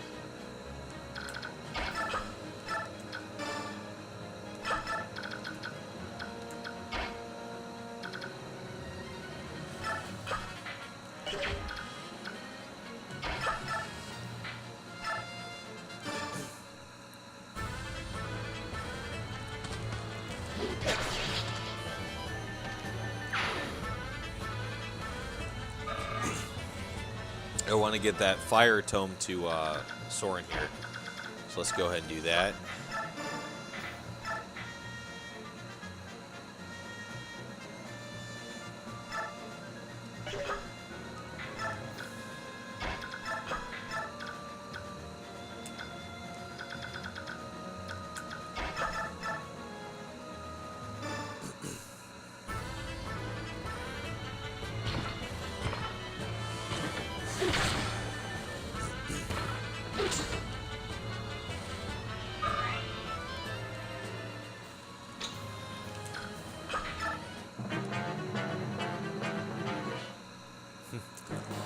He's still trying to do some damage to my priest.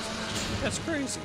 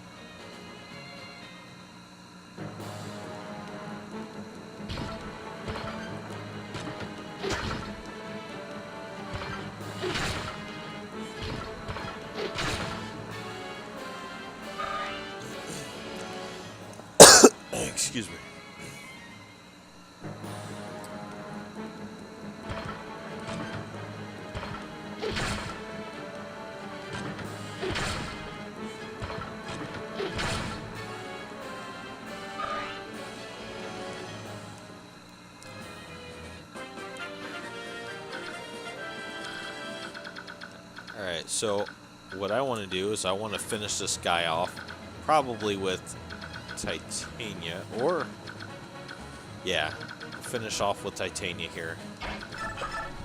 And then I'm going to pull her all the way up there, and her and Gatcher are going to block that corridor. And then I'm going to position Shinon and Soren as ranged attackers. And then I'm also going to do what I can to use that hammer that he has. Boyd. Just like that. Right, who has the key? Damn, where's the key at? Okay, he has the key. Or she has the key. Since Oscar's not doing anything, we'll do this. He can also hold the torch, just in case she gets any more weapons.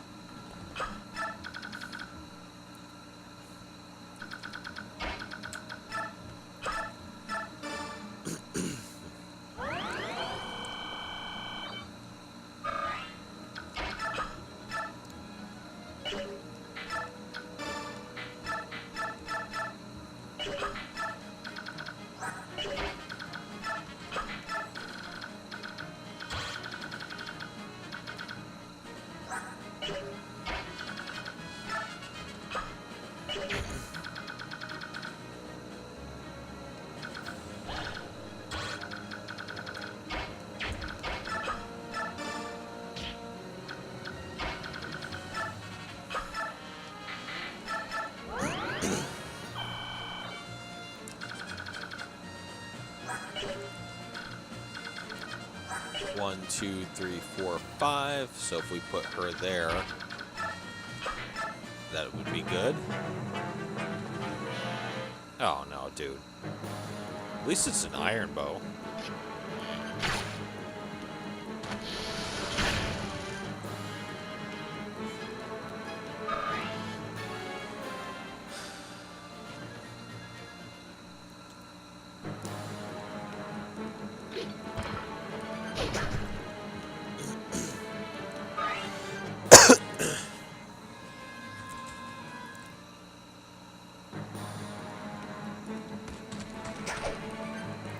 Ooh, nice.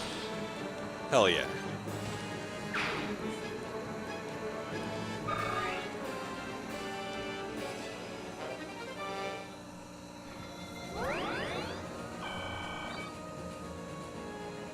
What?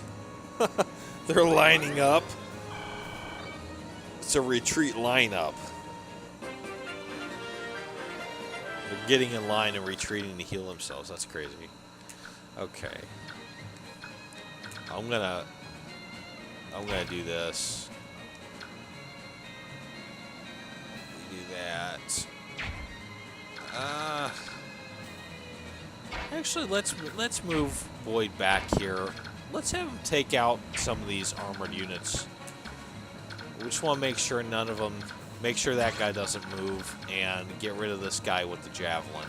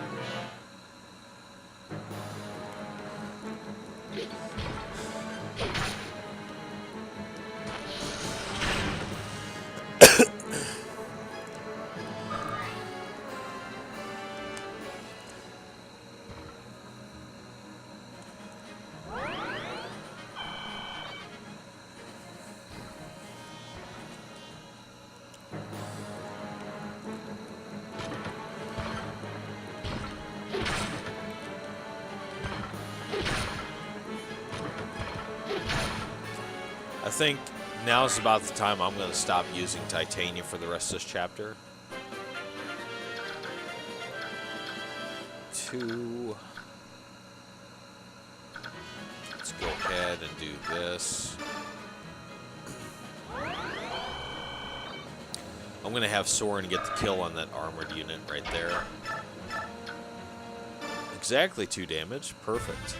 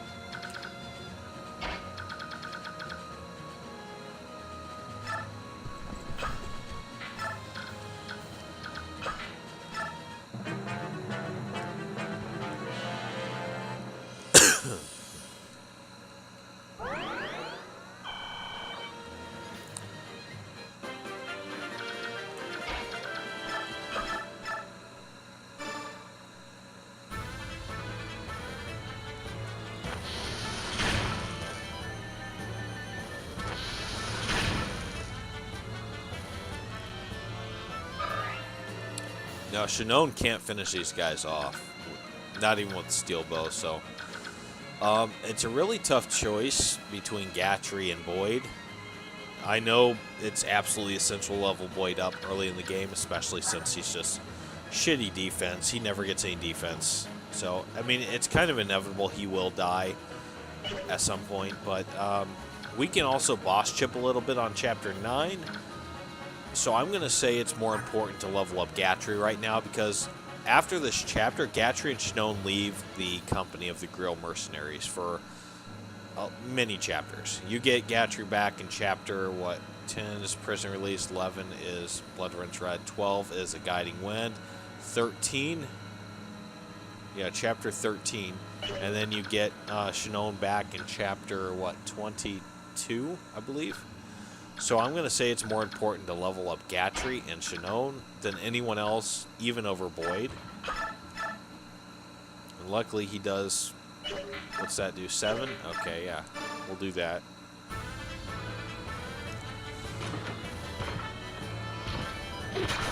And that's not a bad thing either, because the hammer that we're using on Boyd to help level Boyd up against Armored Knights can actually be used in the next chapter, chapter 8, which is Despair and Hope.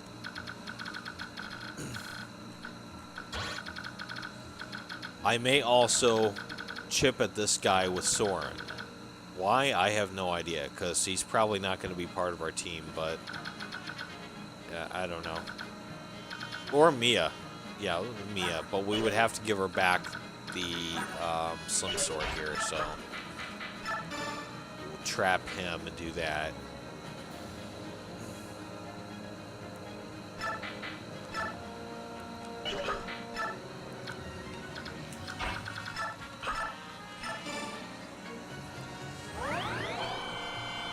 Oh, I almost forgot to open this chest with Oscar here, so let's do that.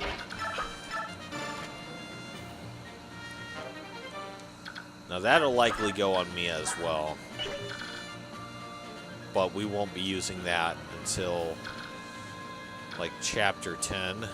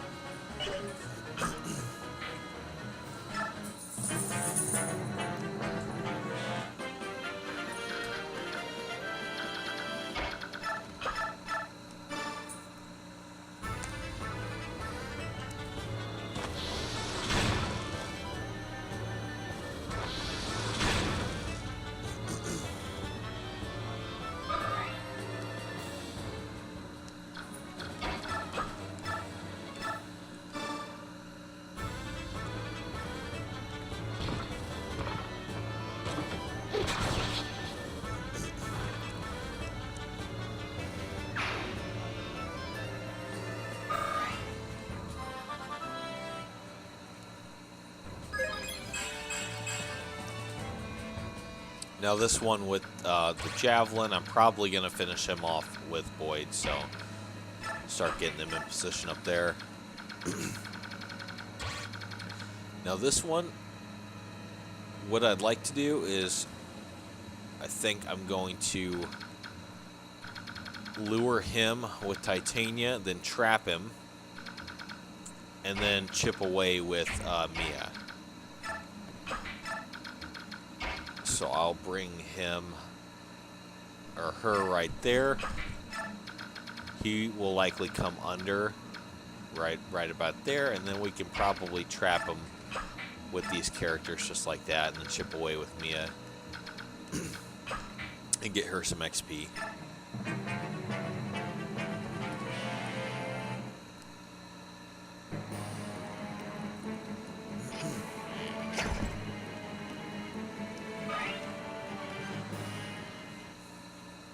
Let's see, is Shinon close enough? Yes, he is, just barely. Oh, and he's up against the wall too, so we only need 3 units here.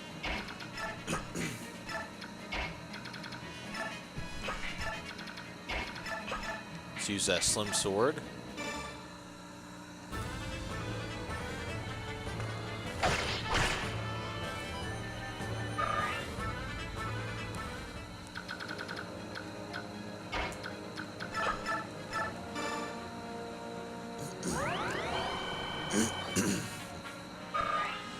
Alright, I'm going to draw this Armored Knight up with, actually, I'm going to draw him up with Soren instead of Gatry.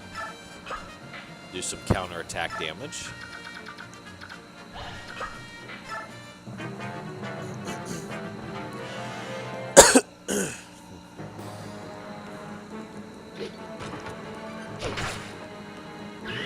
Oh. Well, he may be dead. Never mind. I was going to finish him off with, okay, cool.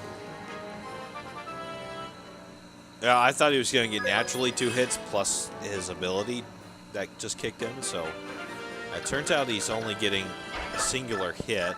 He only got 2 hits because of his ability, so. Alright, let's finish him off here with, what the hell. We'll do that.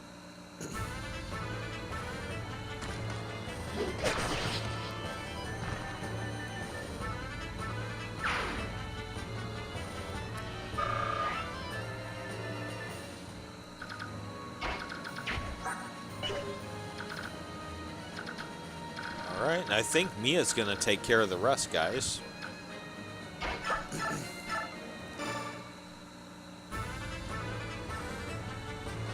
Oh shit. Oh shit, double critical. What the hell is going on? Wow. Yeah, I know criticals are very likely with the Slim Sword. I know that, but I've never seen her get criticals like that. Because sometimes I'll trade the Slim Sword to Ike, and Ike will just get back-to-back criticals with the Slim Sword. But man, that was something else. Alright, who has the Ward Stave? Ward Stave. Wait, did he? Yeah, he does. Okay.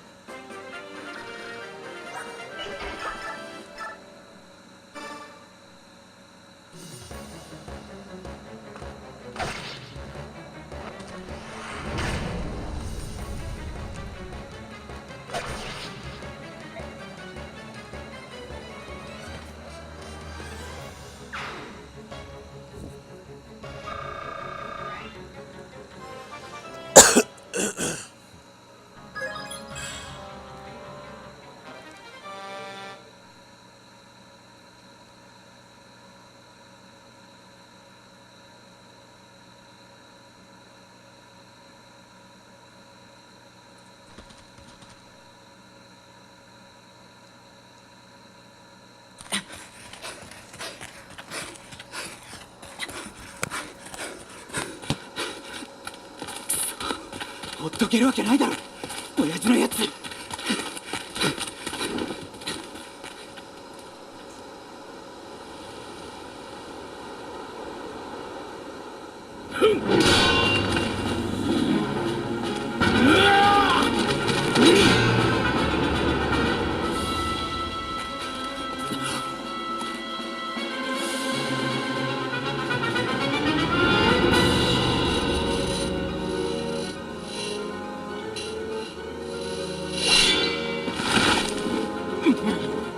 親父！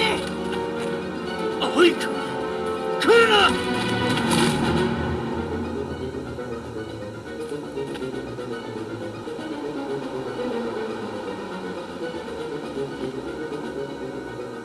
この剣を使われよ。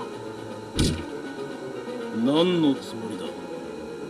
貴殿との戦いを楽しみにしていた。まともな武器で全力を尽くしていただこう。新機将ダーウェイン昔そんな名で呼ばれたこともあった。だがとうの昔にその名と剣を捨てた。今の相棒はこれだ。死ぬ気ですか。その声覚えているぞ。たった十数年で死であるこの俺を追い抜いたつもりか。若造、これでも食らうがいい。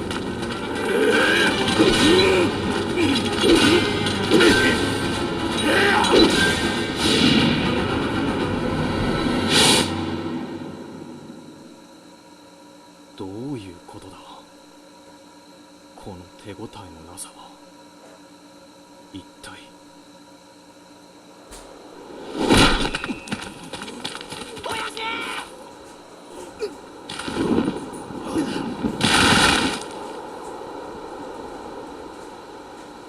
親父！親父！親父！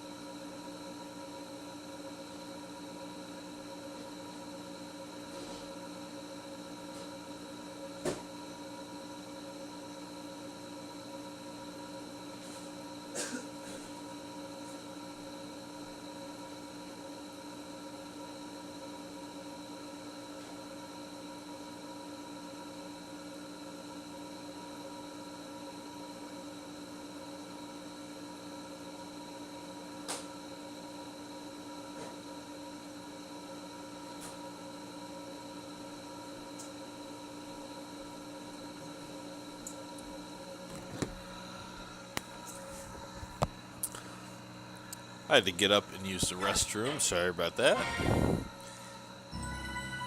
I'm going to do a bunch of stuff in the base here, so.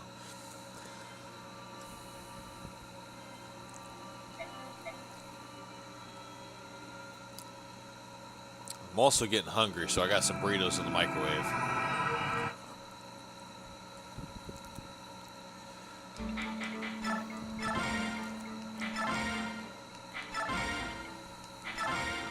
Again, I have all of these chats, all the base chats, all the supports on 2 previous runs here on the channel, guys. So if you're interested in all that side content, it's already on the channel in 2 different playthroughs. I don't usually do it on a Maniac Mode run. When I first get to Convoy, I like to unequip everything and then redistribute everything. It just makes it easier. Alright, Despair and Hope. 3, 1, 2, 3 openings. So, Boyd, definitely. Oscar. Oh, let me flip my burritos. I'm microwaving them. I'll be right back.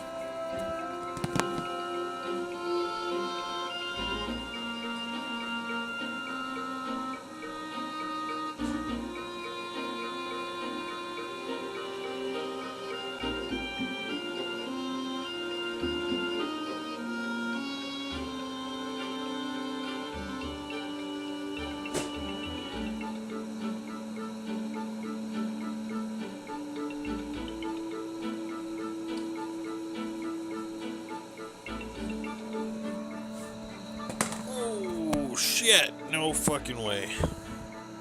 Is my phone okay? Ah, fuck. Oh, no. Oh, yeah, that fucking thing is busted. I need to get a new charger. Well, shit.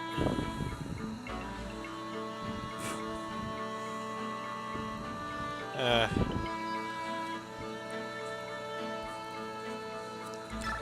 so let me see. Yeah, there's no way now. What I'm gonna do is I'm gonna slowly level them up to level 10, and by the time we get done with chapter 10, Prisoner Release, we'll have that master seal from that chapter, and I will class change him right away to a paladin. And I already went over a couple of times the multiple reasons why on the new strategy I'm trying out here. So.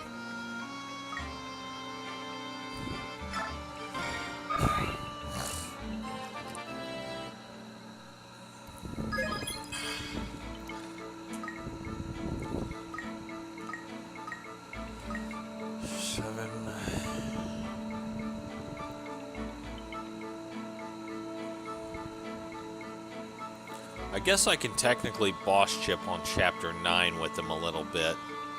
At least get them to 10 that way. That's not a bad idea.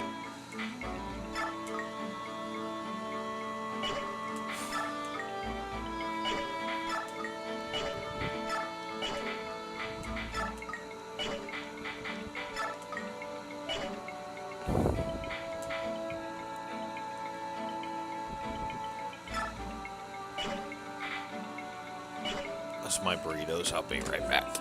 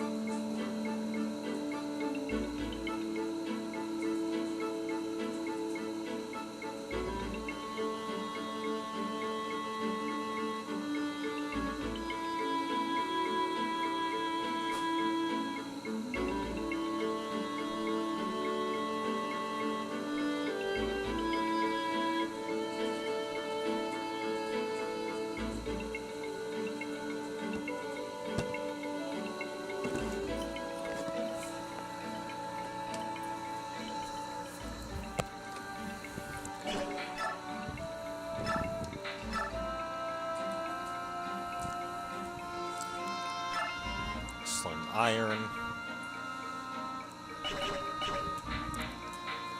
Mia, where's Mia?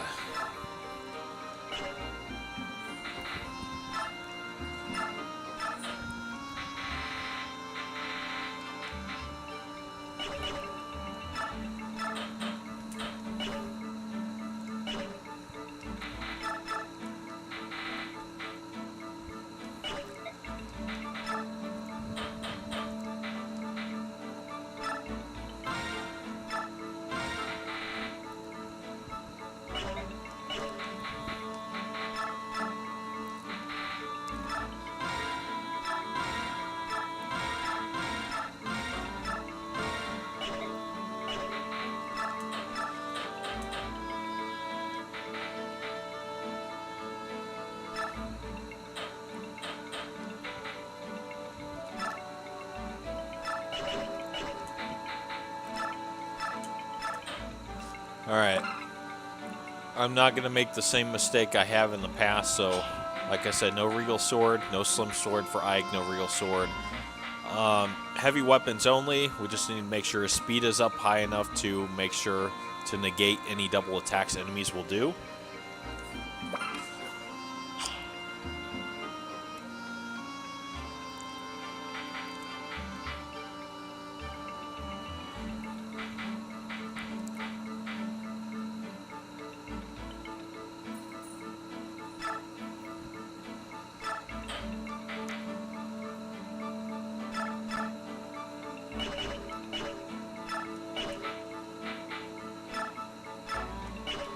For the time being, I'm going to take that, what do you call it, Paladin Band. I'll put it on her.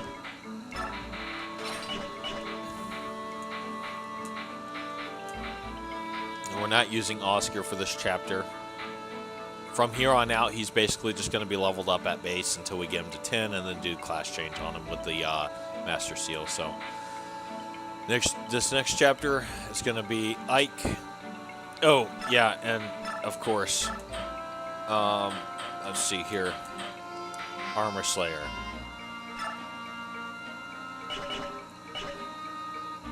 Now, I might even want to, let's convoy those. Let's give him fresh ones. There we go.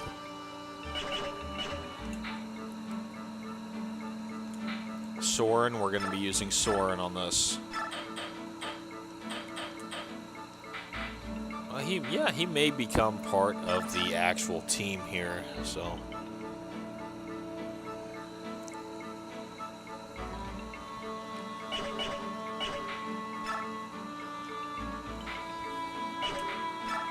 Convoy, let's go ahead and give him that Mage Band.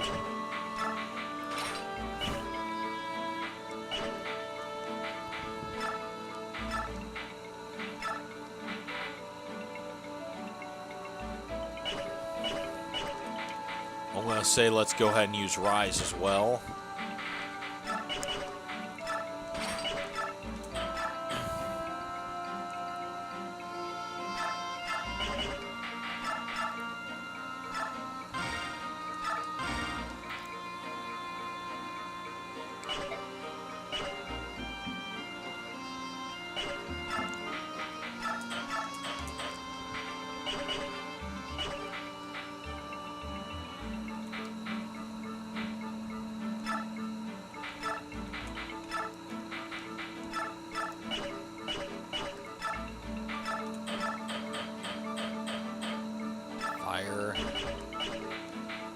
Oscar Boyd, Iron Hammer,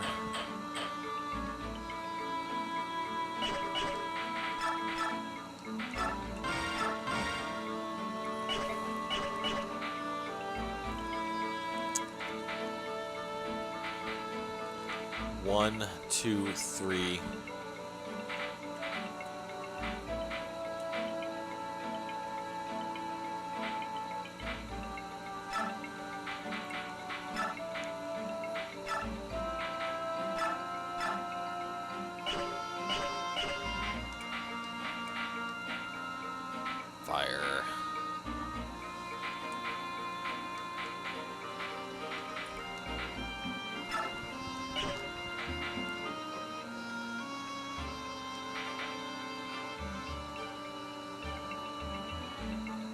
I don't think Mia's gonna be much of use in this one, honestly.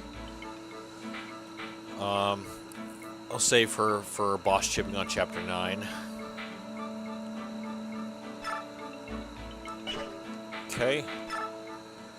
Let's save and head on in. Actually, I may want one more vulnerary.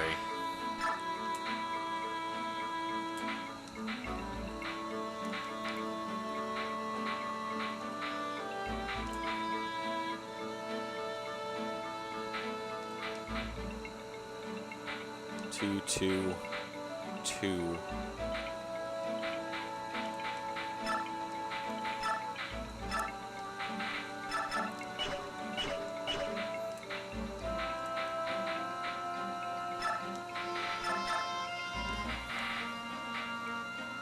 We'll get one more hand axe.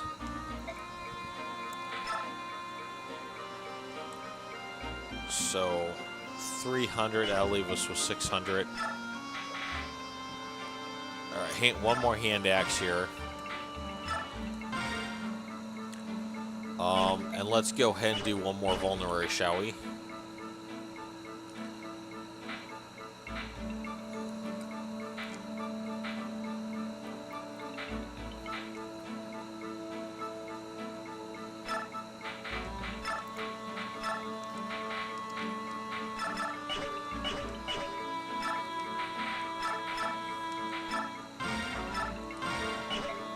Alright, we should be good here.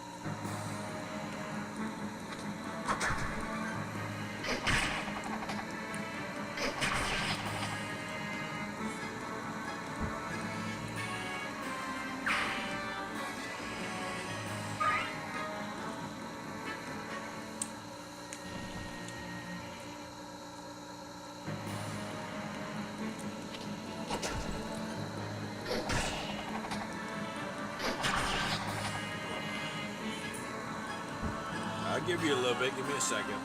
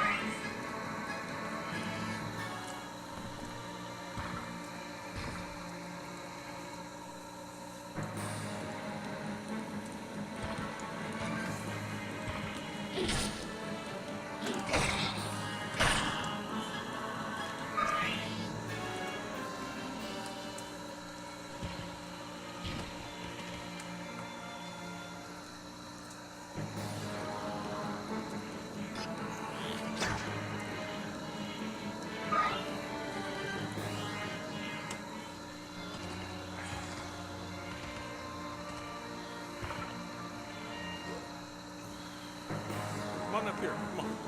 Jump. Oh, that was my first time having those kind of burritos.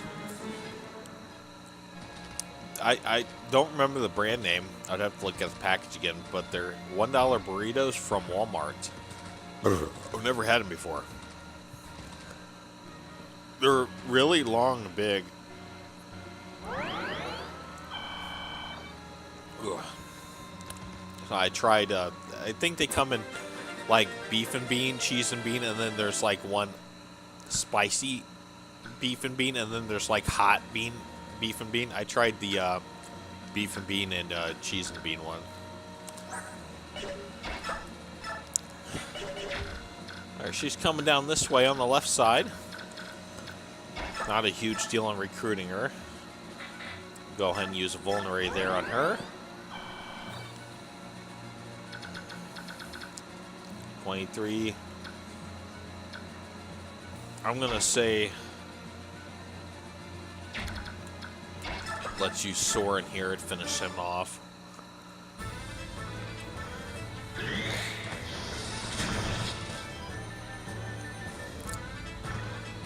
I think the most important thing in this chapter is to get the red gem. Because we definitely need gold funds. So, where is he? Was he over here? He's over there. So what I'm going to do is I'm going to stay this way, protruding.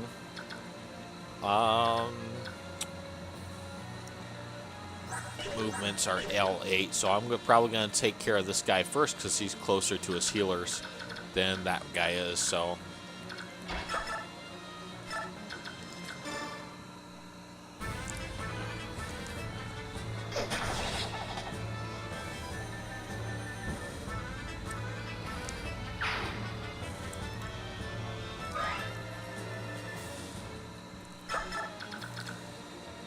And now he's not going to get full health if he uses the vulnerary.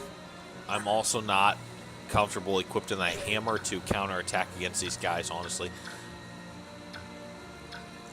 I mean, we probably could.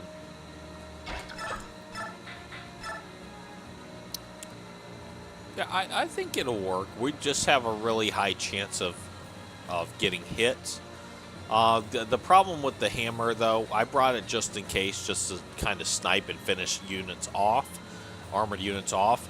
I didn't really do it to make Boyd serve as a tanker, because he's going to kill each of these back to back, and then obviously if he gets hit twice with the steel lance, he's going to get hurt real bad. So we obviously don't want to have the hammer just naturally equipped to him. Just have that iron axe counterattack.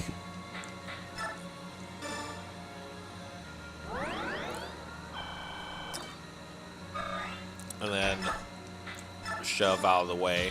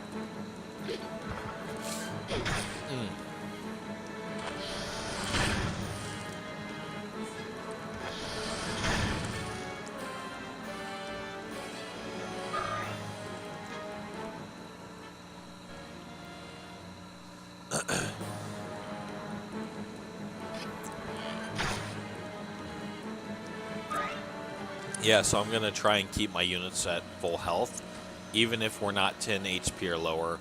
I think it's just a good policy to have on this chapter. Yeah.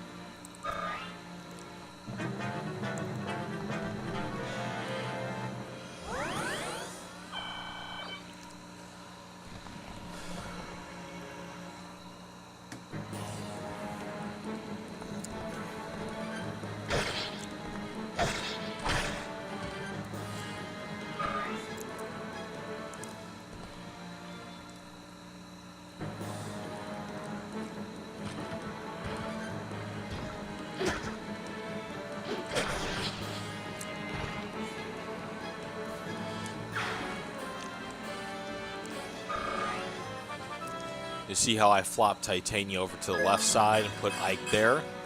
I think it's safe to have Ike kind of cover that space and Titania to flip-flop.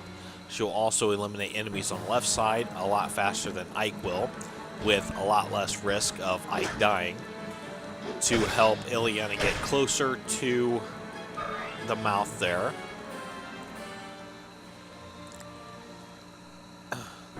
We just have to be careful of that fighter with the pole axe on the left side, because if that hits Titania, that does massive damage on her.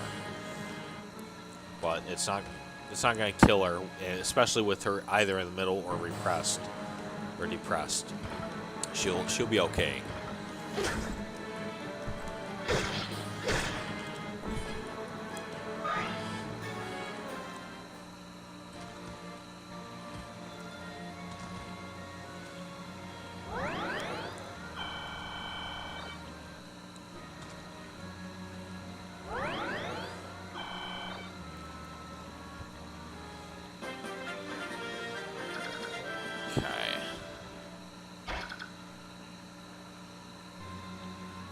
So movement 9, 1, 2, 3, 4, 5, 6, 7, 8, 9. Yeah, but we don't want that. Let's put him over on the square, shall we? Actually, yeah, we'll do that.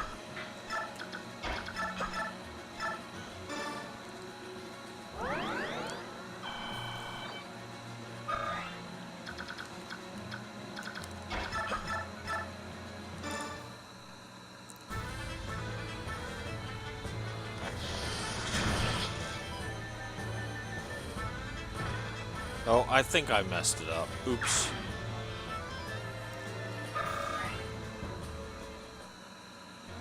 Yeah.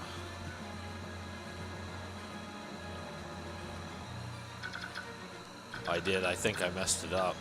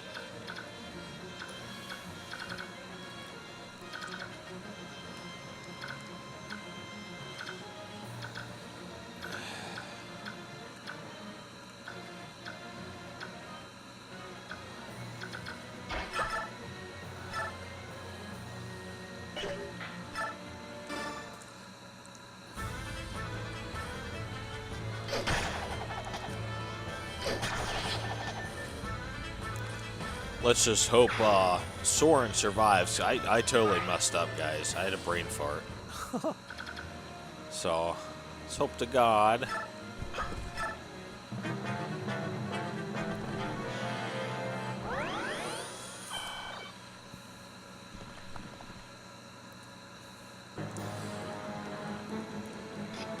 I mean, Soren's not going to be part of my Maniac Mode team anyway, but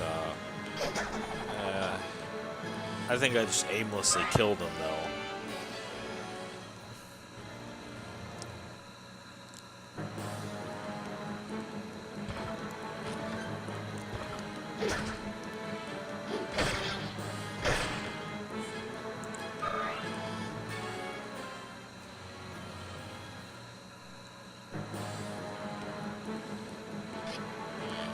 Ooh, that did some damage. Ah.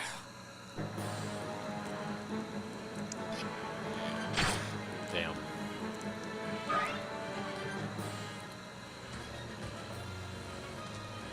Yeah, crap. Please miss.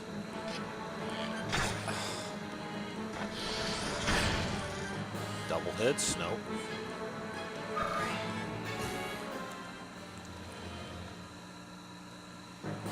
If that hits, he's dead. Please miss. Miss. Yeah, buddy. Oh, he's getting a critical too? No way. Shit.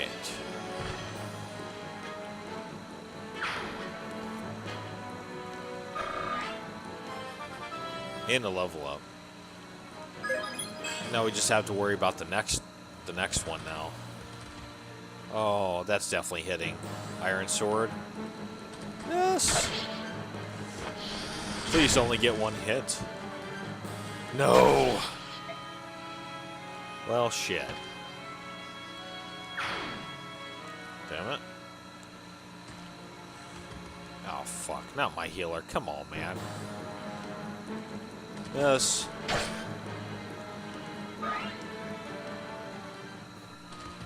Oh, come on. Damn it.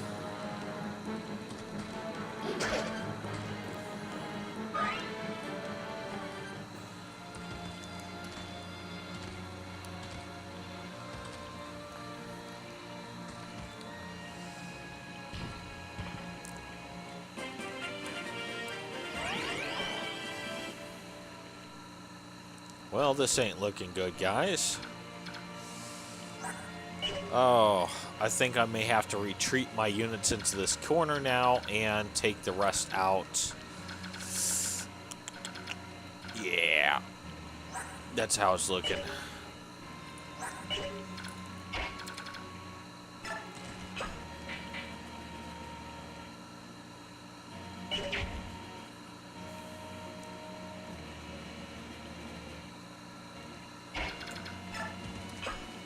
Item. Actually, we'll do this.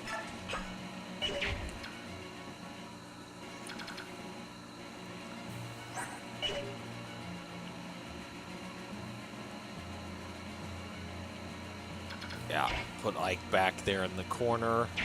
Put her.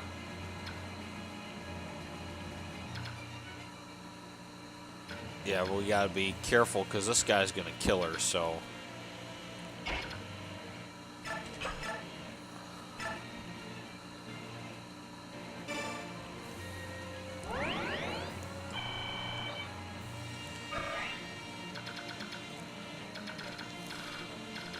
Doesn't look like we're getting the red gem. So.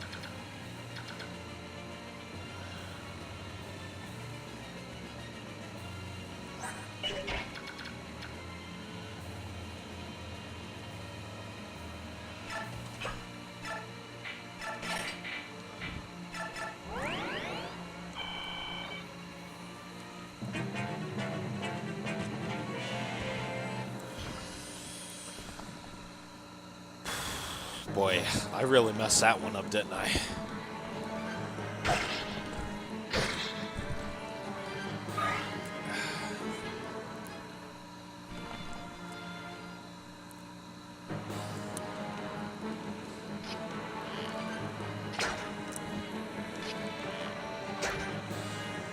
Nice dodging, boy. Nice dodge.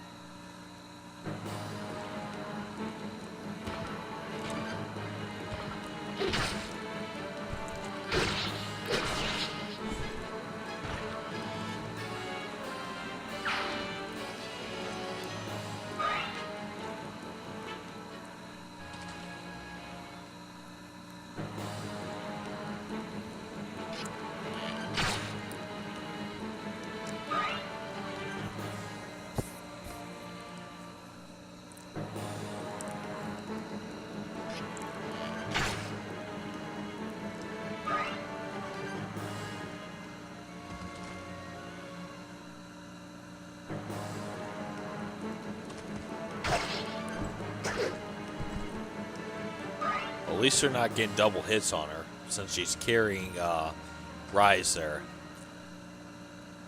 It's likely she'll die, though, from that fighter with the poleaxe. And high chance of actually losing this Ironman run now.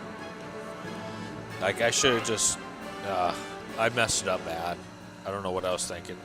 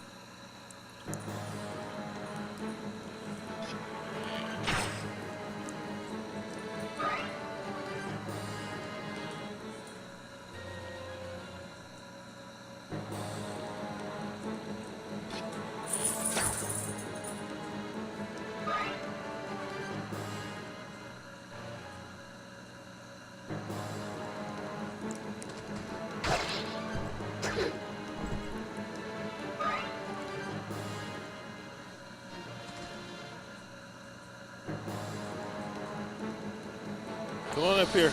Come on. There you go.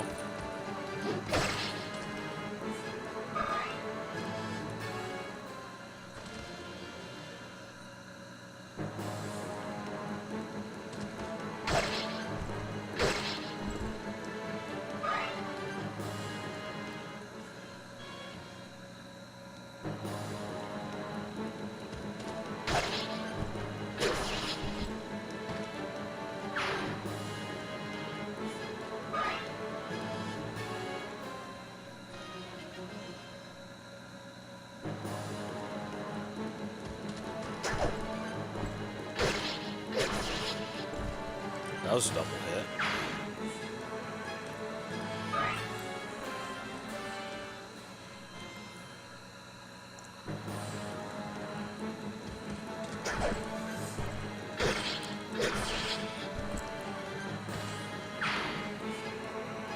Yeah, the run was going perfect until I made that mistake in this chapter here. Oh boy.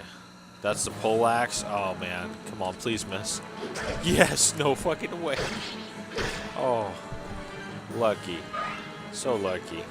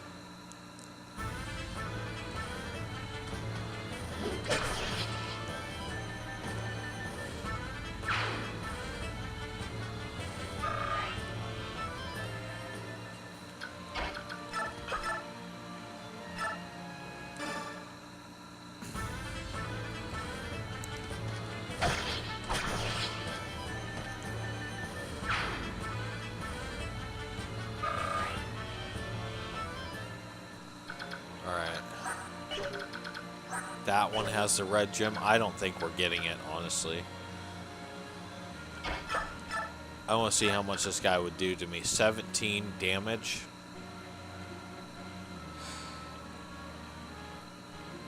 Let's go and try and get rid of him.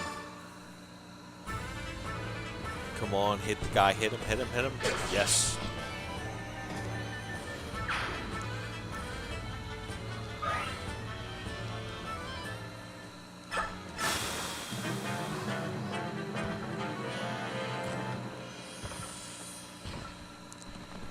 Huh, dang it. Miss. Thank you. Oh, one hit? He didn't get double hits on him. Oh man, yeah, we're not gonna be able to recruit her, I don't think.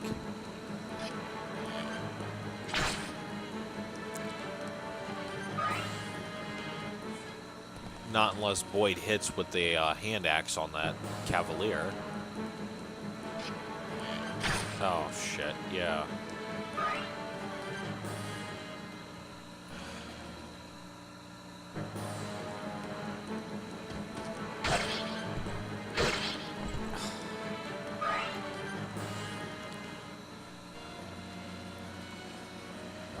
It would be a miracle if we were able to kill the priest that's holding the red gem still, after my mistake on this.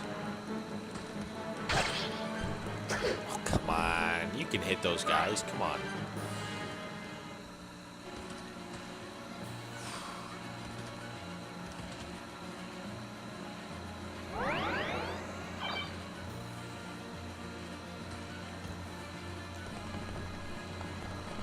Oh. We got those Cavaliers coming up too. Yeah, it's about to get rough. Ooh, let me see here.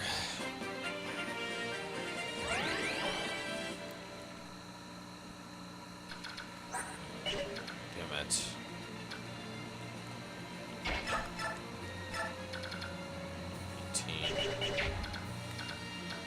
28. Yeah, there's no freaking way, man.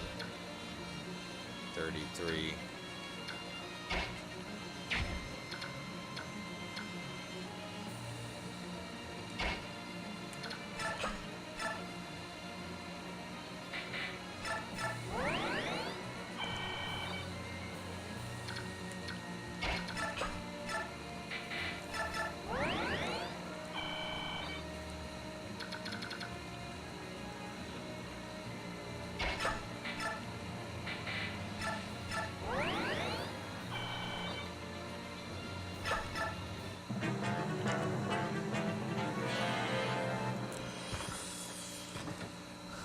Ah, crap.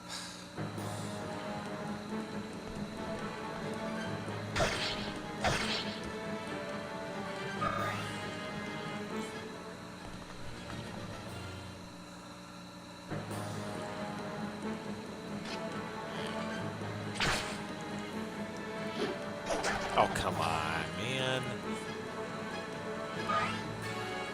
Not you, sweetie. No, not you. My buddy thinks I'm talking to him.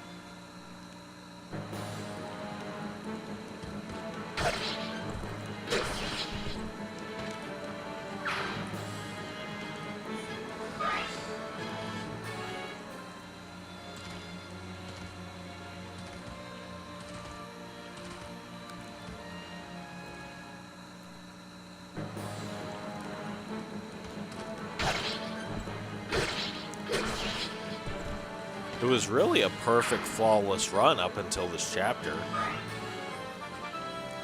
Oh!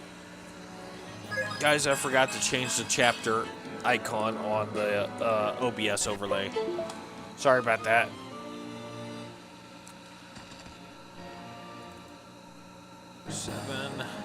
Chapter 8. There we go. Sorry about that, guys. We also have a character death, Soren, so I'll put him in here at the end of the chapter.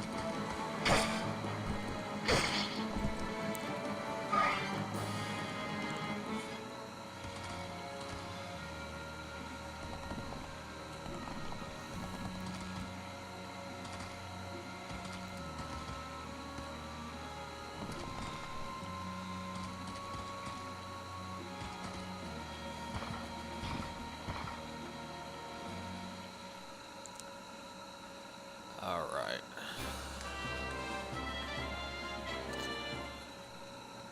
Let's go ahead and add image. And we'll type in Soren.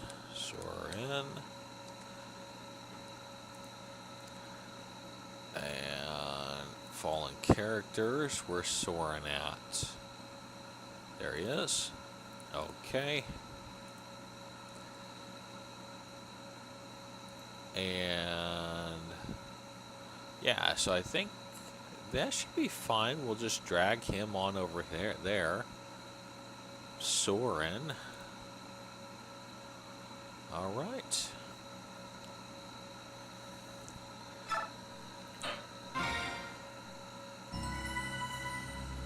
All right, we're now going into chapter 9. So while I'm still in OBS, we'll go and change that chapter to 9 now.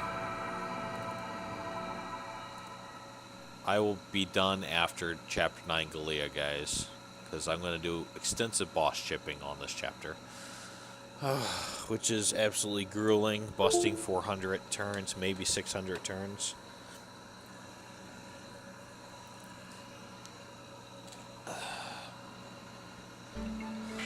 All right.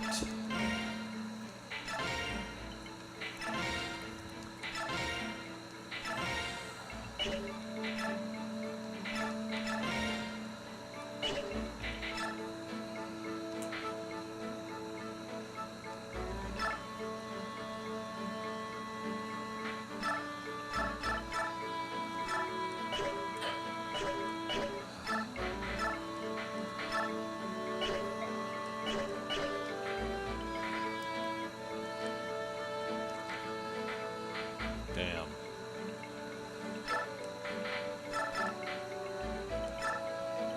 $20.29.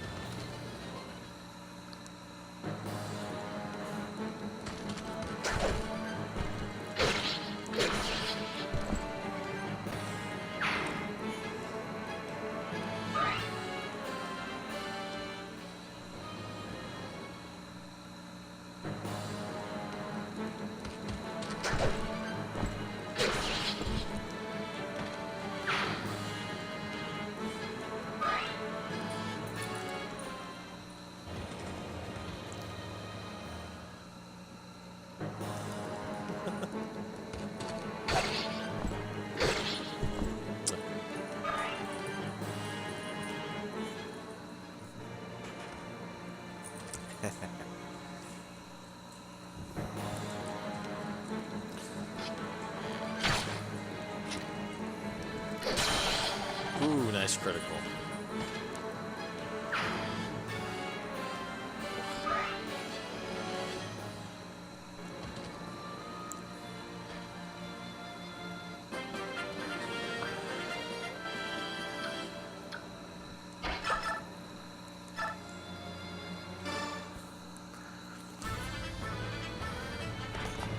Oh, come on.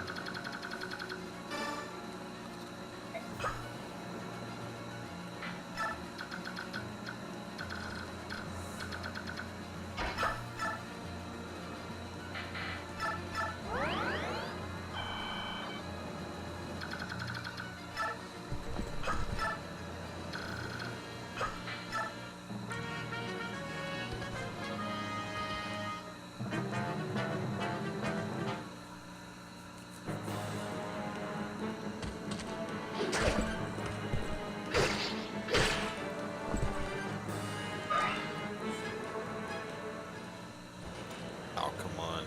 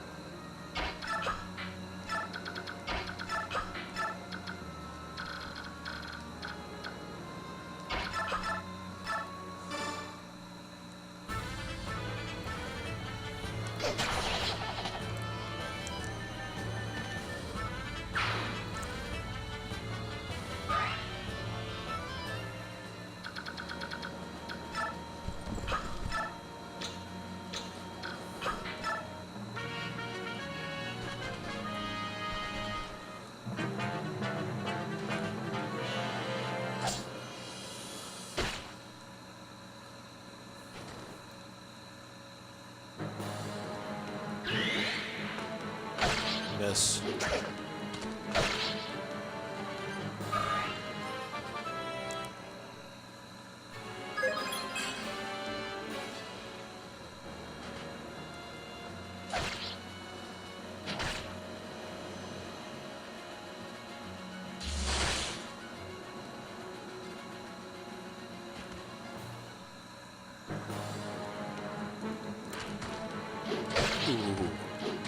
That did some damage.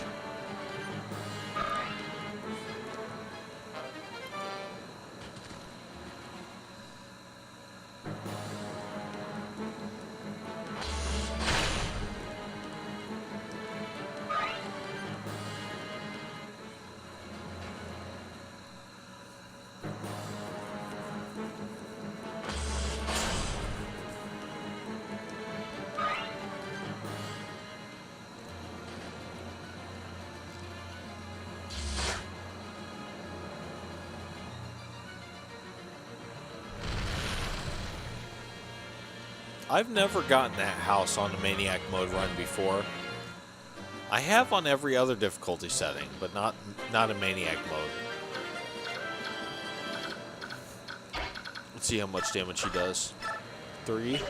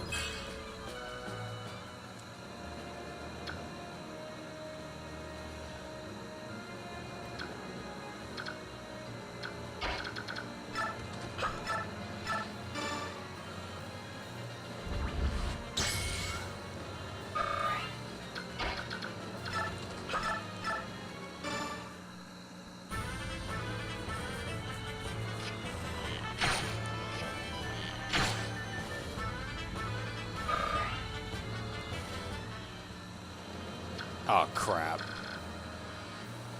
Oh, I totally forgot to change the allied units to roam. Damn it. Well, ain't that a bitch? Fucking hell. Oh, shit.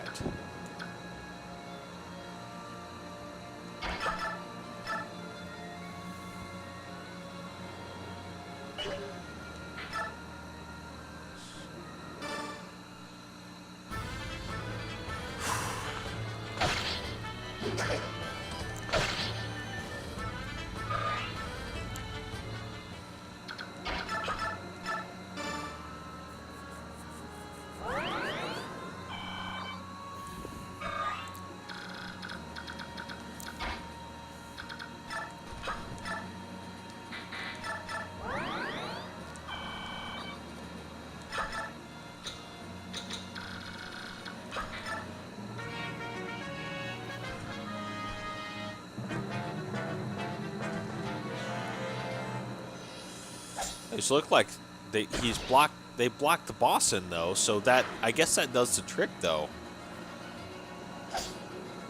Blocking the boss in to make sure he doesn't destroy the second house before we get the chance to get the item.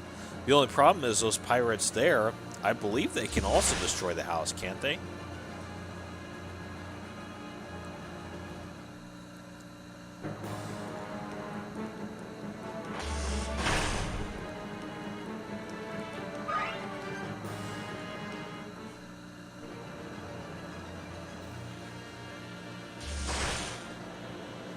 Crap.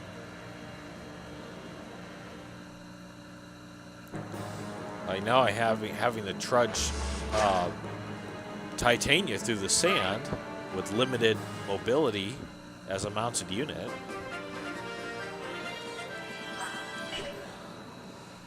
So I think, let's see, let's do some damage if we can here.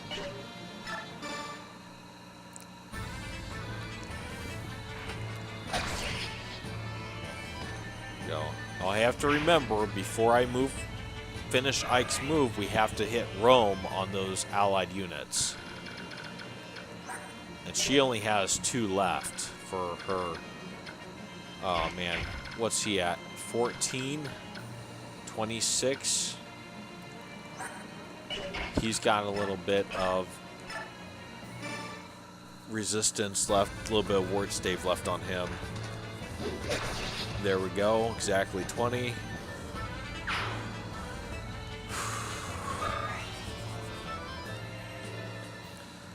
Alright, let's go hit. I don't think we actually need to use that on him. We will, of course, hit him though. That's the thing. 3-6. What's he do? What damage does he do? 11, 22. So total of 6 damage. Alright.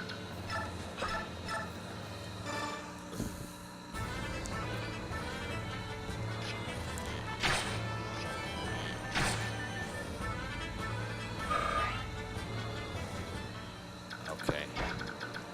Alright, down here on direct roam.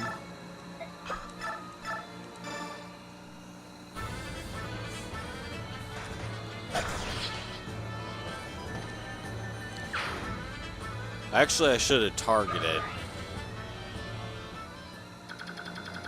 Oh no, because then that unit would just moved up. They might naturally block anyway, though. That's the thing.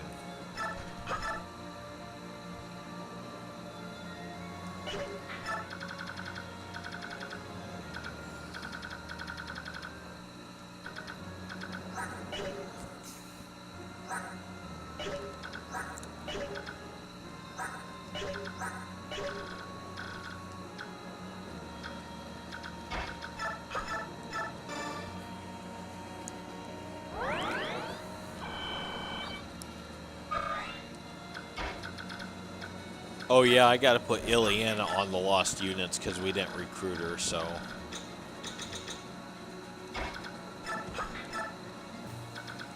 I'll actually do that now, guys, while the turn's going.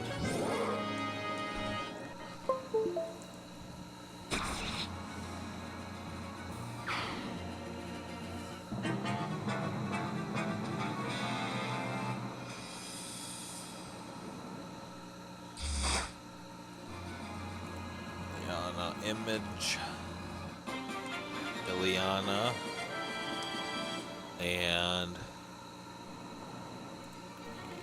fallen characters. Ileana right there. Okay, and we'll drag her on over here. Shrink her down. It's not going to be perfect here with their heads, but I'm going to try my best. That should be fine. Yeah, I don't have any fancy back-end programming going on. It's just OBS image overlays, guys. Alright, what just happened? Okay, so that dude...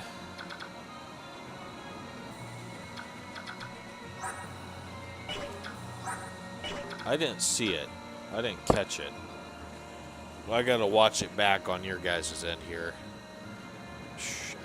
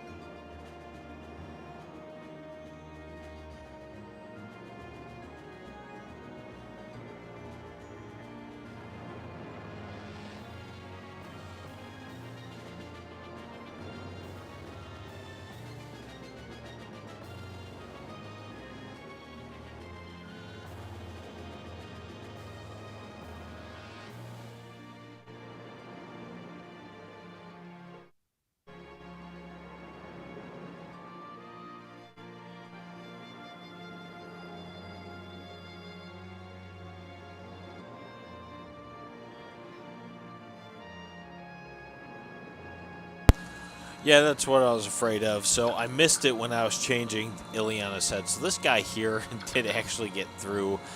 He's now going for the house up here. Wow. My only chance, I think, is hope to God that Mordecai kills him in a single turn, which I highly doubt. But let's try and kill this unit here. And hopefully Mordecai, I'm hoping he'll just kill him on the turn.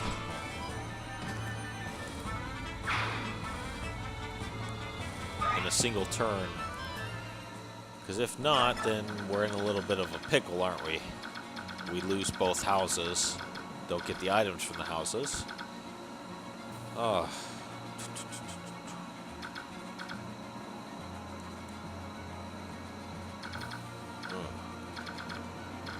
Let's take a turn, see what happens. I mean,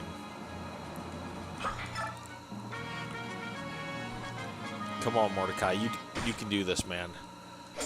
One more. Oh, Mordecai. No fucking way, dude. Mordecai, come on, man. No way. Oh, there's no way. Both houses down. Yeah, I messed it up. Alright, it's time to go ahead and retreat the Lagoos here. Damn. Alright, pull her back, let her take care of the stuff up here. My sword wielders will take care of these pirates. So let's get into position here.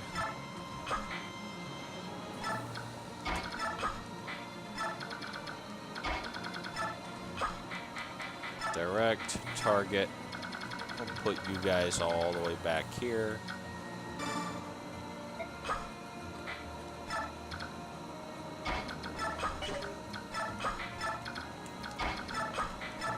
Okay.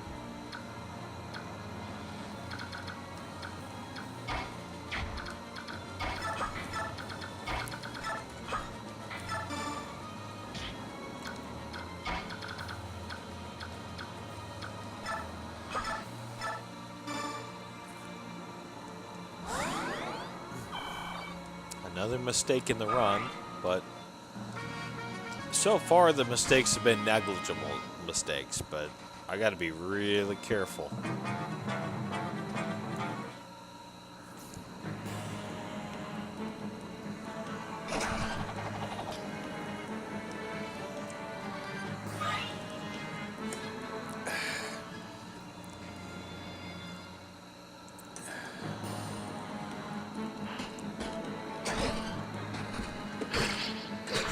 Got some ranch sauce left.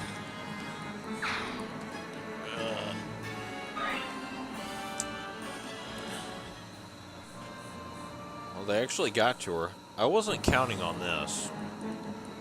I usually leave these guys for my sword wielders so they can get leveled up, taking advantage of that weapon triangle.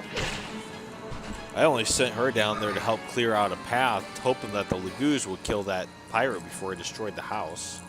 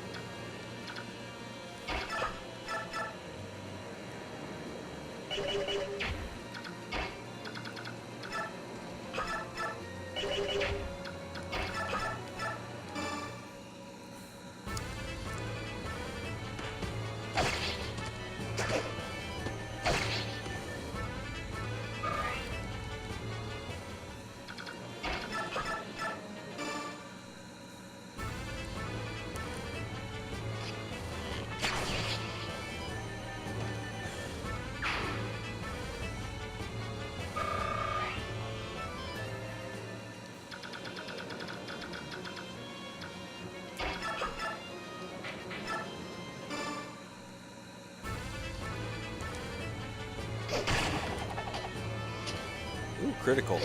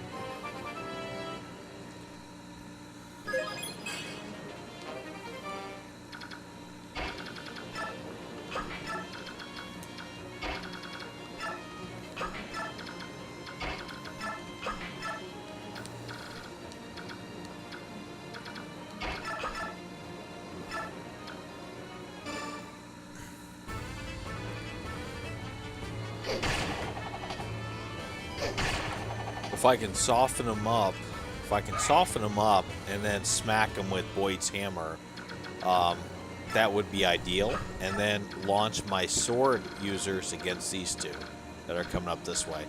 Especially him with 8 HP.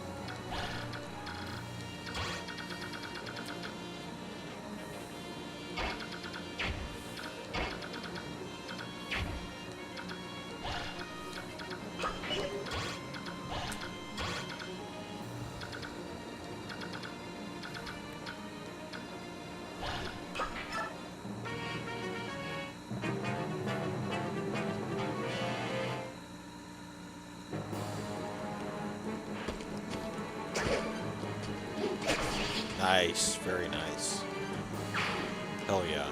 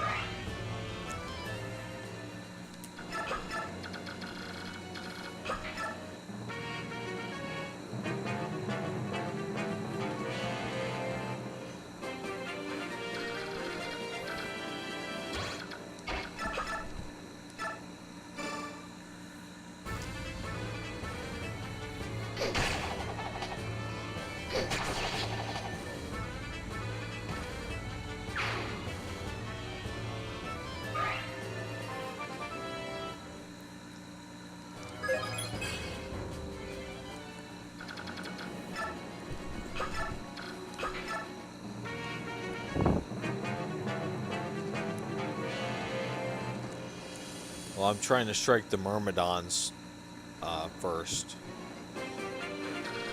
Those seem to be more dangerous than the other units.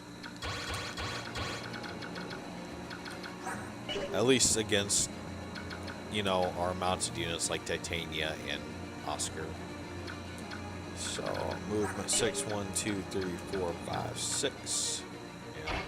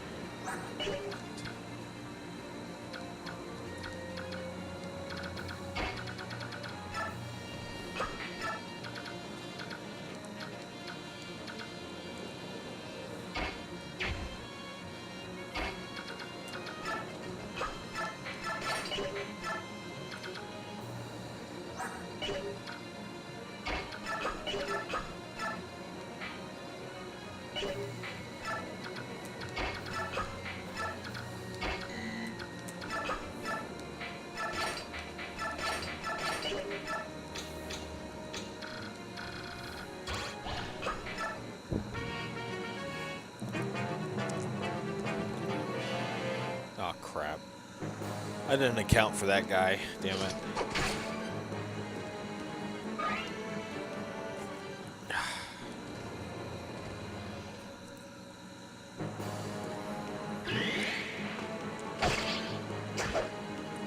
Nice. Go Mia. Hell yeah.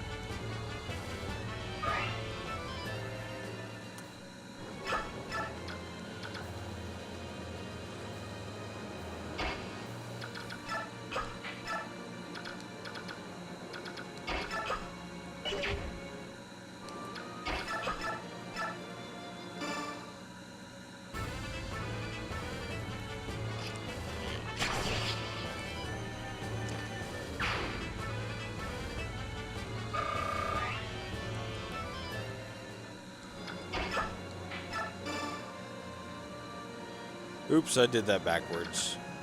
Yikes. Yeah, that is what it is.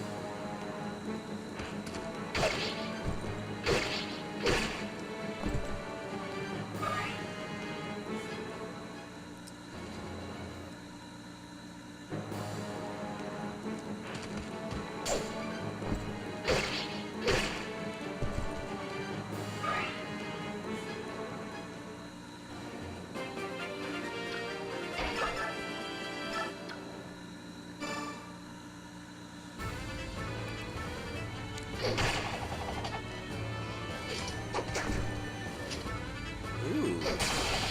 Go Titania. Hell yeah.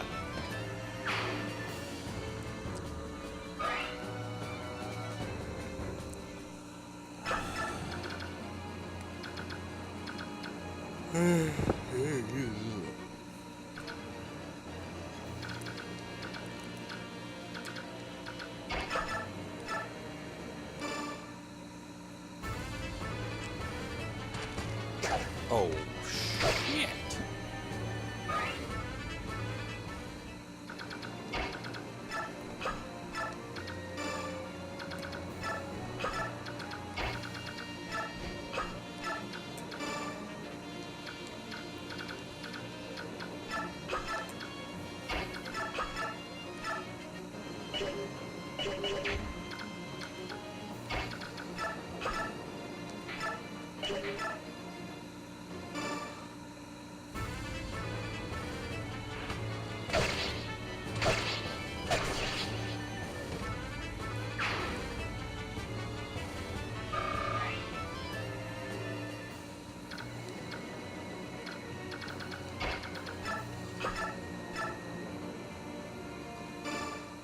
I'll take that chance.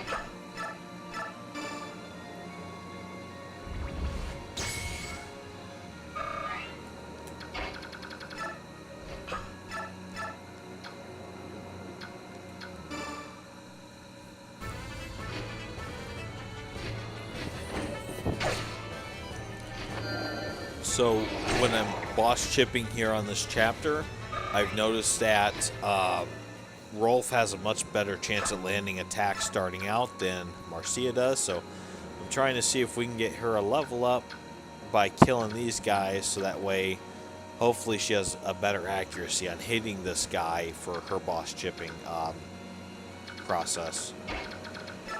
So that's why I'm having her take these mages out here.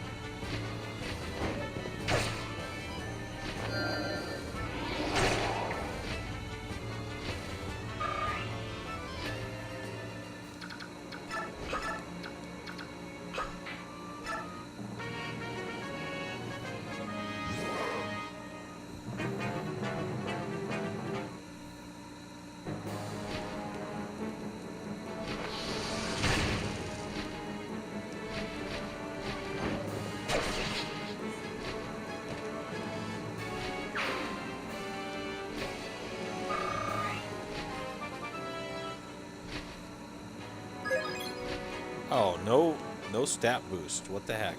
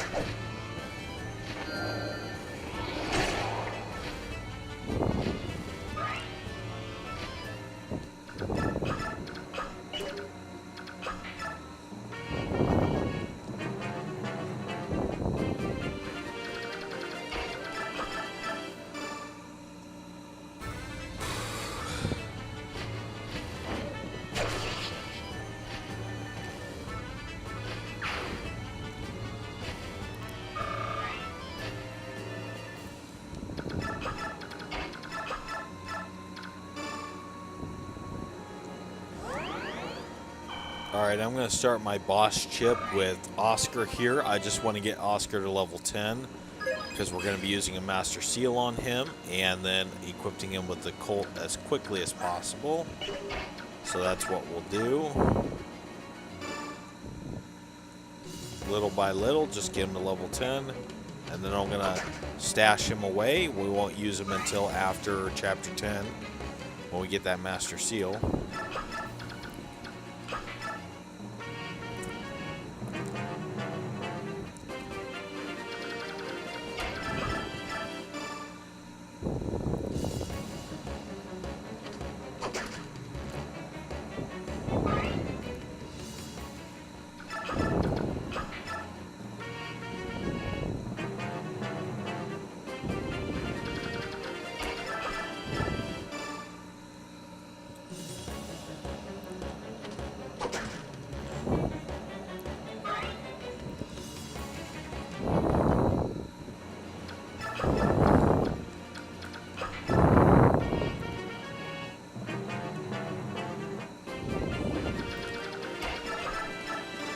If I can even hit him.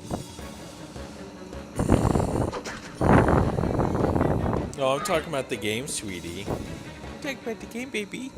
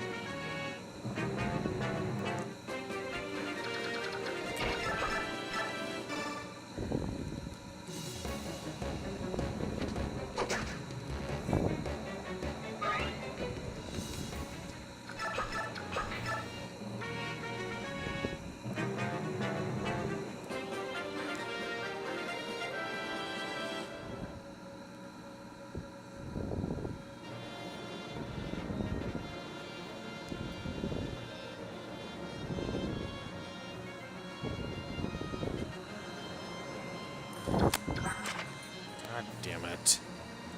Fucking goddamn it.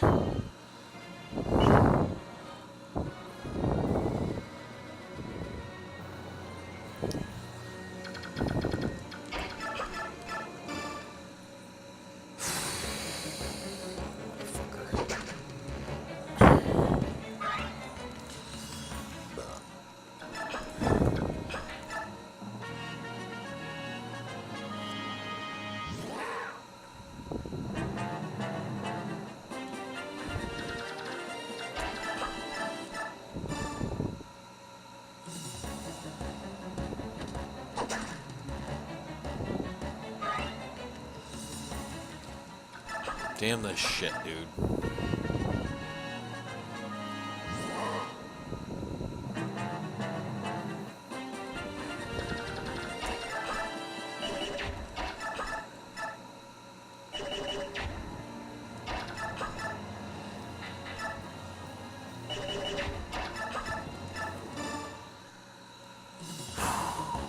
Man, come on.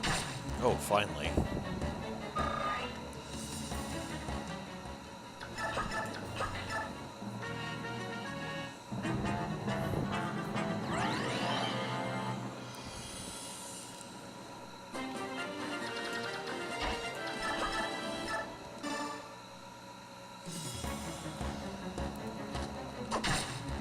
There we go.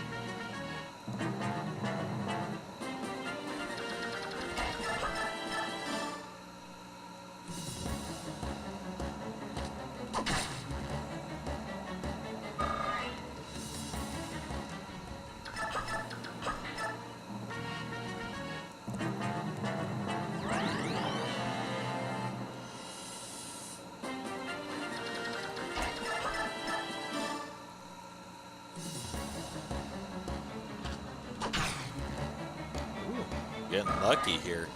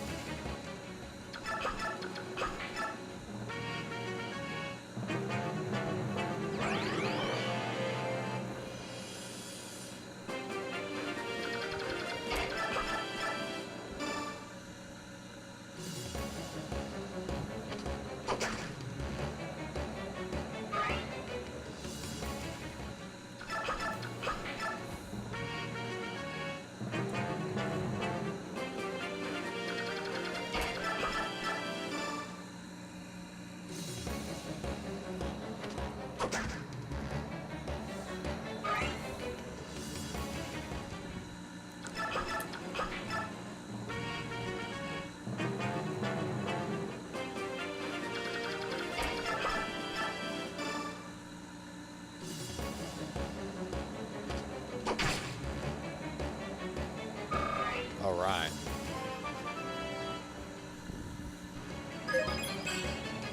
All right, that's all for Oscar. He's level 10 now. We're just going to save him until after Chapter 10 when we get the Master Seal. Or class change him on the map. I don't know.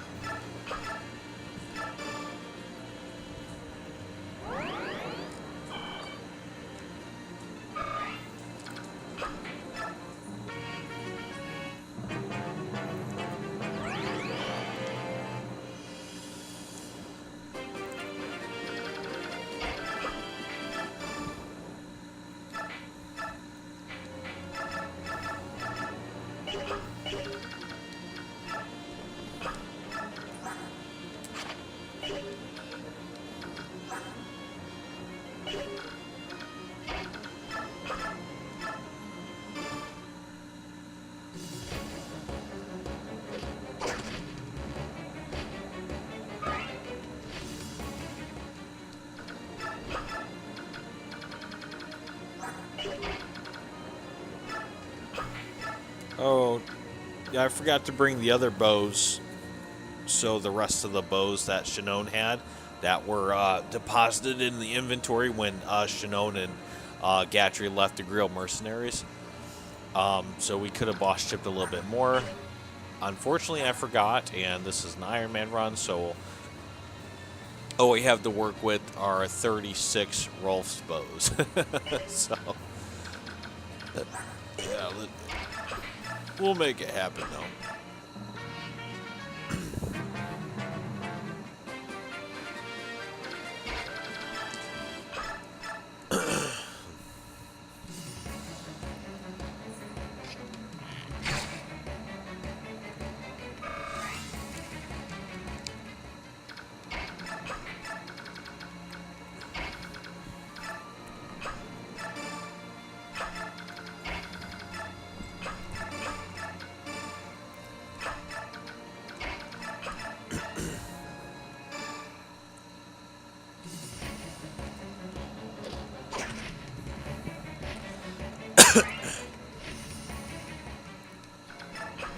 I gotta go get a drink, guys. This is gonna take a while. We're probably gonna bust probably around 400 turns, maybe. I'll be right back.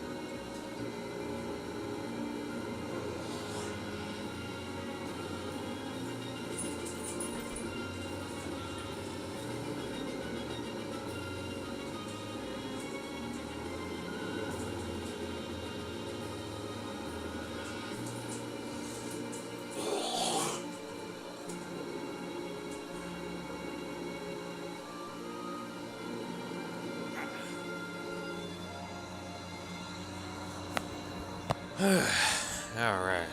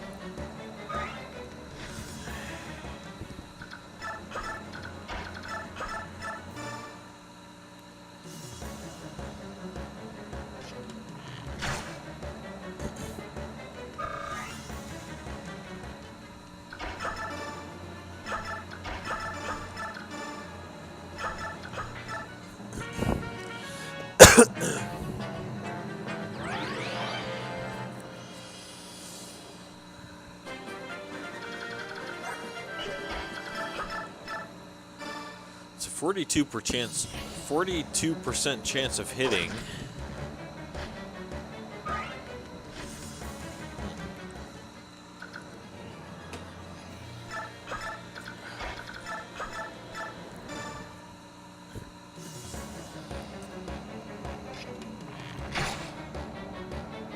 Hello, how's it going? Balterus? How you doing tonight, man?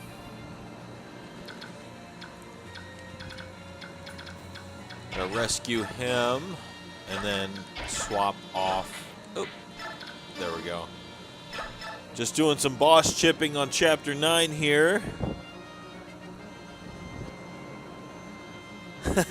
Yeah, I know, right? Yeah, I made the mistake of not bringing Shannon's bows for Rolf here. I never thought about boss chipping until I got tired of losing on an Ironman Maniac Mode run, and then I realized, well, I can actually almost get her to class change. I actually got her to class change once, Marcia. Yeah, this is the first real chapter you can actually boss chip on, and I didn't even know what the heck that was until about a month ago.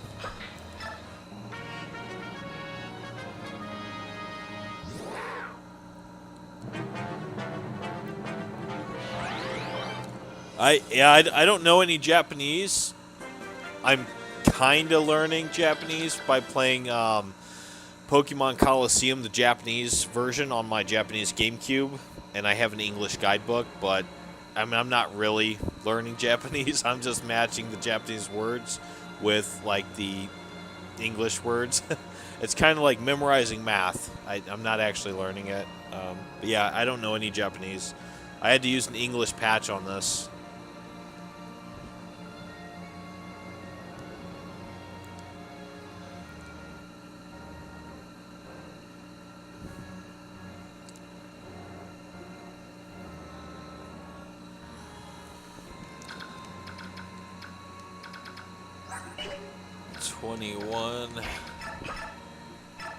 Yeah, I think I'm going to end this live stream after this chapter here.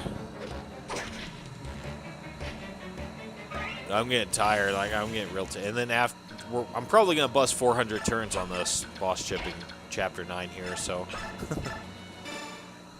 I'm going to be super, super tired in a few minutes.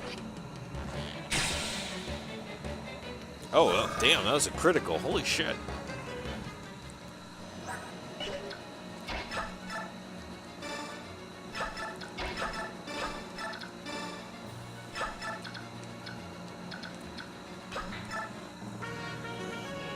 Yeah, I don't think anyone's actually ever going to watch this part of the live stream later.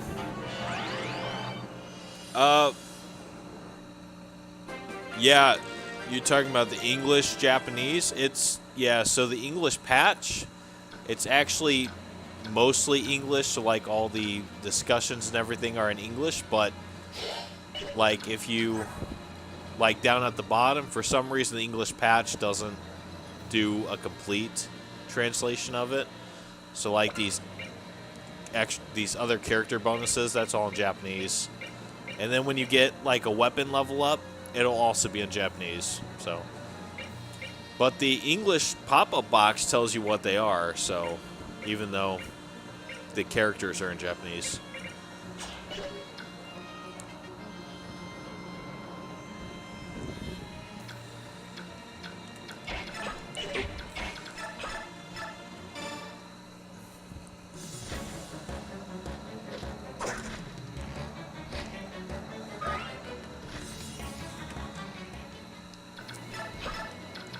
Yeah, I had a lot of viewers on here in my original runs, and I think I blew them all away because I failed too many times with these Maniac Mode Ironman runs.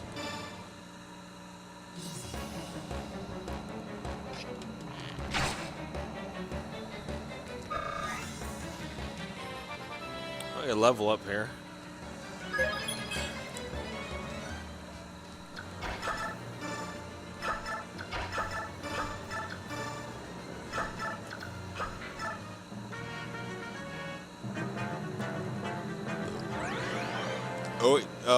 Next chapter is actually chapter 10, Prisoner Release. I really want to do that before I go to bed. I just got to be careful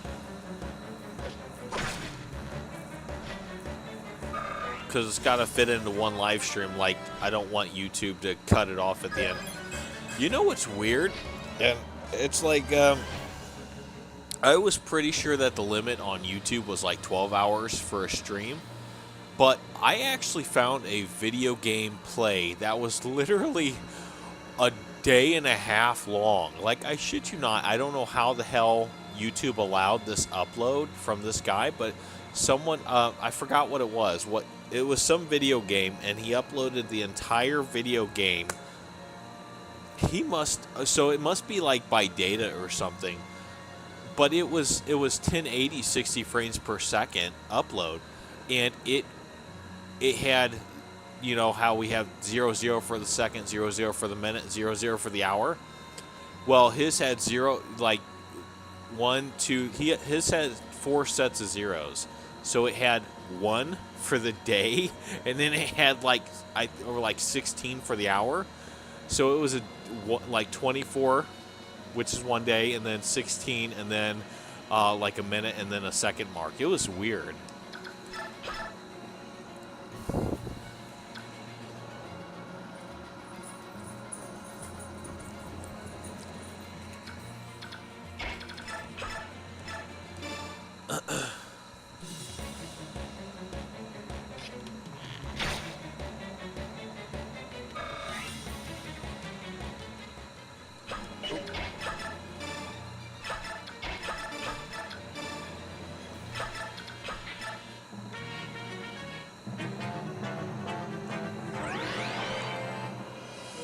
yeah. Check my security cams. Oh no, my phone. My phone's not charging very well. I'll try swapping it around.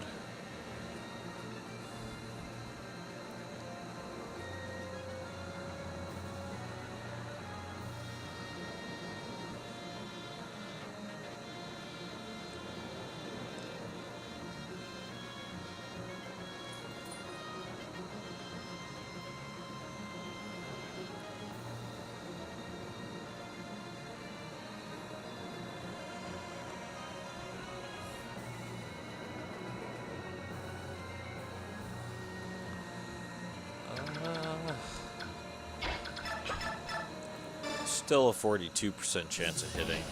That'll increase as she levels up, though. So.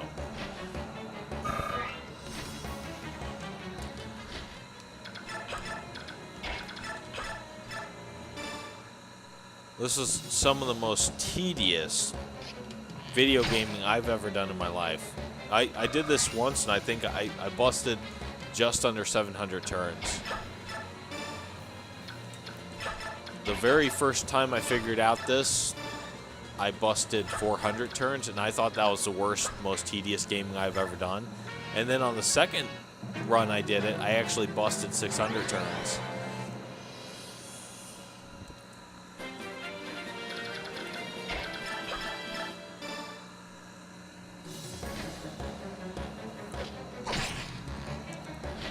And I did not get the red gem in Chapter 8. Unfortunately, I messed that up.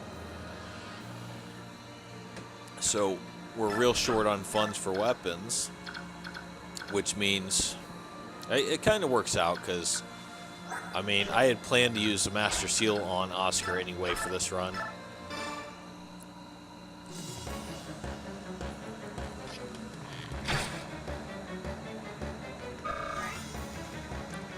Now you can actually, if you actually get the red gem in the last chapter, you can use Shinone's extra bows. Like when he leaves the Grill Mercenaries, you can give Rolf those extra bows and like buy him another iron bow, and you can actually get Oscar to class change. You can get Marcia to class change. You can get Rolf to class change, and you can get Mia to class change, and you can also get Boyd to class change, all on this chapter right here. If you don't mess up the last chapter, and you actually do get the red gem, and you use your vulnerary sparingly and play the game very well, you can actually get all those characters class change in this chapter by boss chipping.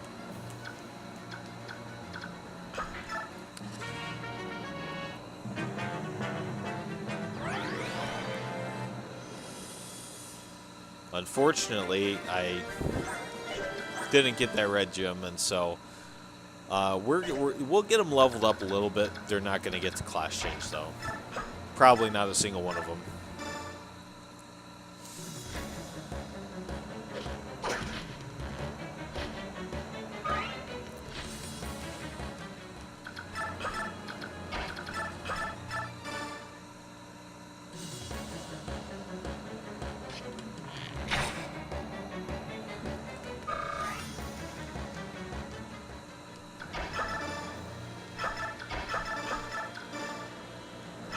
I'm going to try and go a little faster because I'm getting tired. Actually, let me see how long this stream's been going because I really want to get Chapter 10 in. If I can do Chapter 10, I might be able to squeeze the entire Ironman Maniac Mode run into a 3-part series if I do it that way, which would be preferred. Like, I don't like doing a series longer than 4 parts. Let me see what runtime we're at here. 7 hours and 24 minutes and 32 seconds. So, yeah, I think we can do Chapter 10. It might take me another hour, hour and a half to get done with this boss chipping, though.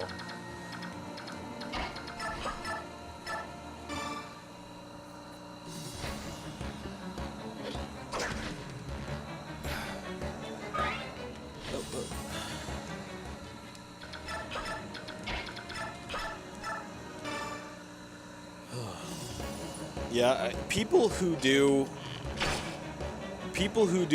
Maniac Mode runs as an Ironman in Path of Radiance and put no boss chipping and no deaths and all this extra stuff down there, that makes me wonder, like, do those kinds of people like being miserable? Like, why would you do that to yourself? Why would you do that? And these people, they're not like, I mean, they're not getting a paycheck from their videos. Most of them aren't. Like, I've seen 2 Japanese people do that on YouTube. One of them, you know, is pretty decent, but he doesn't have like that many videos on his channel. He just has like mostly Fire Emblem Path of Radiance, and that's it. Like, why would you a deathless Maniac Mode Ironman run with no boss chipping? Yeah, you can do it. Sure, you can do it. It's harder. It's not impossible. I mean, you basically have to be a mathematical genius. And most Japanese people are damn good at math. A lot better than Westerners. That's true. And me, I can't do mental math worth of shit. I'm lucky I passed college math courses, especially since I dropped out of high school and got my GED. And my GED, by the way, was 8th grade level, FYI, so. Like, I can't even do basic mental math in my head. I have to have paper and pen, or just better yet, give me a calculator.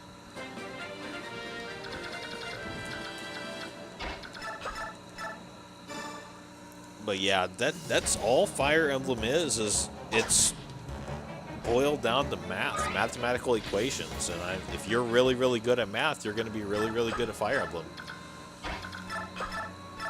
That's why most people who complete an Ironman Maniac Mode run are not Westerners. They're not from the United States.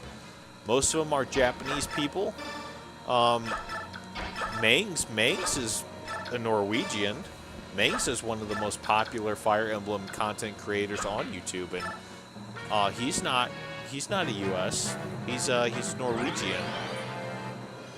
Probably one of the only ones I've seen on YouTube that's not Japanese actually do a Maniac Mode Ironman run. I've only seen 2 Western people do an Ironman Maniac Mode run. 2. That's it. Everyone else is Japanese or Mangs, Norwegian. So yeah, I might be the 3rd Western U.S. citizen to ever do an Ironman Maniac Mode run, and I'm terrible at math. We'll have to see what happens with that. I have a feeling we'll get through it though this time, because like I said earlier in the run, one of the things I've done to modify my strategy is I've taken, I can't think of his YouTube name. So there's this guy who did an Ironman Maniac Mode run, and he used Nafini. So he used Nafini, class change to a Halberdier, and with Luna, and he was able to take out like half the board on Clash with Nafini alone. And I know Nafini's badass because I was really hardcore with her back in the day when Radiant Dawn first came out for the Wii, you know, many years ago.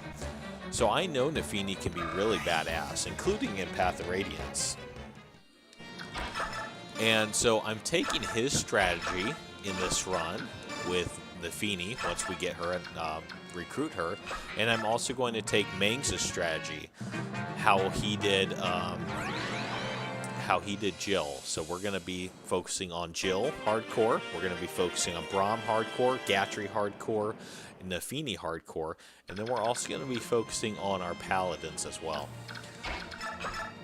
So I'm actually taking some of the best Ironman Maniac Mode runs that people have used to get through Clash, applying it early on in my strategy combined. So I'm like taking Mangs and this other guy's strategies, combining them early on with my own strategy of the paladins with the cult. So I think it's a foolproof plan. I really think it's gonna work really well, as long as I don't fluke it or make any serious mistakes.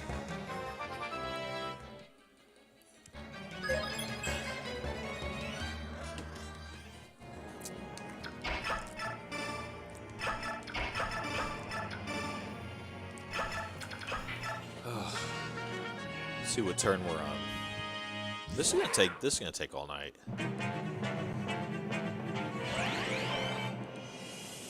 I saw one guy boss chipping, and he was like he was literally doing it for a single point a piece. It was nuts, like a single XP, because he couldn't do any damage, and he just kept hitting with his weapon one XP at a time. So like thousands of times. Now that's way beyond what I'm willing to do. I'm not going to sit here for 1,000 turns and boss chip. No way. You don't even necessarily have to boss chip. I just do it because it levels these guys up. It makes it a little easier to get through it. But like those mages, before we killed those mages that were surrounding this guy here, you can actually chip on those as well. You can chip on those as well a little bit. They don't heal themselves, but you can chip a little bit at them. Now in the next chapter, you can also boss chip a little bit. I wouldn't recommend using the Lagoos, like what's her name up there. I made that mistake last time thinking, oh, well, I can boss chip on the Halberdier in Chapter 9, Prisoner Release, and it turns out you can, but when you start boss chipping with Lethe here, or Mordecai, Lethe has a high critical hit chance, especially against like certain units, and so she actually landed a critical and killed the guy before I could finish milking the XP out of him. So I know not to ever do that again. I also learned through experience you can't really boss chip on Chapter 1 either, so which is weird because one of the more famous content creators for Fire Emblem actually did that. Like, he was able to somehow boss chip on Chapter 1 in his Ironman Maniac Mode run, and I'm like, I tried doing what he did, and it was like, no way, that shit don't work, because everyone will kill the boss, no matter how you slice the pie. Even Boyd, like, my very first time I tried that in my last run, Boyd got a critical on his very first hit on the boss, wiped him out. And on this one, he actually started getting double hits. So it's like, I couldn't even boss chip on Chapter 1.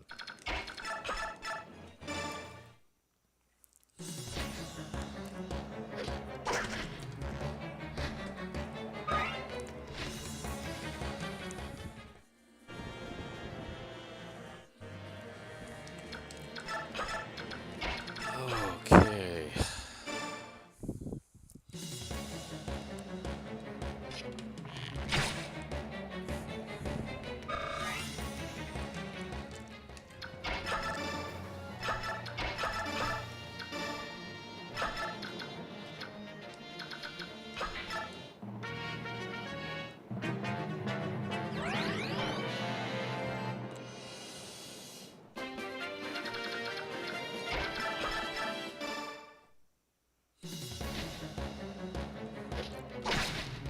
Got him.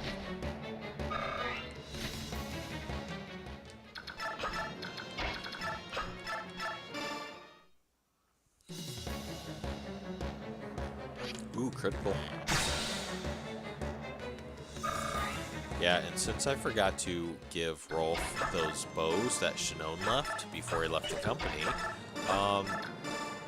yeah, we only have this bow because I made the mistake. I didn't equip him with other bows before I came in here to level him up more, so he's only got 14 more uses. He's not really going to get leveled up a whole lot.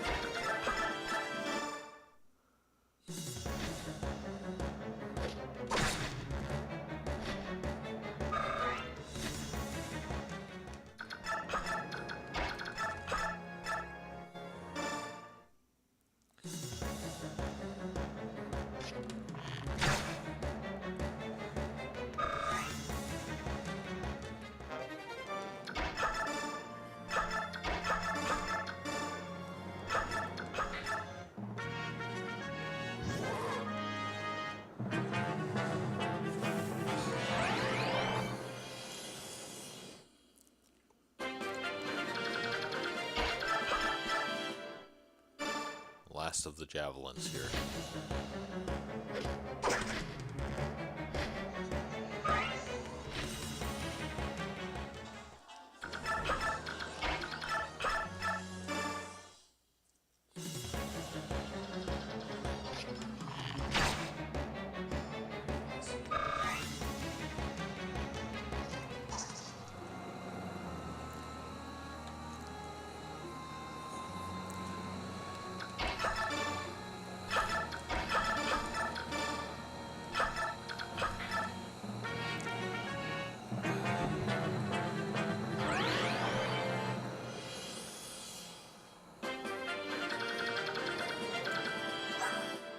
Oh, no, she has one more.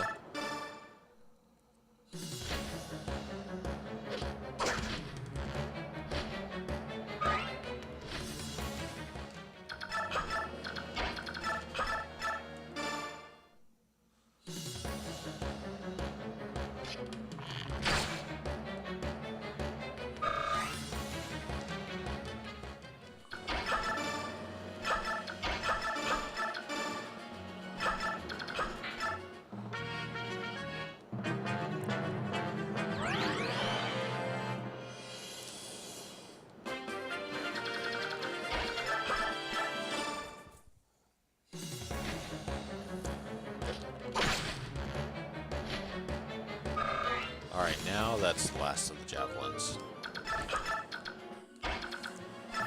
Boy, you okay over there, Jack?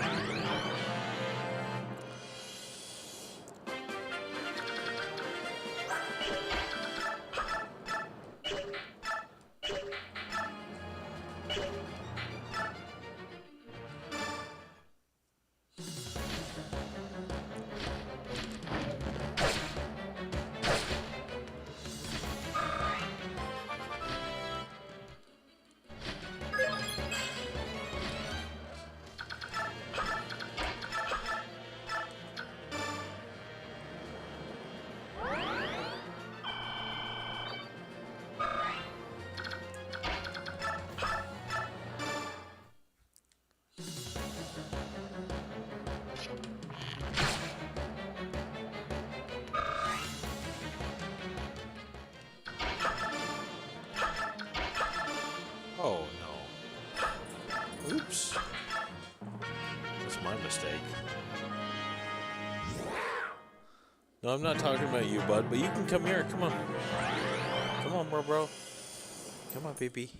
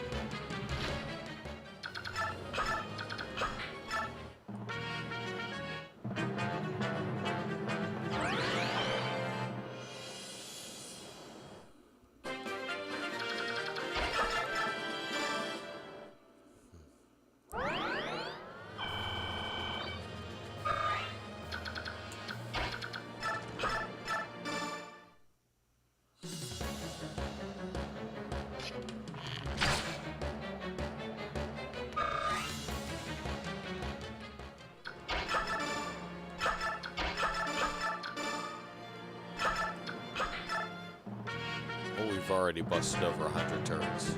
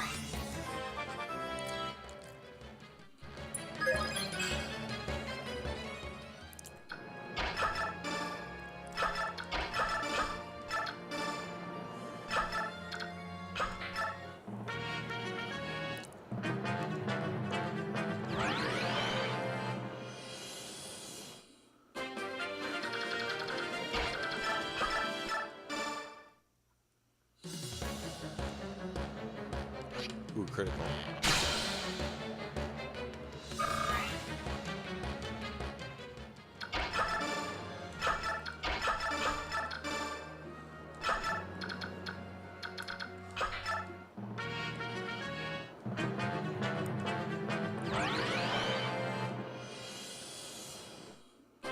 We'll let him get one more heal. Just in case he gets another critical. I don't want to kill the boss yet.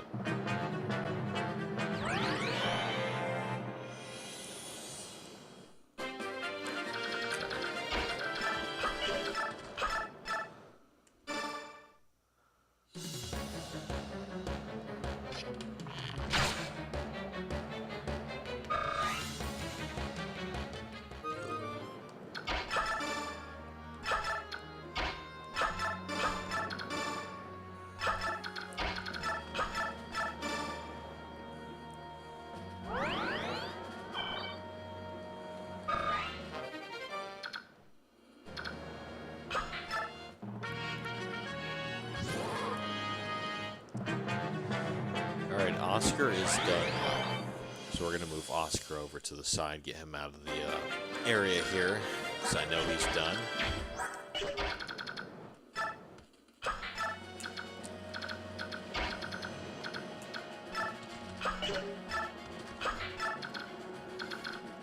I think I'll let the boss get healed up also.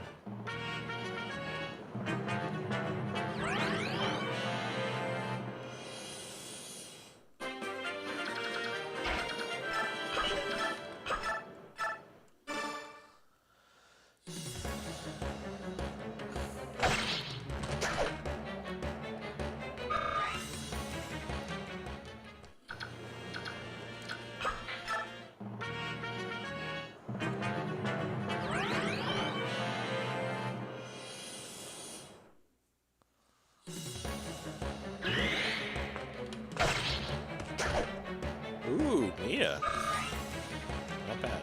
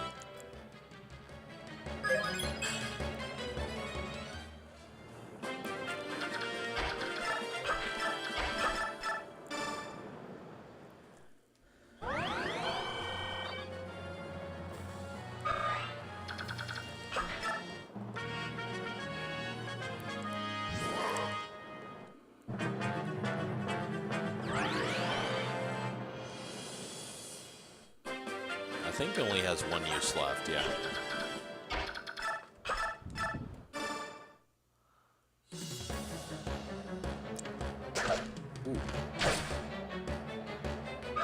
Alright, so he should have no more weapon now.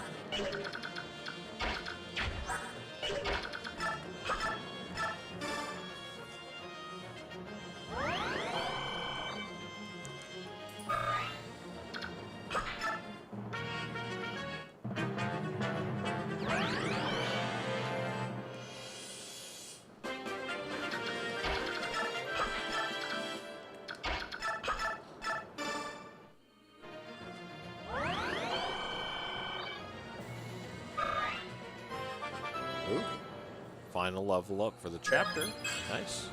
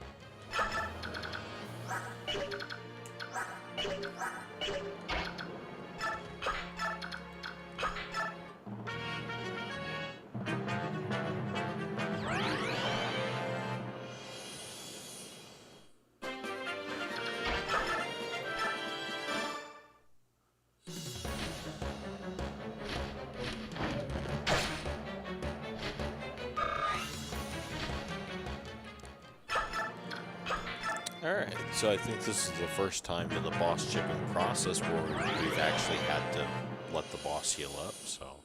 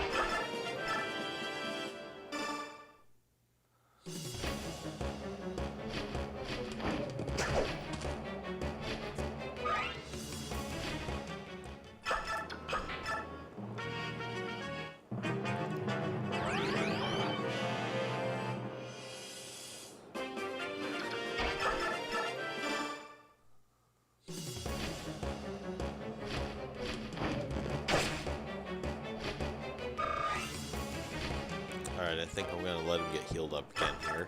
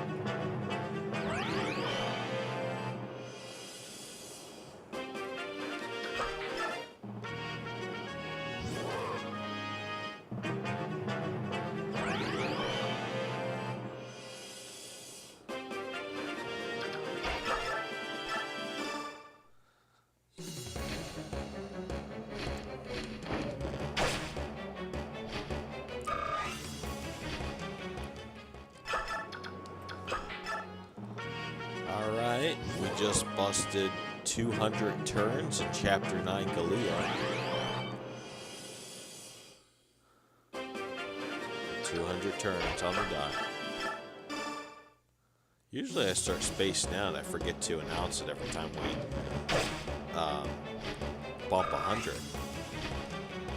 Every 100 I forget.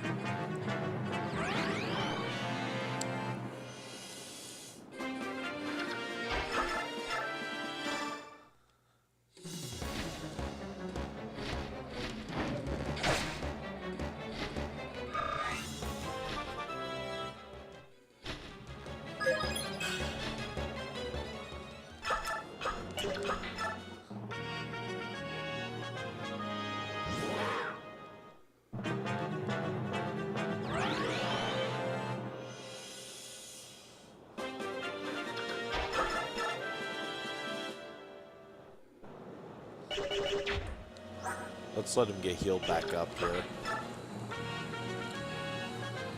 I don't want to have her accidentally get a critical.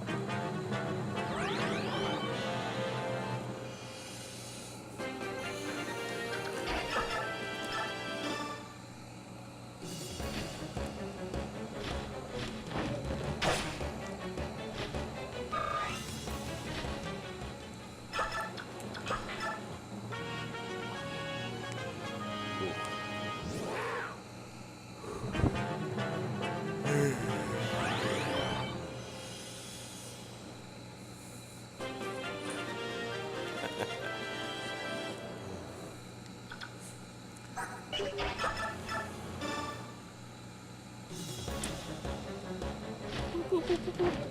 tickle, tickle, tickle. It tickle your feet. Yes, it tickle your feet.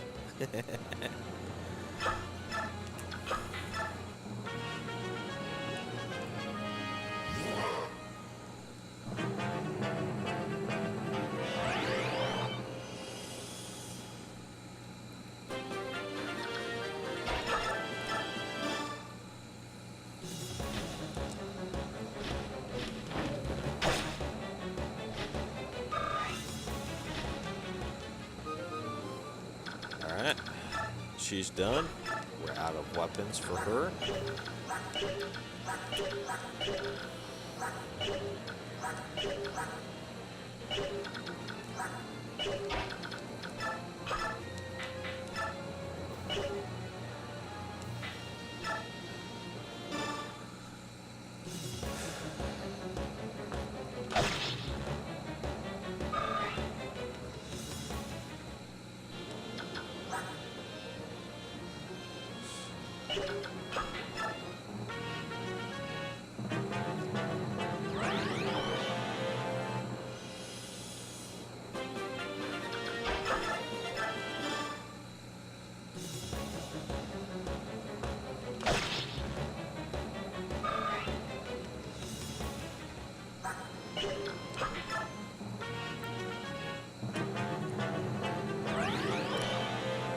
We'll let the boss get healed up again.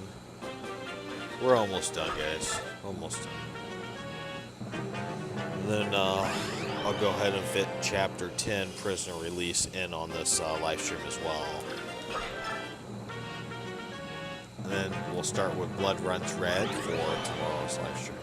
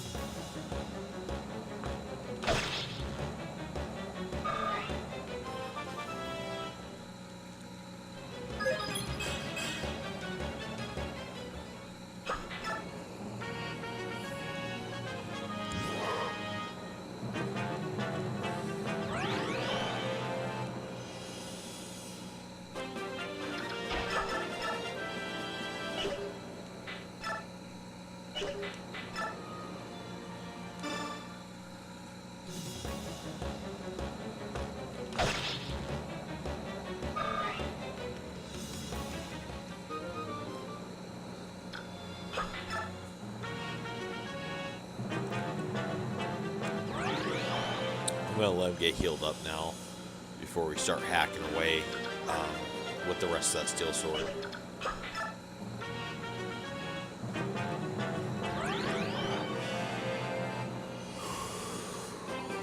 Man, oh man.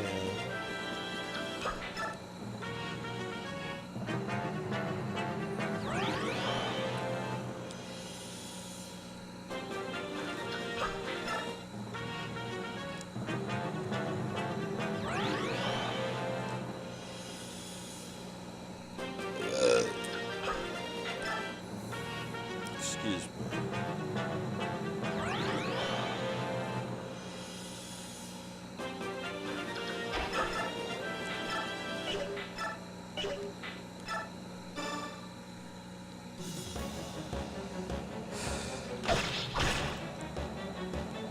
See how I'm doing this, guys?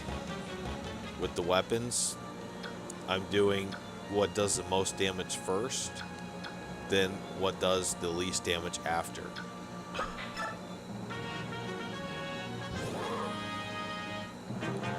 Because if you do the least damage weapons first and the most damage weapons after, you may level up your character too much that it may do too much damage, so you won't be able to boss chip anymore.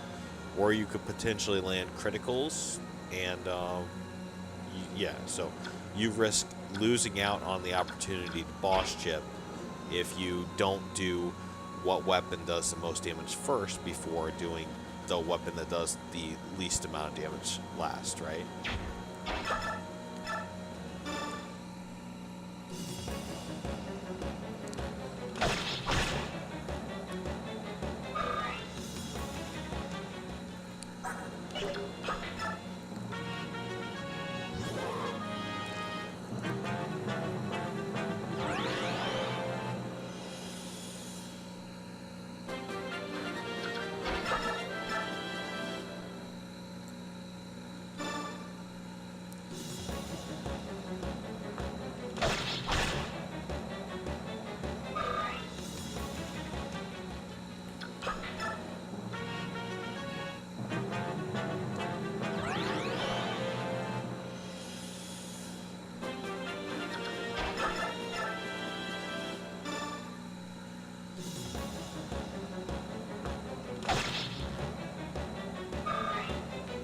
I'm going to let him get healed back up again before we start chipping away with the iron sword.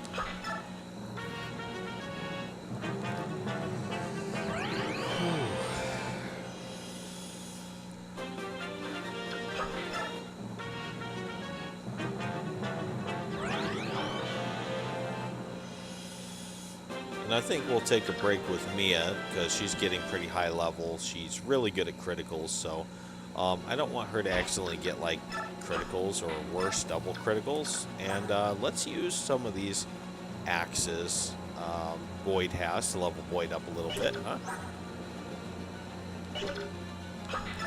We gotta wait for the boss to get healed back up first, though.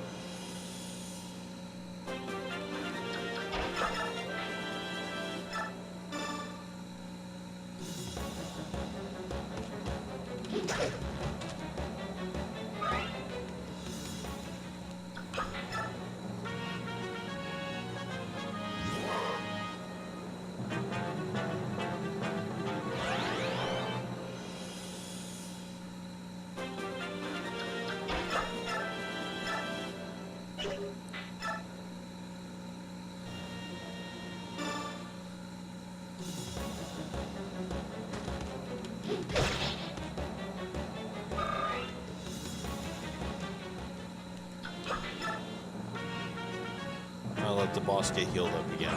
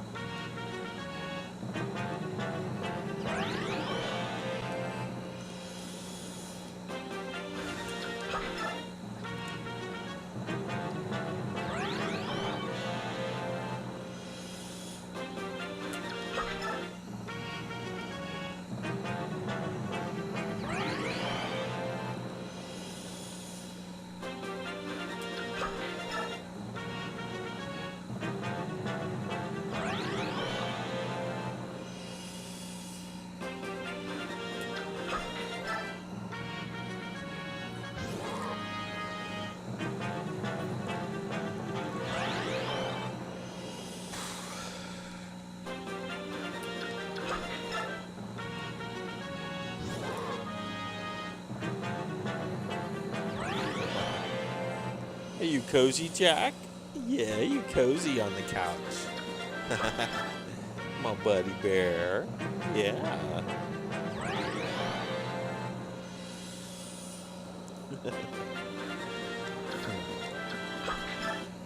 I love this boy so much. He's such a good boy. Yeah, you good boy, Jack.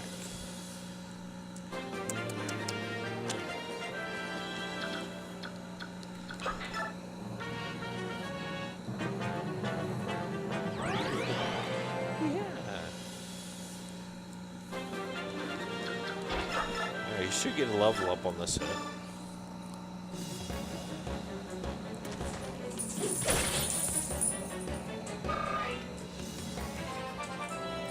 Ugh.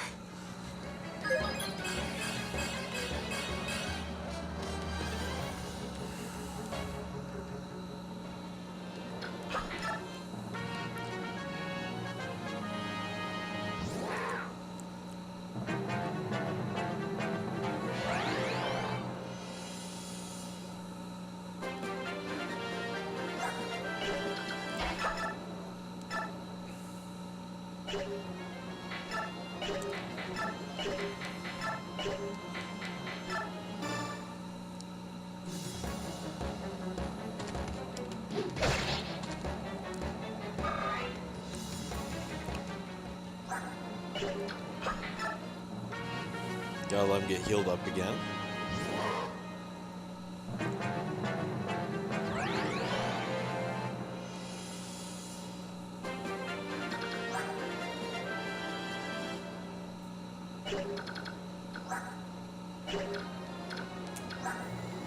I think everything Titania's holding we will go ahead and save and use for another round. I think this will be enough to get him to the point where he's doing like huge damage and double hits. And besides, these weapons are pretty much full minus the hammer, but the hammer has a special use against armored units, so I don't really see any reason in using these to boss chip with Boyd, especially since Boyd's literally like a level or two away from getting to the point where he's going to do huge damage plus double hits. So speed's 11. Yeah, he'll get there. We gotta let the boss get healed back up though again.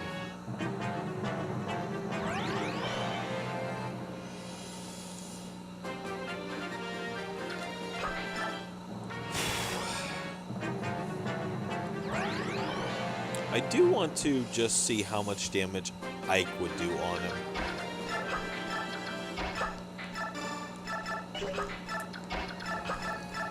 Five? Okay. Well, I may get Ike up, leveled up a little bit, too. before I continue with Mia.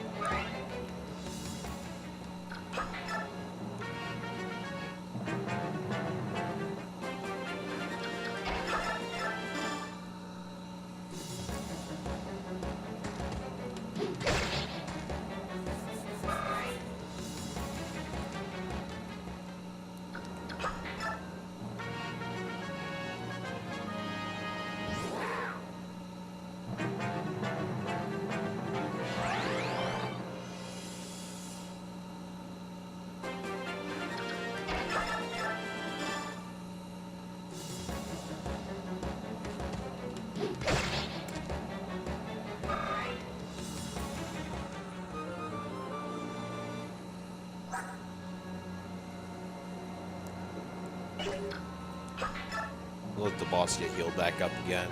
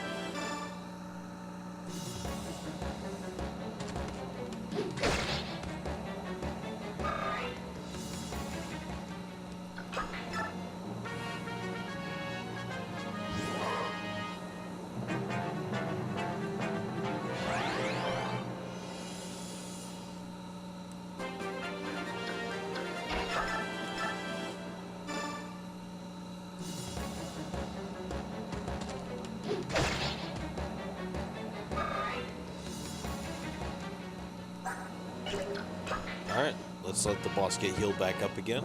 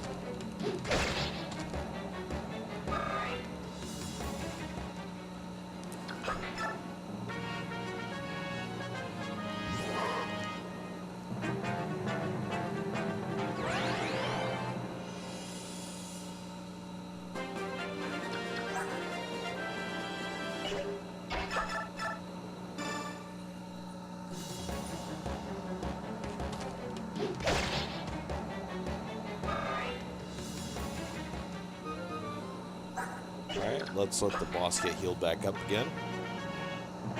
6 more strikes, and we'll pull Boyd over to the side. And we'll get Ike leveled up just a little bit. And then we'll finish off with Mia.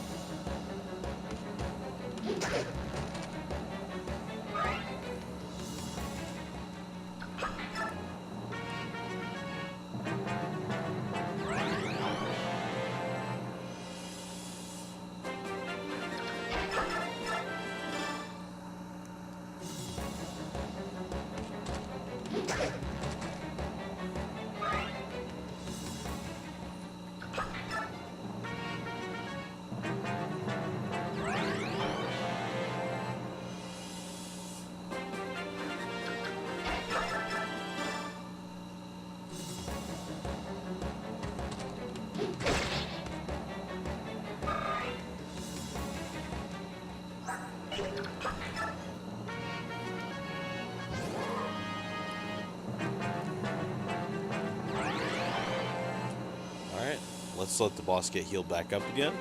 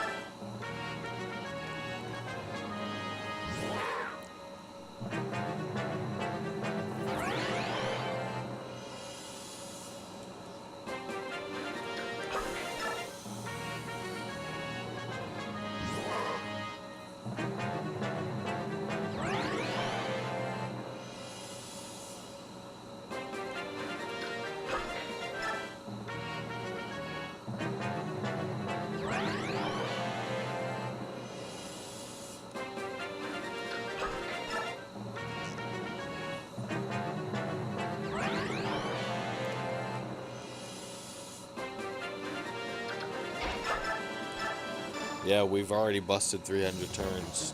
I think I missed that. I've been spacing out while I'm doing this. Yeah, we're getting there. We may bust 400.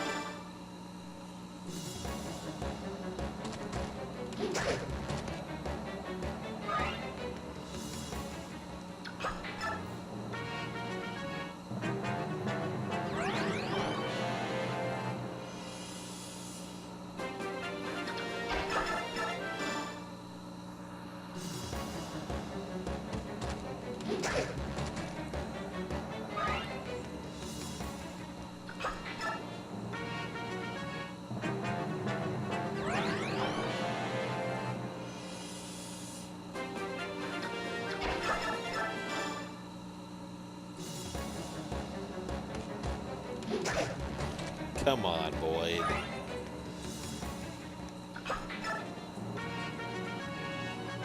Not you, sweetie, but you can come on up here. Come on. Where's your baby? Where's your bobo? What you doing, bro? You got boogers in your eyes. Eye boogers. Yeah, you got eye boogers in your eyes. I'm gonna get you outside just a second, buddy. Okay? I got you, bro. Yeah. You mighty fine young man. Yes, you are. You've grown into a mighty fine young man. Yes, you have. I'm so proud of you, dude. Yeah. My buddy. My buddy. Yeah, you my little baby. Alright, Boyd's weapon is... He's done. I'm done boss chipping with him.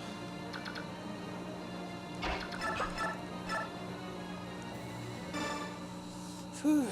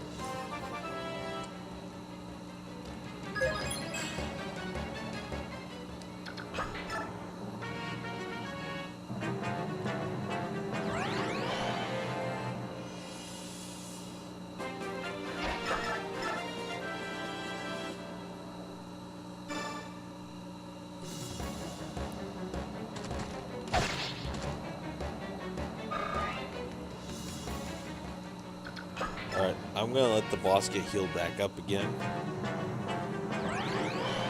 Just in case if I gets a critical.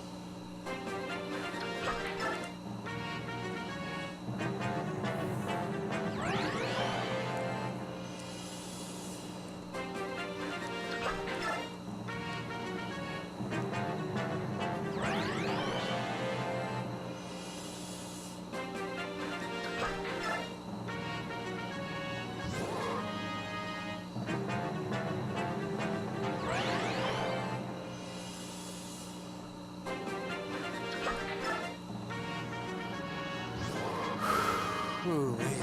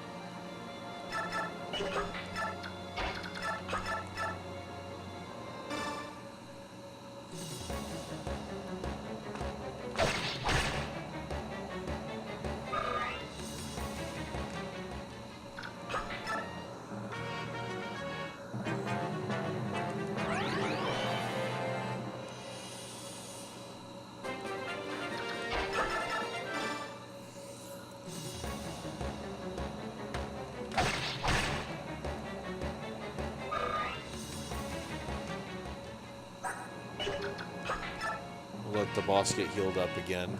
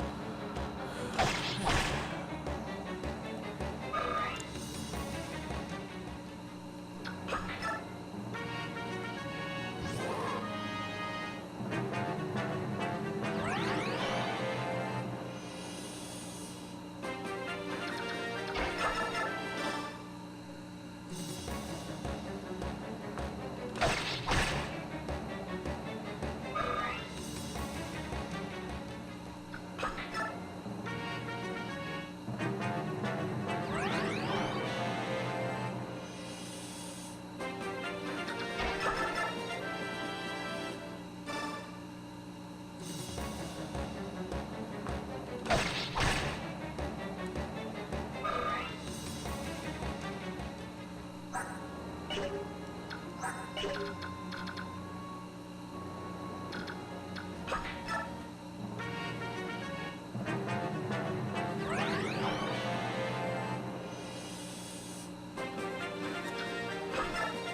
the boss get healed back up again.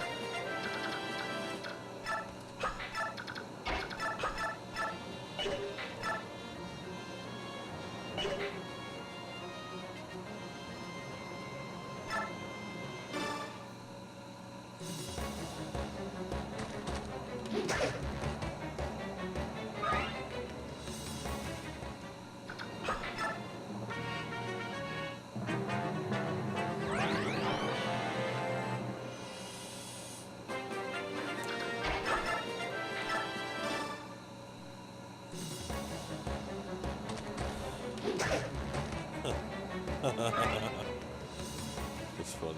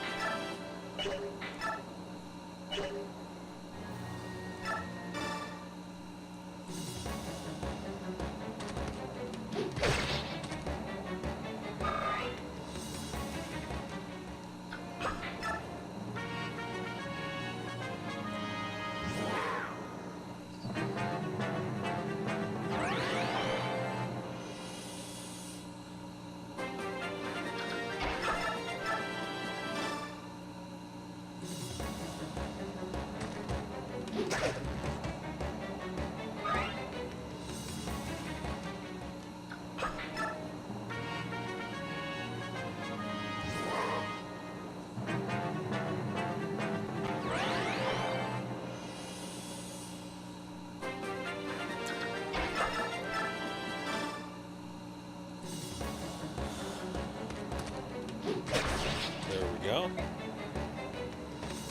Phew, that took a long time.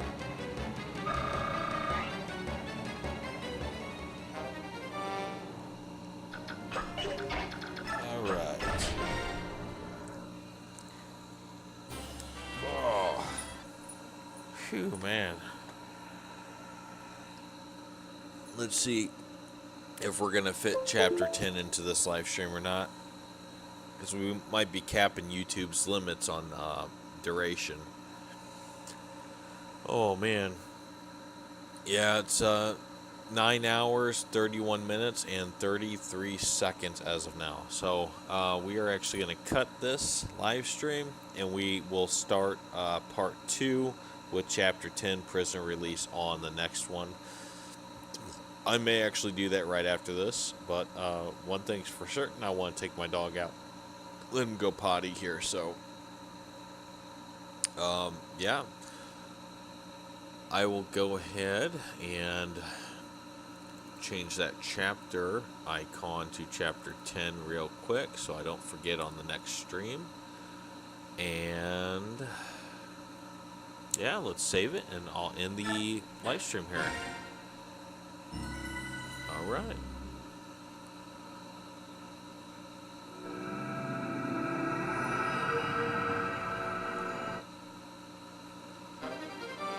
Got 20,000 gold.